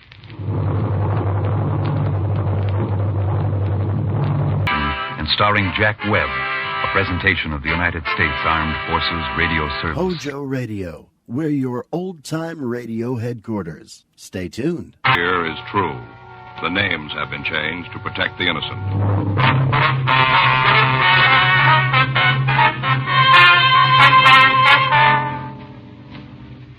You're a detective sergeant. You're assigned a robbery detail. A pair of hold-up men have been operating in your city. You know their method of operation. You know what they look like. Your job, get them. It was Wednesday, June 8th. It was warm in Los Angeles. We were working the day watch out of robbery detail. My partner's Frank Smith. The boss is Chief of Detectives Thad Brown. My name's Friday. We were on our way out from the office, and it was 10:14 a.m. when we got to the corner of Roberta and Mercury, the after-hours cafe. Yeah, what'll be? Like to see Harry Prentice? Yeah, I'm in. What do you want? Police officers. This is my partner, Frank Smith. My name's Friday. Oh, all right. About last night, huh? Yeah. Were you here? Yeah, sure was. I'm the only one's got a key. Place is open. I'm here. Yes, sir. Now about the robbery? Yeah, sure. What do you want to know? Oh, would you tell us what happened? Should have read the papers this morning. All about it in there. Got a couple of copies if you want to see them. No, that won't be necessary. No trouble at all. Happen to have a couple of copies right here. Yeah, here, take a look right here. Yeah, here it is. Yeah, I'll read it to you. Last night at the After Hours Cafe... I wish I'd given the address. At the After Hours Cafe, 2 gunmen held up and beat Jeffrey Hanks. A victim was approached outside the bar, and when asked for his money... Yes, sir. Now, we saw all that. We'd just like to hear your version if we could. Oh, okay. What do you want to know? Did you see the men? The gunmen? That's right. Yeah, sure. I told the other cops I did. Gave them a description and everything. Uh-huh. Notice anything about their speech? An accent, maybe? No. I asked them what they wanted. One, a big one, he ordered a scotch and a rocks. The other one asked for plain grapefruit juice. No booze, just the juice. Mm-hmm. Yeah, lucky I had it. Got a couple of cans in for vodka drinks. Don't get a lot of call for it. Guy drank all I had. Mm-hmm. When did the victim come in? You mean Hanks? Yeah. Oh, must have been about 8:30, someplace in there. Mm-hmm. Walked in, sat down. Had you seen him before? No, brand new face. Mm. Nice-looking guy, though. Kind you like to have for regulars. That's so? Yeah, quiet, good drinker. Doesn't bother the singles at the bar. Nice, you know what I mean. Yeah. I had a place full of them. I wouldn't have no worries. How do you happen to get mixed up with the other two, do you know? Yeah, you mean Hanks? That's right. Oh, I don't know. I wasn't paying a lot of attention. Poured him a martini, left him alone. Mm-hmm. A friend of mine, lady type, was here. Was talking to her. Her and her boyfriend been having trouble. He belted her around a little bit. Not bad. Couple of scratches. You know what I mean. I think so. Well, she was asking me what to do. We've been friends for a long time, since I opened the place. Anyway, we was talking, so I didn't see what happened. Yeah. All I know is that the 3 of them got up and moved to the booth in the back. Ordered another round. Uh-huh. I hardly got the drinks back to the table, and they was ready for another one. Go ahead. Kept running from the bar to their table for the next couple of hours. You hear anything they were saying? No, not much. The one who was drinking scotch, he got a little plastered, loud. Told him a couple of times to shut up. Said I'd have to 86 him if they didn't. Yeah. Kept it up, so I told him to leave. Didn't take it kindly. How do you mean that? Well, started to get rough, telling me that they didn't have to take no guff from a barkeep. No. Well, I told him, I wasn't drinking the grapefruit juice. I told him to get his friends out. He says, we're not causing any trouble. The place, I said. Yeah. Well, and so, scotch on the rocks, he said, tell his cat to go hide his head. Like that, he said it. and turned the bear loose. And I grabbed the both of them, threw them out through the door. O-U-T. Yeah. And I went back for the other guy, nice-looking one. He was pretty gassed by then, had about 8 martinis. Asked him to leave. He did. Yeah. Did you have any trouble with him? No, sir. Just asked. He walked out. Were the other two outside when he left? Yeah, standing on the sidewalk. I told him to shove off or I'd call the cops. Old Scotch and the rocks. He said for me to go soak my head. Well, I was going after him, but I figured it wouldn't do no good, so I came back inside. A couple of minutes later, the nice guy, Banks. Hanks. Oh, yeah. Yeah, well, he came in, all beat up, clothes torn, real mess. Yeah. Big cut right along here, forehead. Said he'd been robbed, wanted me to call the cops. Glad to help her. Yeah, that looks about right. Is there anything you can add to it? No, just a couple of guys. Nothing about 'em would stand out. Would you know him if you saw him again? Hard to say, you know what I mean. Yes. A couple of guys came in and ordered a drink. Nothing special. 1:30 a.m. We left the bar and went back to the city hall. We checked with the stats office and picked up the results of their latest run. They listed 4 possibles, but when we read the names, we were no closer to the hold-up men than we had been. The names were ones that we checked and cleared before. Frank and I went back to robbery. There was a message for us to see Captain Donahoe. We went into his office. Yeah? Mm-hmm. No, as far as I know, there's nothing new on it. That's right. Uh-huh. They just came in. What? All right. I'll let you know right away. Yeah. Bye. Come on in. Hi, Skipper. Captain? That was Chief Brown. Been calling all morning. Yeah. You know what he wants? What do I tell him? Well, we talked to the bartender. He can't give us anything. What about the victim? Not much there either. Able to come up with a name? No, said he didn't hear anything. That's a big help. Well, sit down. Thank you. Cigarette? Yeah, thanks, Skipper. Smith? Yes, Skipper. I got it. Thanks, Joe. From the beginning, what do you got? Well, good M.O., good description. We got an idea of the line they're working, and that's about it. What about stats? Just picked up the new run, 4 names. What's on them? Clean. They all been checked before. Got to be something around town on them. Well, there should be, but there just isn't. How about your informants? No, they haven't been able to tell us anything. Straight? No reason they should lie. Victims and witnesses seen the mug books? All we got. They haven't been able to come up with an identification. Burton up at CII sent all the stuff he's got on the method of operation. We've checked it all through. What about the places they could spend the money? Well, we've been to Gardena half a dozen times. There's nothing out there. What about Vegas? Talked to the department over there. They're giving us all the help they can, but they haven't turned anything yet. We even got the racetracks covered. Possible you missed something? Sure, it's possible. I don't know what it could be. If you knew, you wouldn't have missed it. Yeah. From the beginning, go over it. Okay. First report was made on, wait a minute. Got it here. Here it is. Tuesday, April 26th. Victim came out of the bar. 2 men stopped him, started a conversation, got him into a car, beat him, and robbed him. 6 weeks ago. That's right. And the guys are still running. Next one was on Friday, April 29th. Same M.O., same description. How often has it been happening since? A couple of times a week. You can't find a leak? No, sir. No rumbles? None that we haven't run down. Anybody in the office got anything? We talked to Meade and Stromwell. They thought they had it made for us, but their lead didn't go anyplace. That money they're getting isn't sitting in their pockets, being spent someplace. We can't find the cash register. I'll tell you this. The fellow they nailed last night, what's his name? Jeffrey Hanks. Yeah. Well, he's got some friends in the city hall. They're pretty upset about what happened. Called the chief this morning. He's been on me. I'm giving it to you. He won't be happy with excuses, and I don't want to give him any, so don't hand me any. Right. Boils down simple. I don't care how you do it. I don't care where. Just get it done. I want those 2 men, and I want them fast. All right. I know how it is. Now you do, too. Yes, sir. I don't like the pressure any more than you do. We're getting it all the way around. People that are making the noise should follow us around for a couple of days. That's the difference. They don't have to. Huh? You're getting paid. Frank and I went over every piece of information we had on the case. We reread the reports that had been filed by the officers at the scene. Statements from witnesses and victims were gone over again. The names the stats office had given us were run through R&I again. None of it did any good. We still didn't have a lead to the identity of the thieves. 3 days passed while we talked to informants and questioned other sources of information. On Sunday, June 12th, we got back to the office from talking to a bartender out on Olympic Boulevard. Well, that's another one didn't go anyplace. Yeah, you want to get the book? Yeah, I'll take one. I got it. Robbery Friday. Uh-huh. Yeah, Jack. Yeah, where is the place? Wait a minute. Yeah, I got it. Yeah, I guess the word's all over. Yeah. Okay, we'll check it out. Thanks, boy. Right, bye. There's nothing in the book. They called, wanted to know if you could make it for dinner tonight. Got a barbecue plan. You better call it off. You got other plans? That was McCready on the phone. He just got a call from a bartender out in Wilshire. Yeah? Woman crying in her beer. Says he figured we want to check it out. What is it? She says her boyfriend is one of our suspects.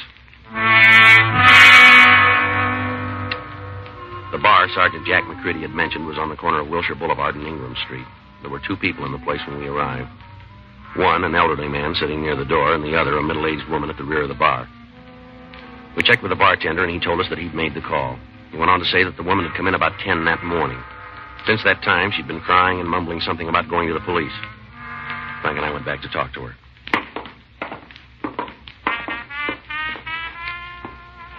Yeah?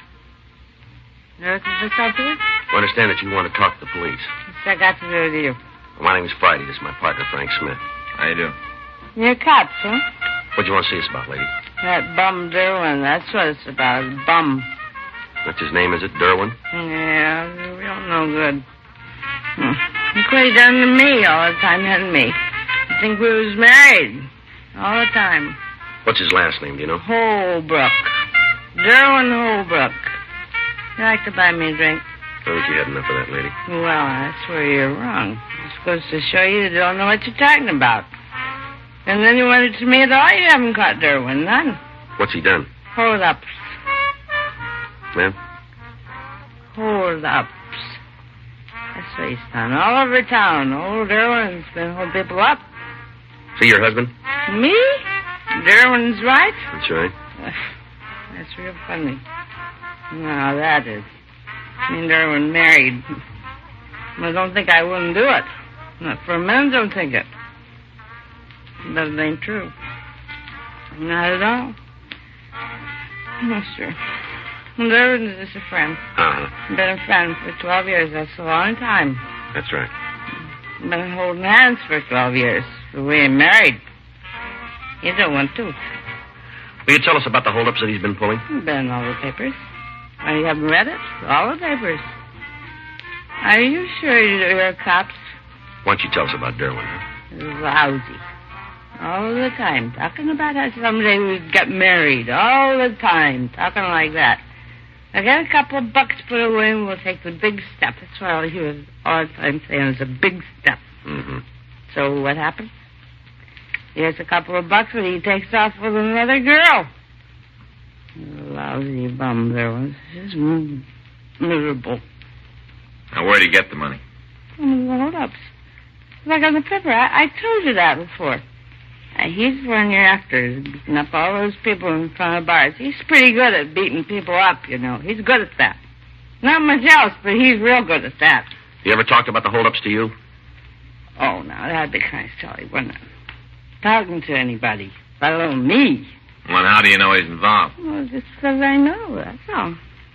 What's this fellow look like? The Derwin? That's right. I guess the person would say she was a real nice-looking fellow. I guess that's what you'd say. I would. Mm-hmm. He's got dark hair.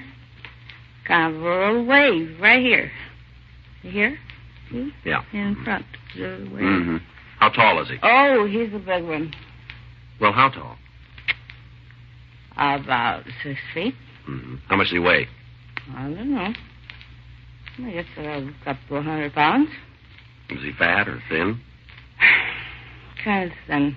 Thin. Mm-hmm. How old is he? 38. 38 years old. 2 years older than me. 2 years. What color are his eyes? Brown. Has he ever been arrested? Hmm? I say, has he ever been arrested? I don't know. Maybe he has. He's never said nothing to me, not a word. Want to run it through? Yeah, I'll check. You going to arrest him? We'll talk to him. Yeah. You do that. You tell him from me I think he's a bum. For 12 years, he's been telling me when he gets a couple of bucks, we take a step. And then he runs out with another girl, lousy Derwin. You know where we can find him? I don't know. I guess he's home. I don't know any place else he'd be. Home. Mm-hmm. Do you have the address? Sure. It's 18275 Margot Street. What's that? Can't you hear very well? 1827 and a half Margot Street. Okay, I got it. Hillside 75321. That's where he lives. Hillside 75321. That's what I said. On the second floor, Margot Street. Mm-hmm. Does he have any close friends that you know of? Sure, a girl he walked out with. She's a close friend. Any men? Nope. Sure don't like nobody on his back. He likes to be alone. No fellas he's close to. None. John. Yeah. Excuse me a minute, lady. Oh, yeah, sure. You go to ahead. Tell the bartender to have another drink now. What do you got? Oh, I checked R&I on Holbrook. How's he stand? We found a couple that fit the description. One of them might be good. Oh. Done time for robbery. Does he owe anything? No, got out clean. Wonder if he stayed that way.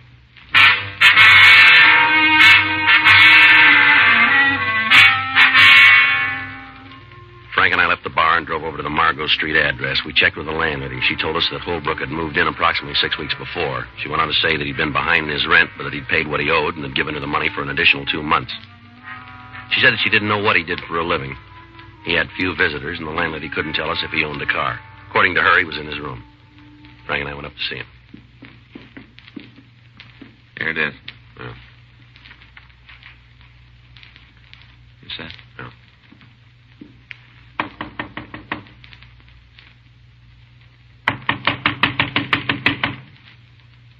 Who is it? Derwin Holbrook? Just a minute. What do you want? Police officer. Hey! You got no right to bust in here like this. There's nothing wrong. Then you won't mind if we look around, will you? Oh, go ahead. You won't find anything. I'll check it, Joe. No. If you tell me what you want, maybe I can give you a hand. You just sit still there. Sure, I got nothing to worry about. Tear the place apart. Just make sure you put it all back. Yeah. Right where you found it. It's clean, Joe. I could have told you that. Sure you could. Want to let me know why you're rousting me? You work for a living? Why? Do you? No. The way we hear it, you're doing pretty well with the money. I guess you'd say that. You mind telling us where you got it? Wise investment. That's it, huh? Sure. I read the financial page all the time. Couple of bucks here, couple more there. First thing you know, you're on your way to $1 million. Yeah, well, the way it came to us, you might have made the money the hard way. Whoever told you that's a liar. That so? Sure. And I got a pretty good idea who's got the big mouth. Mm-hmm. Don't make any difference. You can't tag me for anything. Why don't you tell us? I will. You're beefing about the money. Well, you can't say I didn't make it from investments. I don't have to prove it. You do. Mm-hmm. You got to prove I didn't make it from investing. I think we might be able to. Go ahead. I'll give you something else. What? I don't think you're going to like the interest.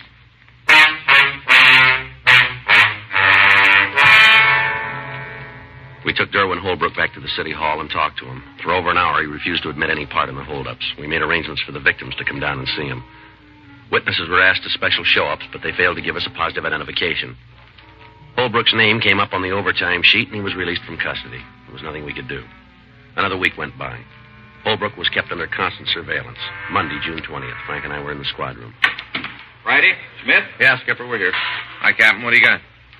Your boys did another job last night out in West L.A. We didn't see the reports. Just came in. Got a meeting with Orman this afternoon. Be there. Homicide? Yeah. Victim died without regaining consciousness. Any description of the suspect? Enough to know it's the two fellows you're after. How's your hot suspect? What's his name? Holbrook? That's right. You able to keep him this time? No, I don't think so. What's the matter? Report says the holdup took place at 10:15. Yeah? Holbrook was asleep at 9.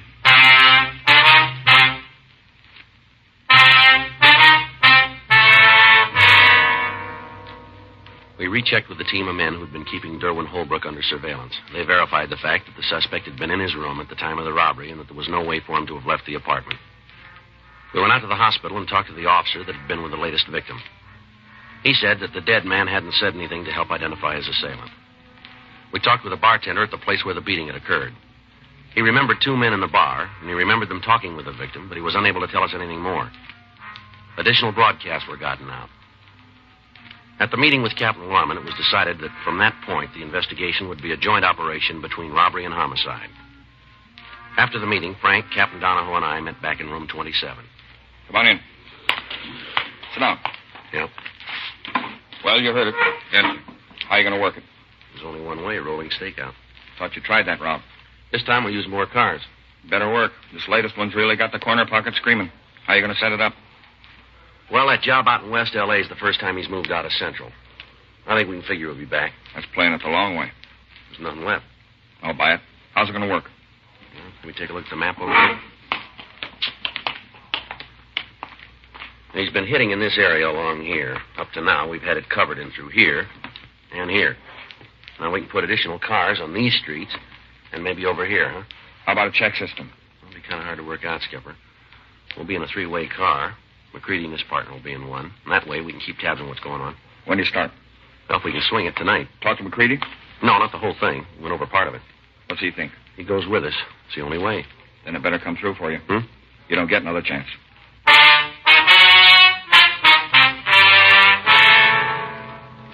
At 7:20 that night, the rolling stakeout began. It continued for another week. Several arrests were made, but when the suspects were checked, they were ruled out as the ones that we were looking for. In the meantime, the hold-up men hit twice more in the area under surveillance. Bartenders started closing their places early. Pressure from citizens groups and newspapers got a little worse. Apparently, there was nothing we could do to stop the thieves. Tuesday, June 28th. We stopped for something to eat. Well, it's going to be another long night. Well, I hope we get something out of it. Howdy, fellers. What'll it be? Well, a couple of eggs over easy. I get it. A side order of bacon. Well, thank you. Now, how about you? That sounds good, Joe. I'll have the same. Only make my eggs straight up, will you? And I'll have a side order of ham. Righto. And 2 coffees. Will you bring them right away? Sure thing. I'll get them for you right now. Listen, I gotta get home. I will have a cup of coffee. I'll drop you off. Wife's gonna be sore if I don't make it pretty quick. Well, let her be sore. That's the trouble with women today. All the time trying to run our lives. That's right. Have your coffee. We'll meet my friend. You'll like him. I don't feel so good. Maybe I ought to leave now. Look, you'll be all right. Just take it easy. Joe. Mm-hmm. Tall guy. Fits the description. Looks like he might be setting one up. Let's check it. Wife gives you any trouble, stay with us. Something you want? Wonder if you'd let us take a look at your identification. Why? Because I asked you. Who are you? Police officer. Watch out.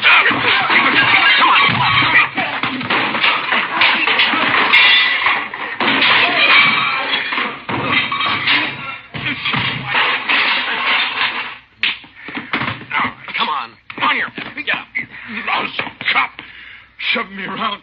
That's all it's about. We didn't do nothing. Now, don't worry about it. You got nothing to hold me on. Nothing. We'll talk about it downtown. Come on, let's go. What's the charge? You gotta make one. Come on. You gotta make a charge. You can't take me without it. All right, try suspicion of robbery. Not for me. You keep believing that fella. I will. You're out on a limb, cop. You got nothing. I'll be free in a couple hours. You got it wrong. Tell me about it. We won't have to. Huh? We'll let the jury do it.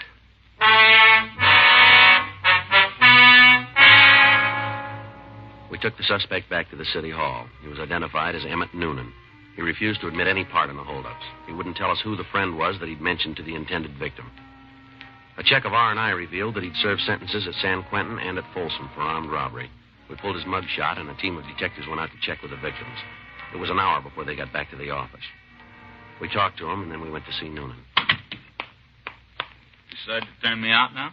No, not quite. When are you going to give up, cop? You got nothing to make a charge on. You know it.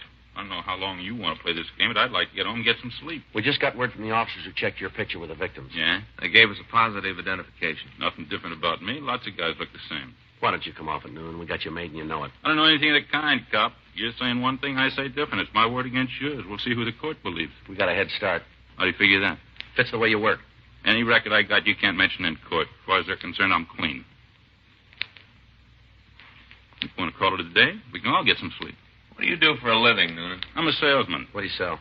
Different things. Name them. Magazines, sometimes hosiery. Different things. Yeah, when's the last time you worked? 6 months ago. How have you lived since then? I saved my money. You know, you're in for more than a robbery charge. And I'm not standing that. Man out in West L.A. died. That's too bad. I didn't see anything about it in the papers. Only way I'd have known. Who was the guy with you on the job? I don't know what you're talking about. You know we'll get to him. Why not save yourself a lot of time? I don't know nothing of the kind. You guys are out of your skulls. All right, Newman. Let's go. Now you can unlock the door? Yeah, this one. Where are we going? Main jail. For how long? Until they pass sentence. You sound pretty sure. We are. Come on. It's too bad about you guys. What's that? How long you been working on these robberies? A couple of months. And I'm your pigeon. You're the man. Must make you feel kind of lousy. Hmm? Be so sure and then find out you're wrong. You know, if I keep my mouth shut, you aren't going to have a case. You know, fella, I'm going to tell you real simple. We can identify you positively. We got a dozen people who are going to get up on a stand and point you out as the man who knocked them down and walked on them. The time we get through with you, we'll have enough on you for a 5-minute deliberation. You're ruling out one thing, cop. Yeah, what's that? The jury. All I need is one person who won't go with the rest of them. One who doesn't listen. You got it all figured out. Sure. One person doesn't care, I got it made. Just one. Well, then you're in real trouble. Huh? We'll find 12 who do. But I needed it, and they tossed it out on the street beside me and drove off. I see. What about your wallet? Did they take your wallet, too? Oh, no, just the sample case. I guess they were in a hurry, didn't want to spend a lot of time there in the street in broad daylight or something. I see. As soon as they left, I started looking around for a cab and had to walk a couple of blocks before I found one. And then I got him to bring me right here. Mm-hmm. What kind of a car did they drive, do you know? The fellows that robbed me? That's right. Sedan. I think it was black. A Ford. Mm-hmm. Did you get the license? No, I didn't even think of trying that until after they were out of sight. Well, now, can you describe these men for us, please? Oh, sure. Well, they were about 40, medium-sized. George had black hair. And the other fellow, he had sort of sandy hair, you know? I see. Any marks or scars? I don't think so. How were they dressed? Suits. Conservative. Blue or kind of gray, maybe. I'm not sure. Mm-hmm. Were they wearing the same clothes this morning? Well, no, I don't know. They had on top coats today. I see. Now, you said their names were George and Paul. Yeah, that's right. Anything else that might help us identify them? Gosh, I'm afraid not. Do you have a list of serial numbers from your watches? Oh, yes. May we see it? It's in my wallet. Here, just a minute. There you go. Oh, thanks very much. I'll get out a circular, Joe. Okay. Is there anything else you want from me? Yes, sir. We'd like to have you show us the bar where you met these men. Well, no, sir, I'm not sure I can. A lot of bars in the neighborhood, and I didn't pay too much attention. Mm-hmm. You said they had a combo there? Yeah. Well, that ought to make it easier. Well, sure do my best. Yes, sir. I have to get my airline ticket changed, too. We'd appreciate it if you stay over a couple of days. Oh? In case we turn them up, we'll need you to identify them. Well, there isn't much chance of that, is there? How do you mean? Well, the descriptions I gave you could be anybody. Yeah. Besides, the company will want me back on the job. That is, if they don't fire me for this. Well, you know, you aren't the only thing they'll want back. Huh? They'll want those watches, too. Frank and I checked the M.O. and the descriptions Russell Liggins had given us with the stats office. They came up with 11 possibles. We took the names to R&I and pulled the packages. Liggins was unable to identify any of the mug shots. 10:13 a.m., we cruised the vicinity of the Greystone Hotel looking for the bar where Liggins had first met the suspect. He told us the Green Hat Cafe on 6th Street seemed familiar, but he wasn't certain. We left him in the car and we went inside to interview the bartender. Look, you boys know me. I run a nice, clean place. Don't even cut the liquor. Yes, sir. I ain't caused you no trouble. Why don't you lay off? Just a couple of questions for you, Sam. Sure. A couple of questions. Next thing I know, I'm testifying in court. You got something you ought to testify about? No, of course not. I'm just talking. Well, then talk to us, huh? Okay. What do you want? You on the job here last night? Yeah. All evening. All evening. I got a little combo working in the joint now. They cost money. There's nothing left over for extra bartenders. You see that fellow out in the car? Where? Right over here, Sam. Lean over. See? Out there. Yeah, I see him. Take a good look at him. All right, I look good. He ever been in your place? Like when? Last night. The bar was real crowded last night. Music helps the business. Mm-hmm. He might have been here. Well, yes or no, Sam? Yeah, he was here. Alone? Yeah, he came in alone. Mm-hmm. He took that stool over there, had a few drinks, and left. Mm-hmm. You talk to anybody? He talked to me. What'd he say? He liked the music, that's about all. Who else he talked to? A girl sitting next to him. Who was she? Well, I don't know her name. She comes in once in a while, kind of nice looking. Had quite a conversation. I didn't hear it. Music's pretty loud. We took Liggins into the Green Hat Cafe, and he said he was certain that was where he had met the two men known as George and Paul. Sam Hupple, the owner of the bar, was equally certain that Liggins was mistaken. 10:48 a.m. Frank and I drove Liggins over to the Greystone Hotel. While he went inside to re-register, we talked with the cab drivers who were stationed at the stand next to the main hotel entrance. One of them told us he had been parked there from about 6:30 until 7:15 a.m. that morning. Thought I was never going to give me a fare. When it starts like that, the whole day's shot. Look at me now. Been sitting here for the last 25 minutes. Uh-huh. Did you see a man come out of the hotel about 5 minutes to 7? I was watching those doors real anxious. If he came out, I saw him. Same fellow we just let on. Oh. You remember him? Sure. Did you notice the car he drove off in? You kidding? What do you mean? This hack of mine. Huh? He was my first fare this AM. You picked him up here? That's right. Wasn't 5 or 7, though. Closer to 7:30. Where'd you take him? City Hall. We went into the hotel and talked to the desk clerk. He told us that Liggins had been assigned the same room he had previously occupied, 417. He also told us that he was almost positive Liggins had not carried a sample case when he checked out that morning. We talked to the bellhop who had brought down Liggins' baggage. He said Liggins had only one suitcase. 11:13 a.m. Frank and I went up to room 417.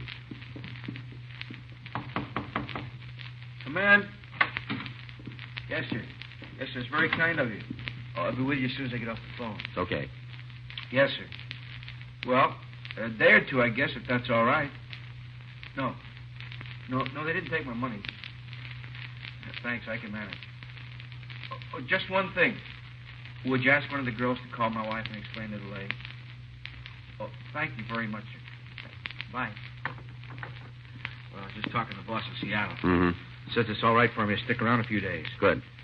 Now, you really think you can find those guys that fast, huh? Well, we may not have to look for them. What do you mean? We've been checking your story, Liggins. Yeah? Leaks like a sieve. Well, that lousy bartender, huh? You taking his word against mine? No, we get more than the bartender. Oh? The cab driver says he picked you up here at 7:20 and drove you down to City Hall. Well, he's crazy. You can have it in person. He must have picked up somebody who looks like me, that's all. We talked to the bellhop who brought down your luggage. There wasn't any sample case. I carried it myself. I wasn't going to let a bellhop handle something as valuable as that. Mm-hmm. He just didn't notice it, that's all. The desk clerk didn't notice it either. Well, I stood in front of his desk when I paid up. That's why. Mm-hmm. What do you guys want from me? Just tell us what happened to the sample case. I've told you the whole story. There's one thing you left out. What's that? The truth.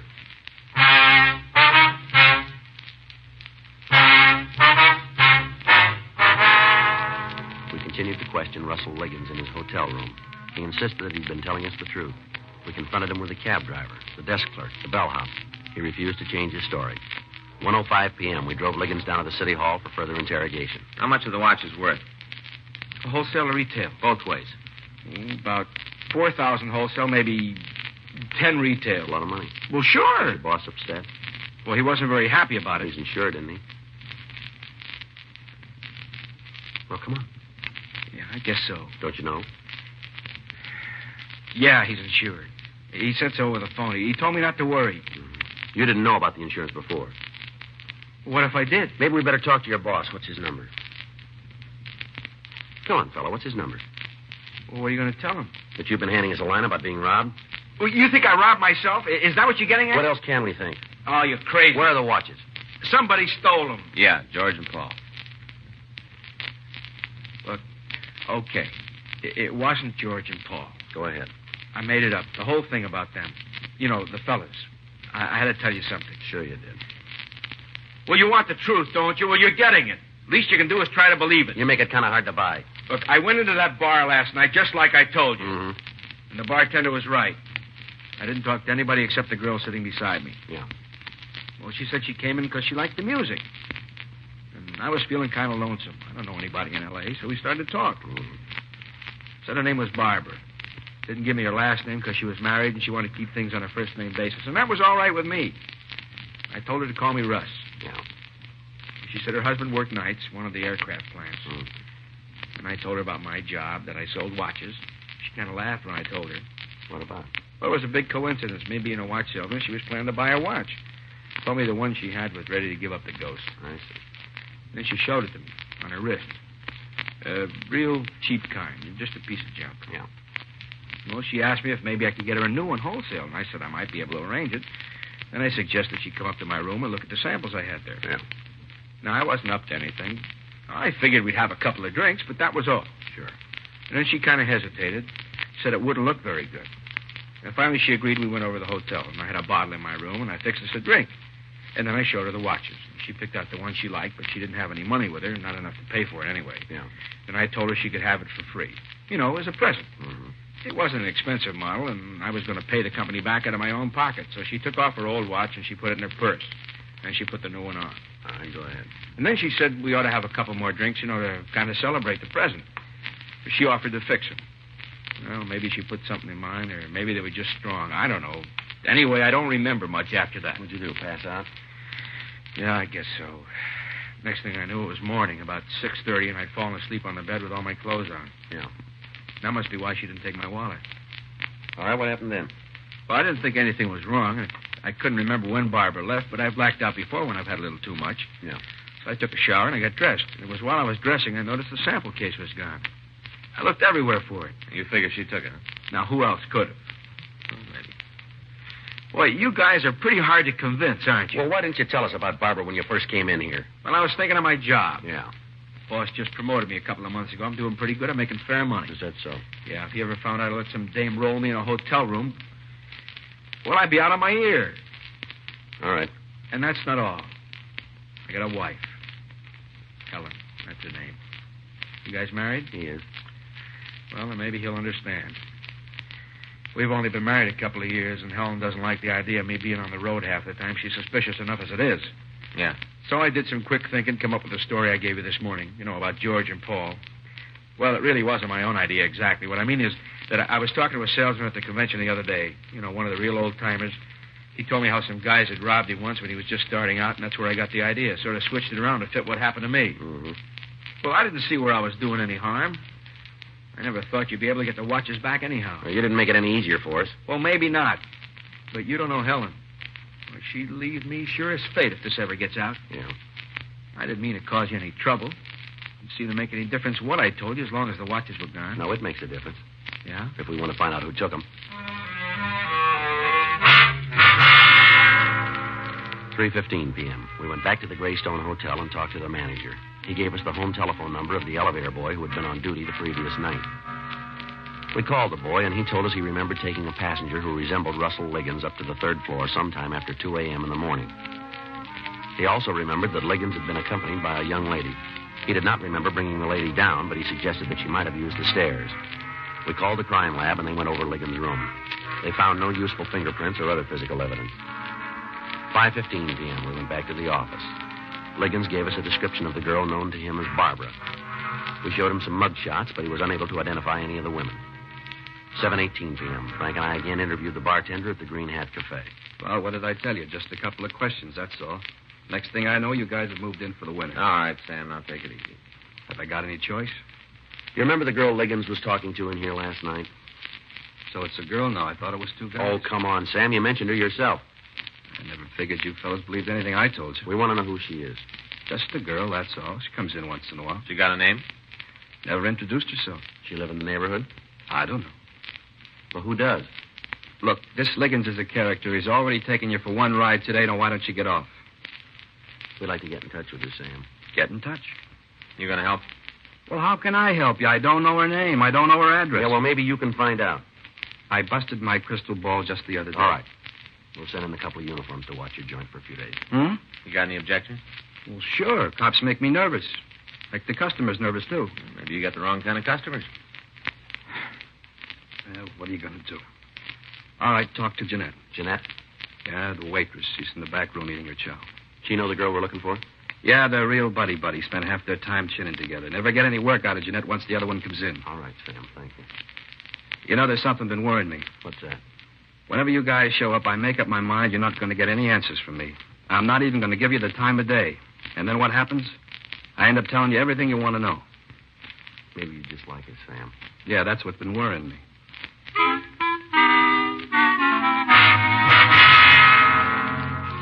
Frank and I walked back into the kitchen of the Green Hat Cafe, and we interviewed the waitress, Jeanette Grover. She told us that her friend's name was Barbara Hooper. She also told us that she had no idea where Barbara lived. She used to have a room over on Western, but she moved when she got married. How long ago was that? 3 weeks. Oh, no, let's see. It's longer. Oh, they went to Vegas on a Sunday. It'd be 4 weeks next Sunday. Mm. You're sure you don't have her address, huh? No, she gave it to me once, but I didn't take it down. I wouldn't have no use for it. How's that? I don't get along with Tom. Tom? Yeah, that's Barbara's husband. Tom Kernan. Oh, say, that's right. I guess I made a mistake. Ma'am? When you asked me what her last name was, I said it was Hooper. I should have said Kernan now. Yes, ma'am. I don't know why she ever married him. A good-looking girl like Barbara. She sure could have done better. Mm-hmm. Tramp. That's all he is. Well, I told her what she was letting herself in for. Mm-hmm. But he's got a record as long as my right arm. I've seen him come and go. When you work in a place like this, you can spot a rotten apple a mile off. Mm-hmm. I never figured he'd get into trouble this fast, though. What do you want with her? Just like to get in touch with her, that's all. Oh, now, I know better than that about cops. They want to get in touch. They mean business. You mind me giving you a piece of advice? Not at all. I don't blame her, whatever it is. Mm-hmm. He's to blame, whatever she's done. You check into it and you'll see. Mm-hmm. The gal gets married to a wrong guy, lasts up her whole life. Not her fault. Except for one thing. Yeah?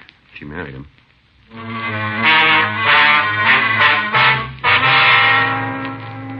We went back to the office and ran the name Thomas Kernan through the record bureau. They came up with a package.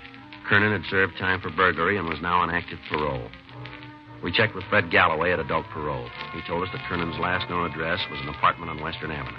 We drove out there. Down here. Yeah. Yeah, here it is. You all set? Wait a minute. All right.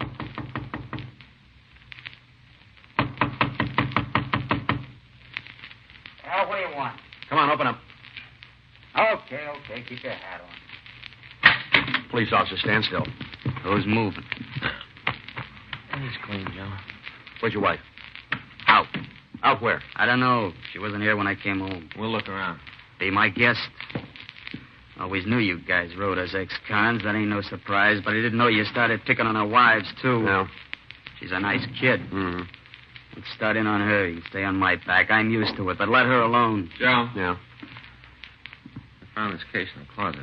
The watch is still inside. Most of them, anyway. All right. What the heck's that?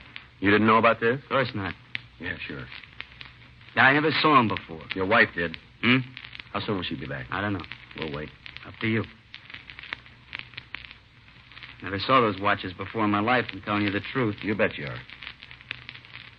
Even if Barbara did take them, that don't make me guilty of anything. No. Stupid broad. Once you start making with a question, she'll spill the whole deal. Thought you didn't know anything about it. Maybe I knew she was looking for a setup. What does that prove? Some setup. Guy with a suitcase full of watches. Dizzy dame didn't even know they had serial numbers on them. What a brain. First job she ever pulled, she gets picked up. Mm-hmm. Time I was her age, I'd pulled half a dozen. You cops hadn't even tumbled once. You're real bright. That's the use. They won't learn. Tried to teach her the ropes. Gets picked up on her first job. You know, you should have expected that. Why? What do you mean? Look who taught her. The names were changed to protect the innocent. On February 2nd, trial was held in Department 97, Superior Court of the State of California, in and for the County of Los Angeles.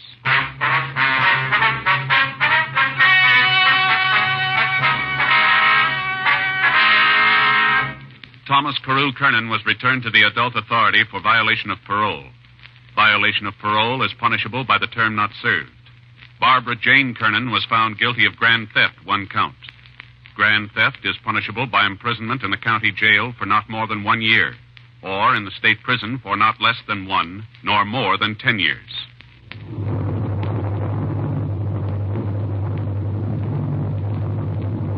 You have just heard Dragnet, the authentic story of your police force in action, and starring Jack Webb, a presentation of the United States Armed Forces Radio Service.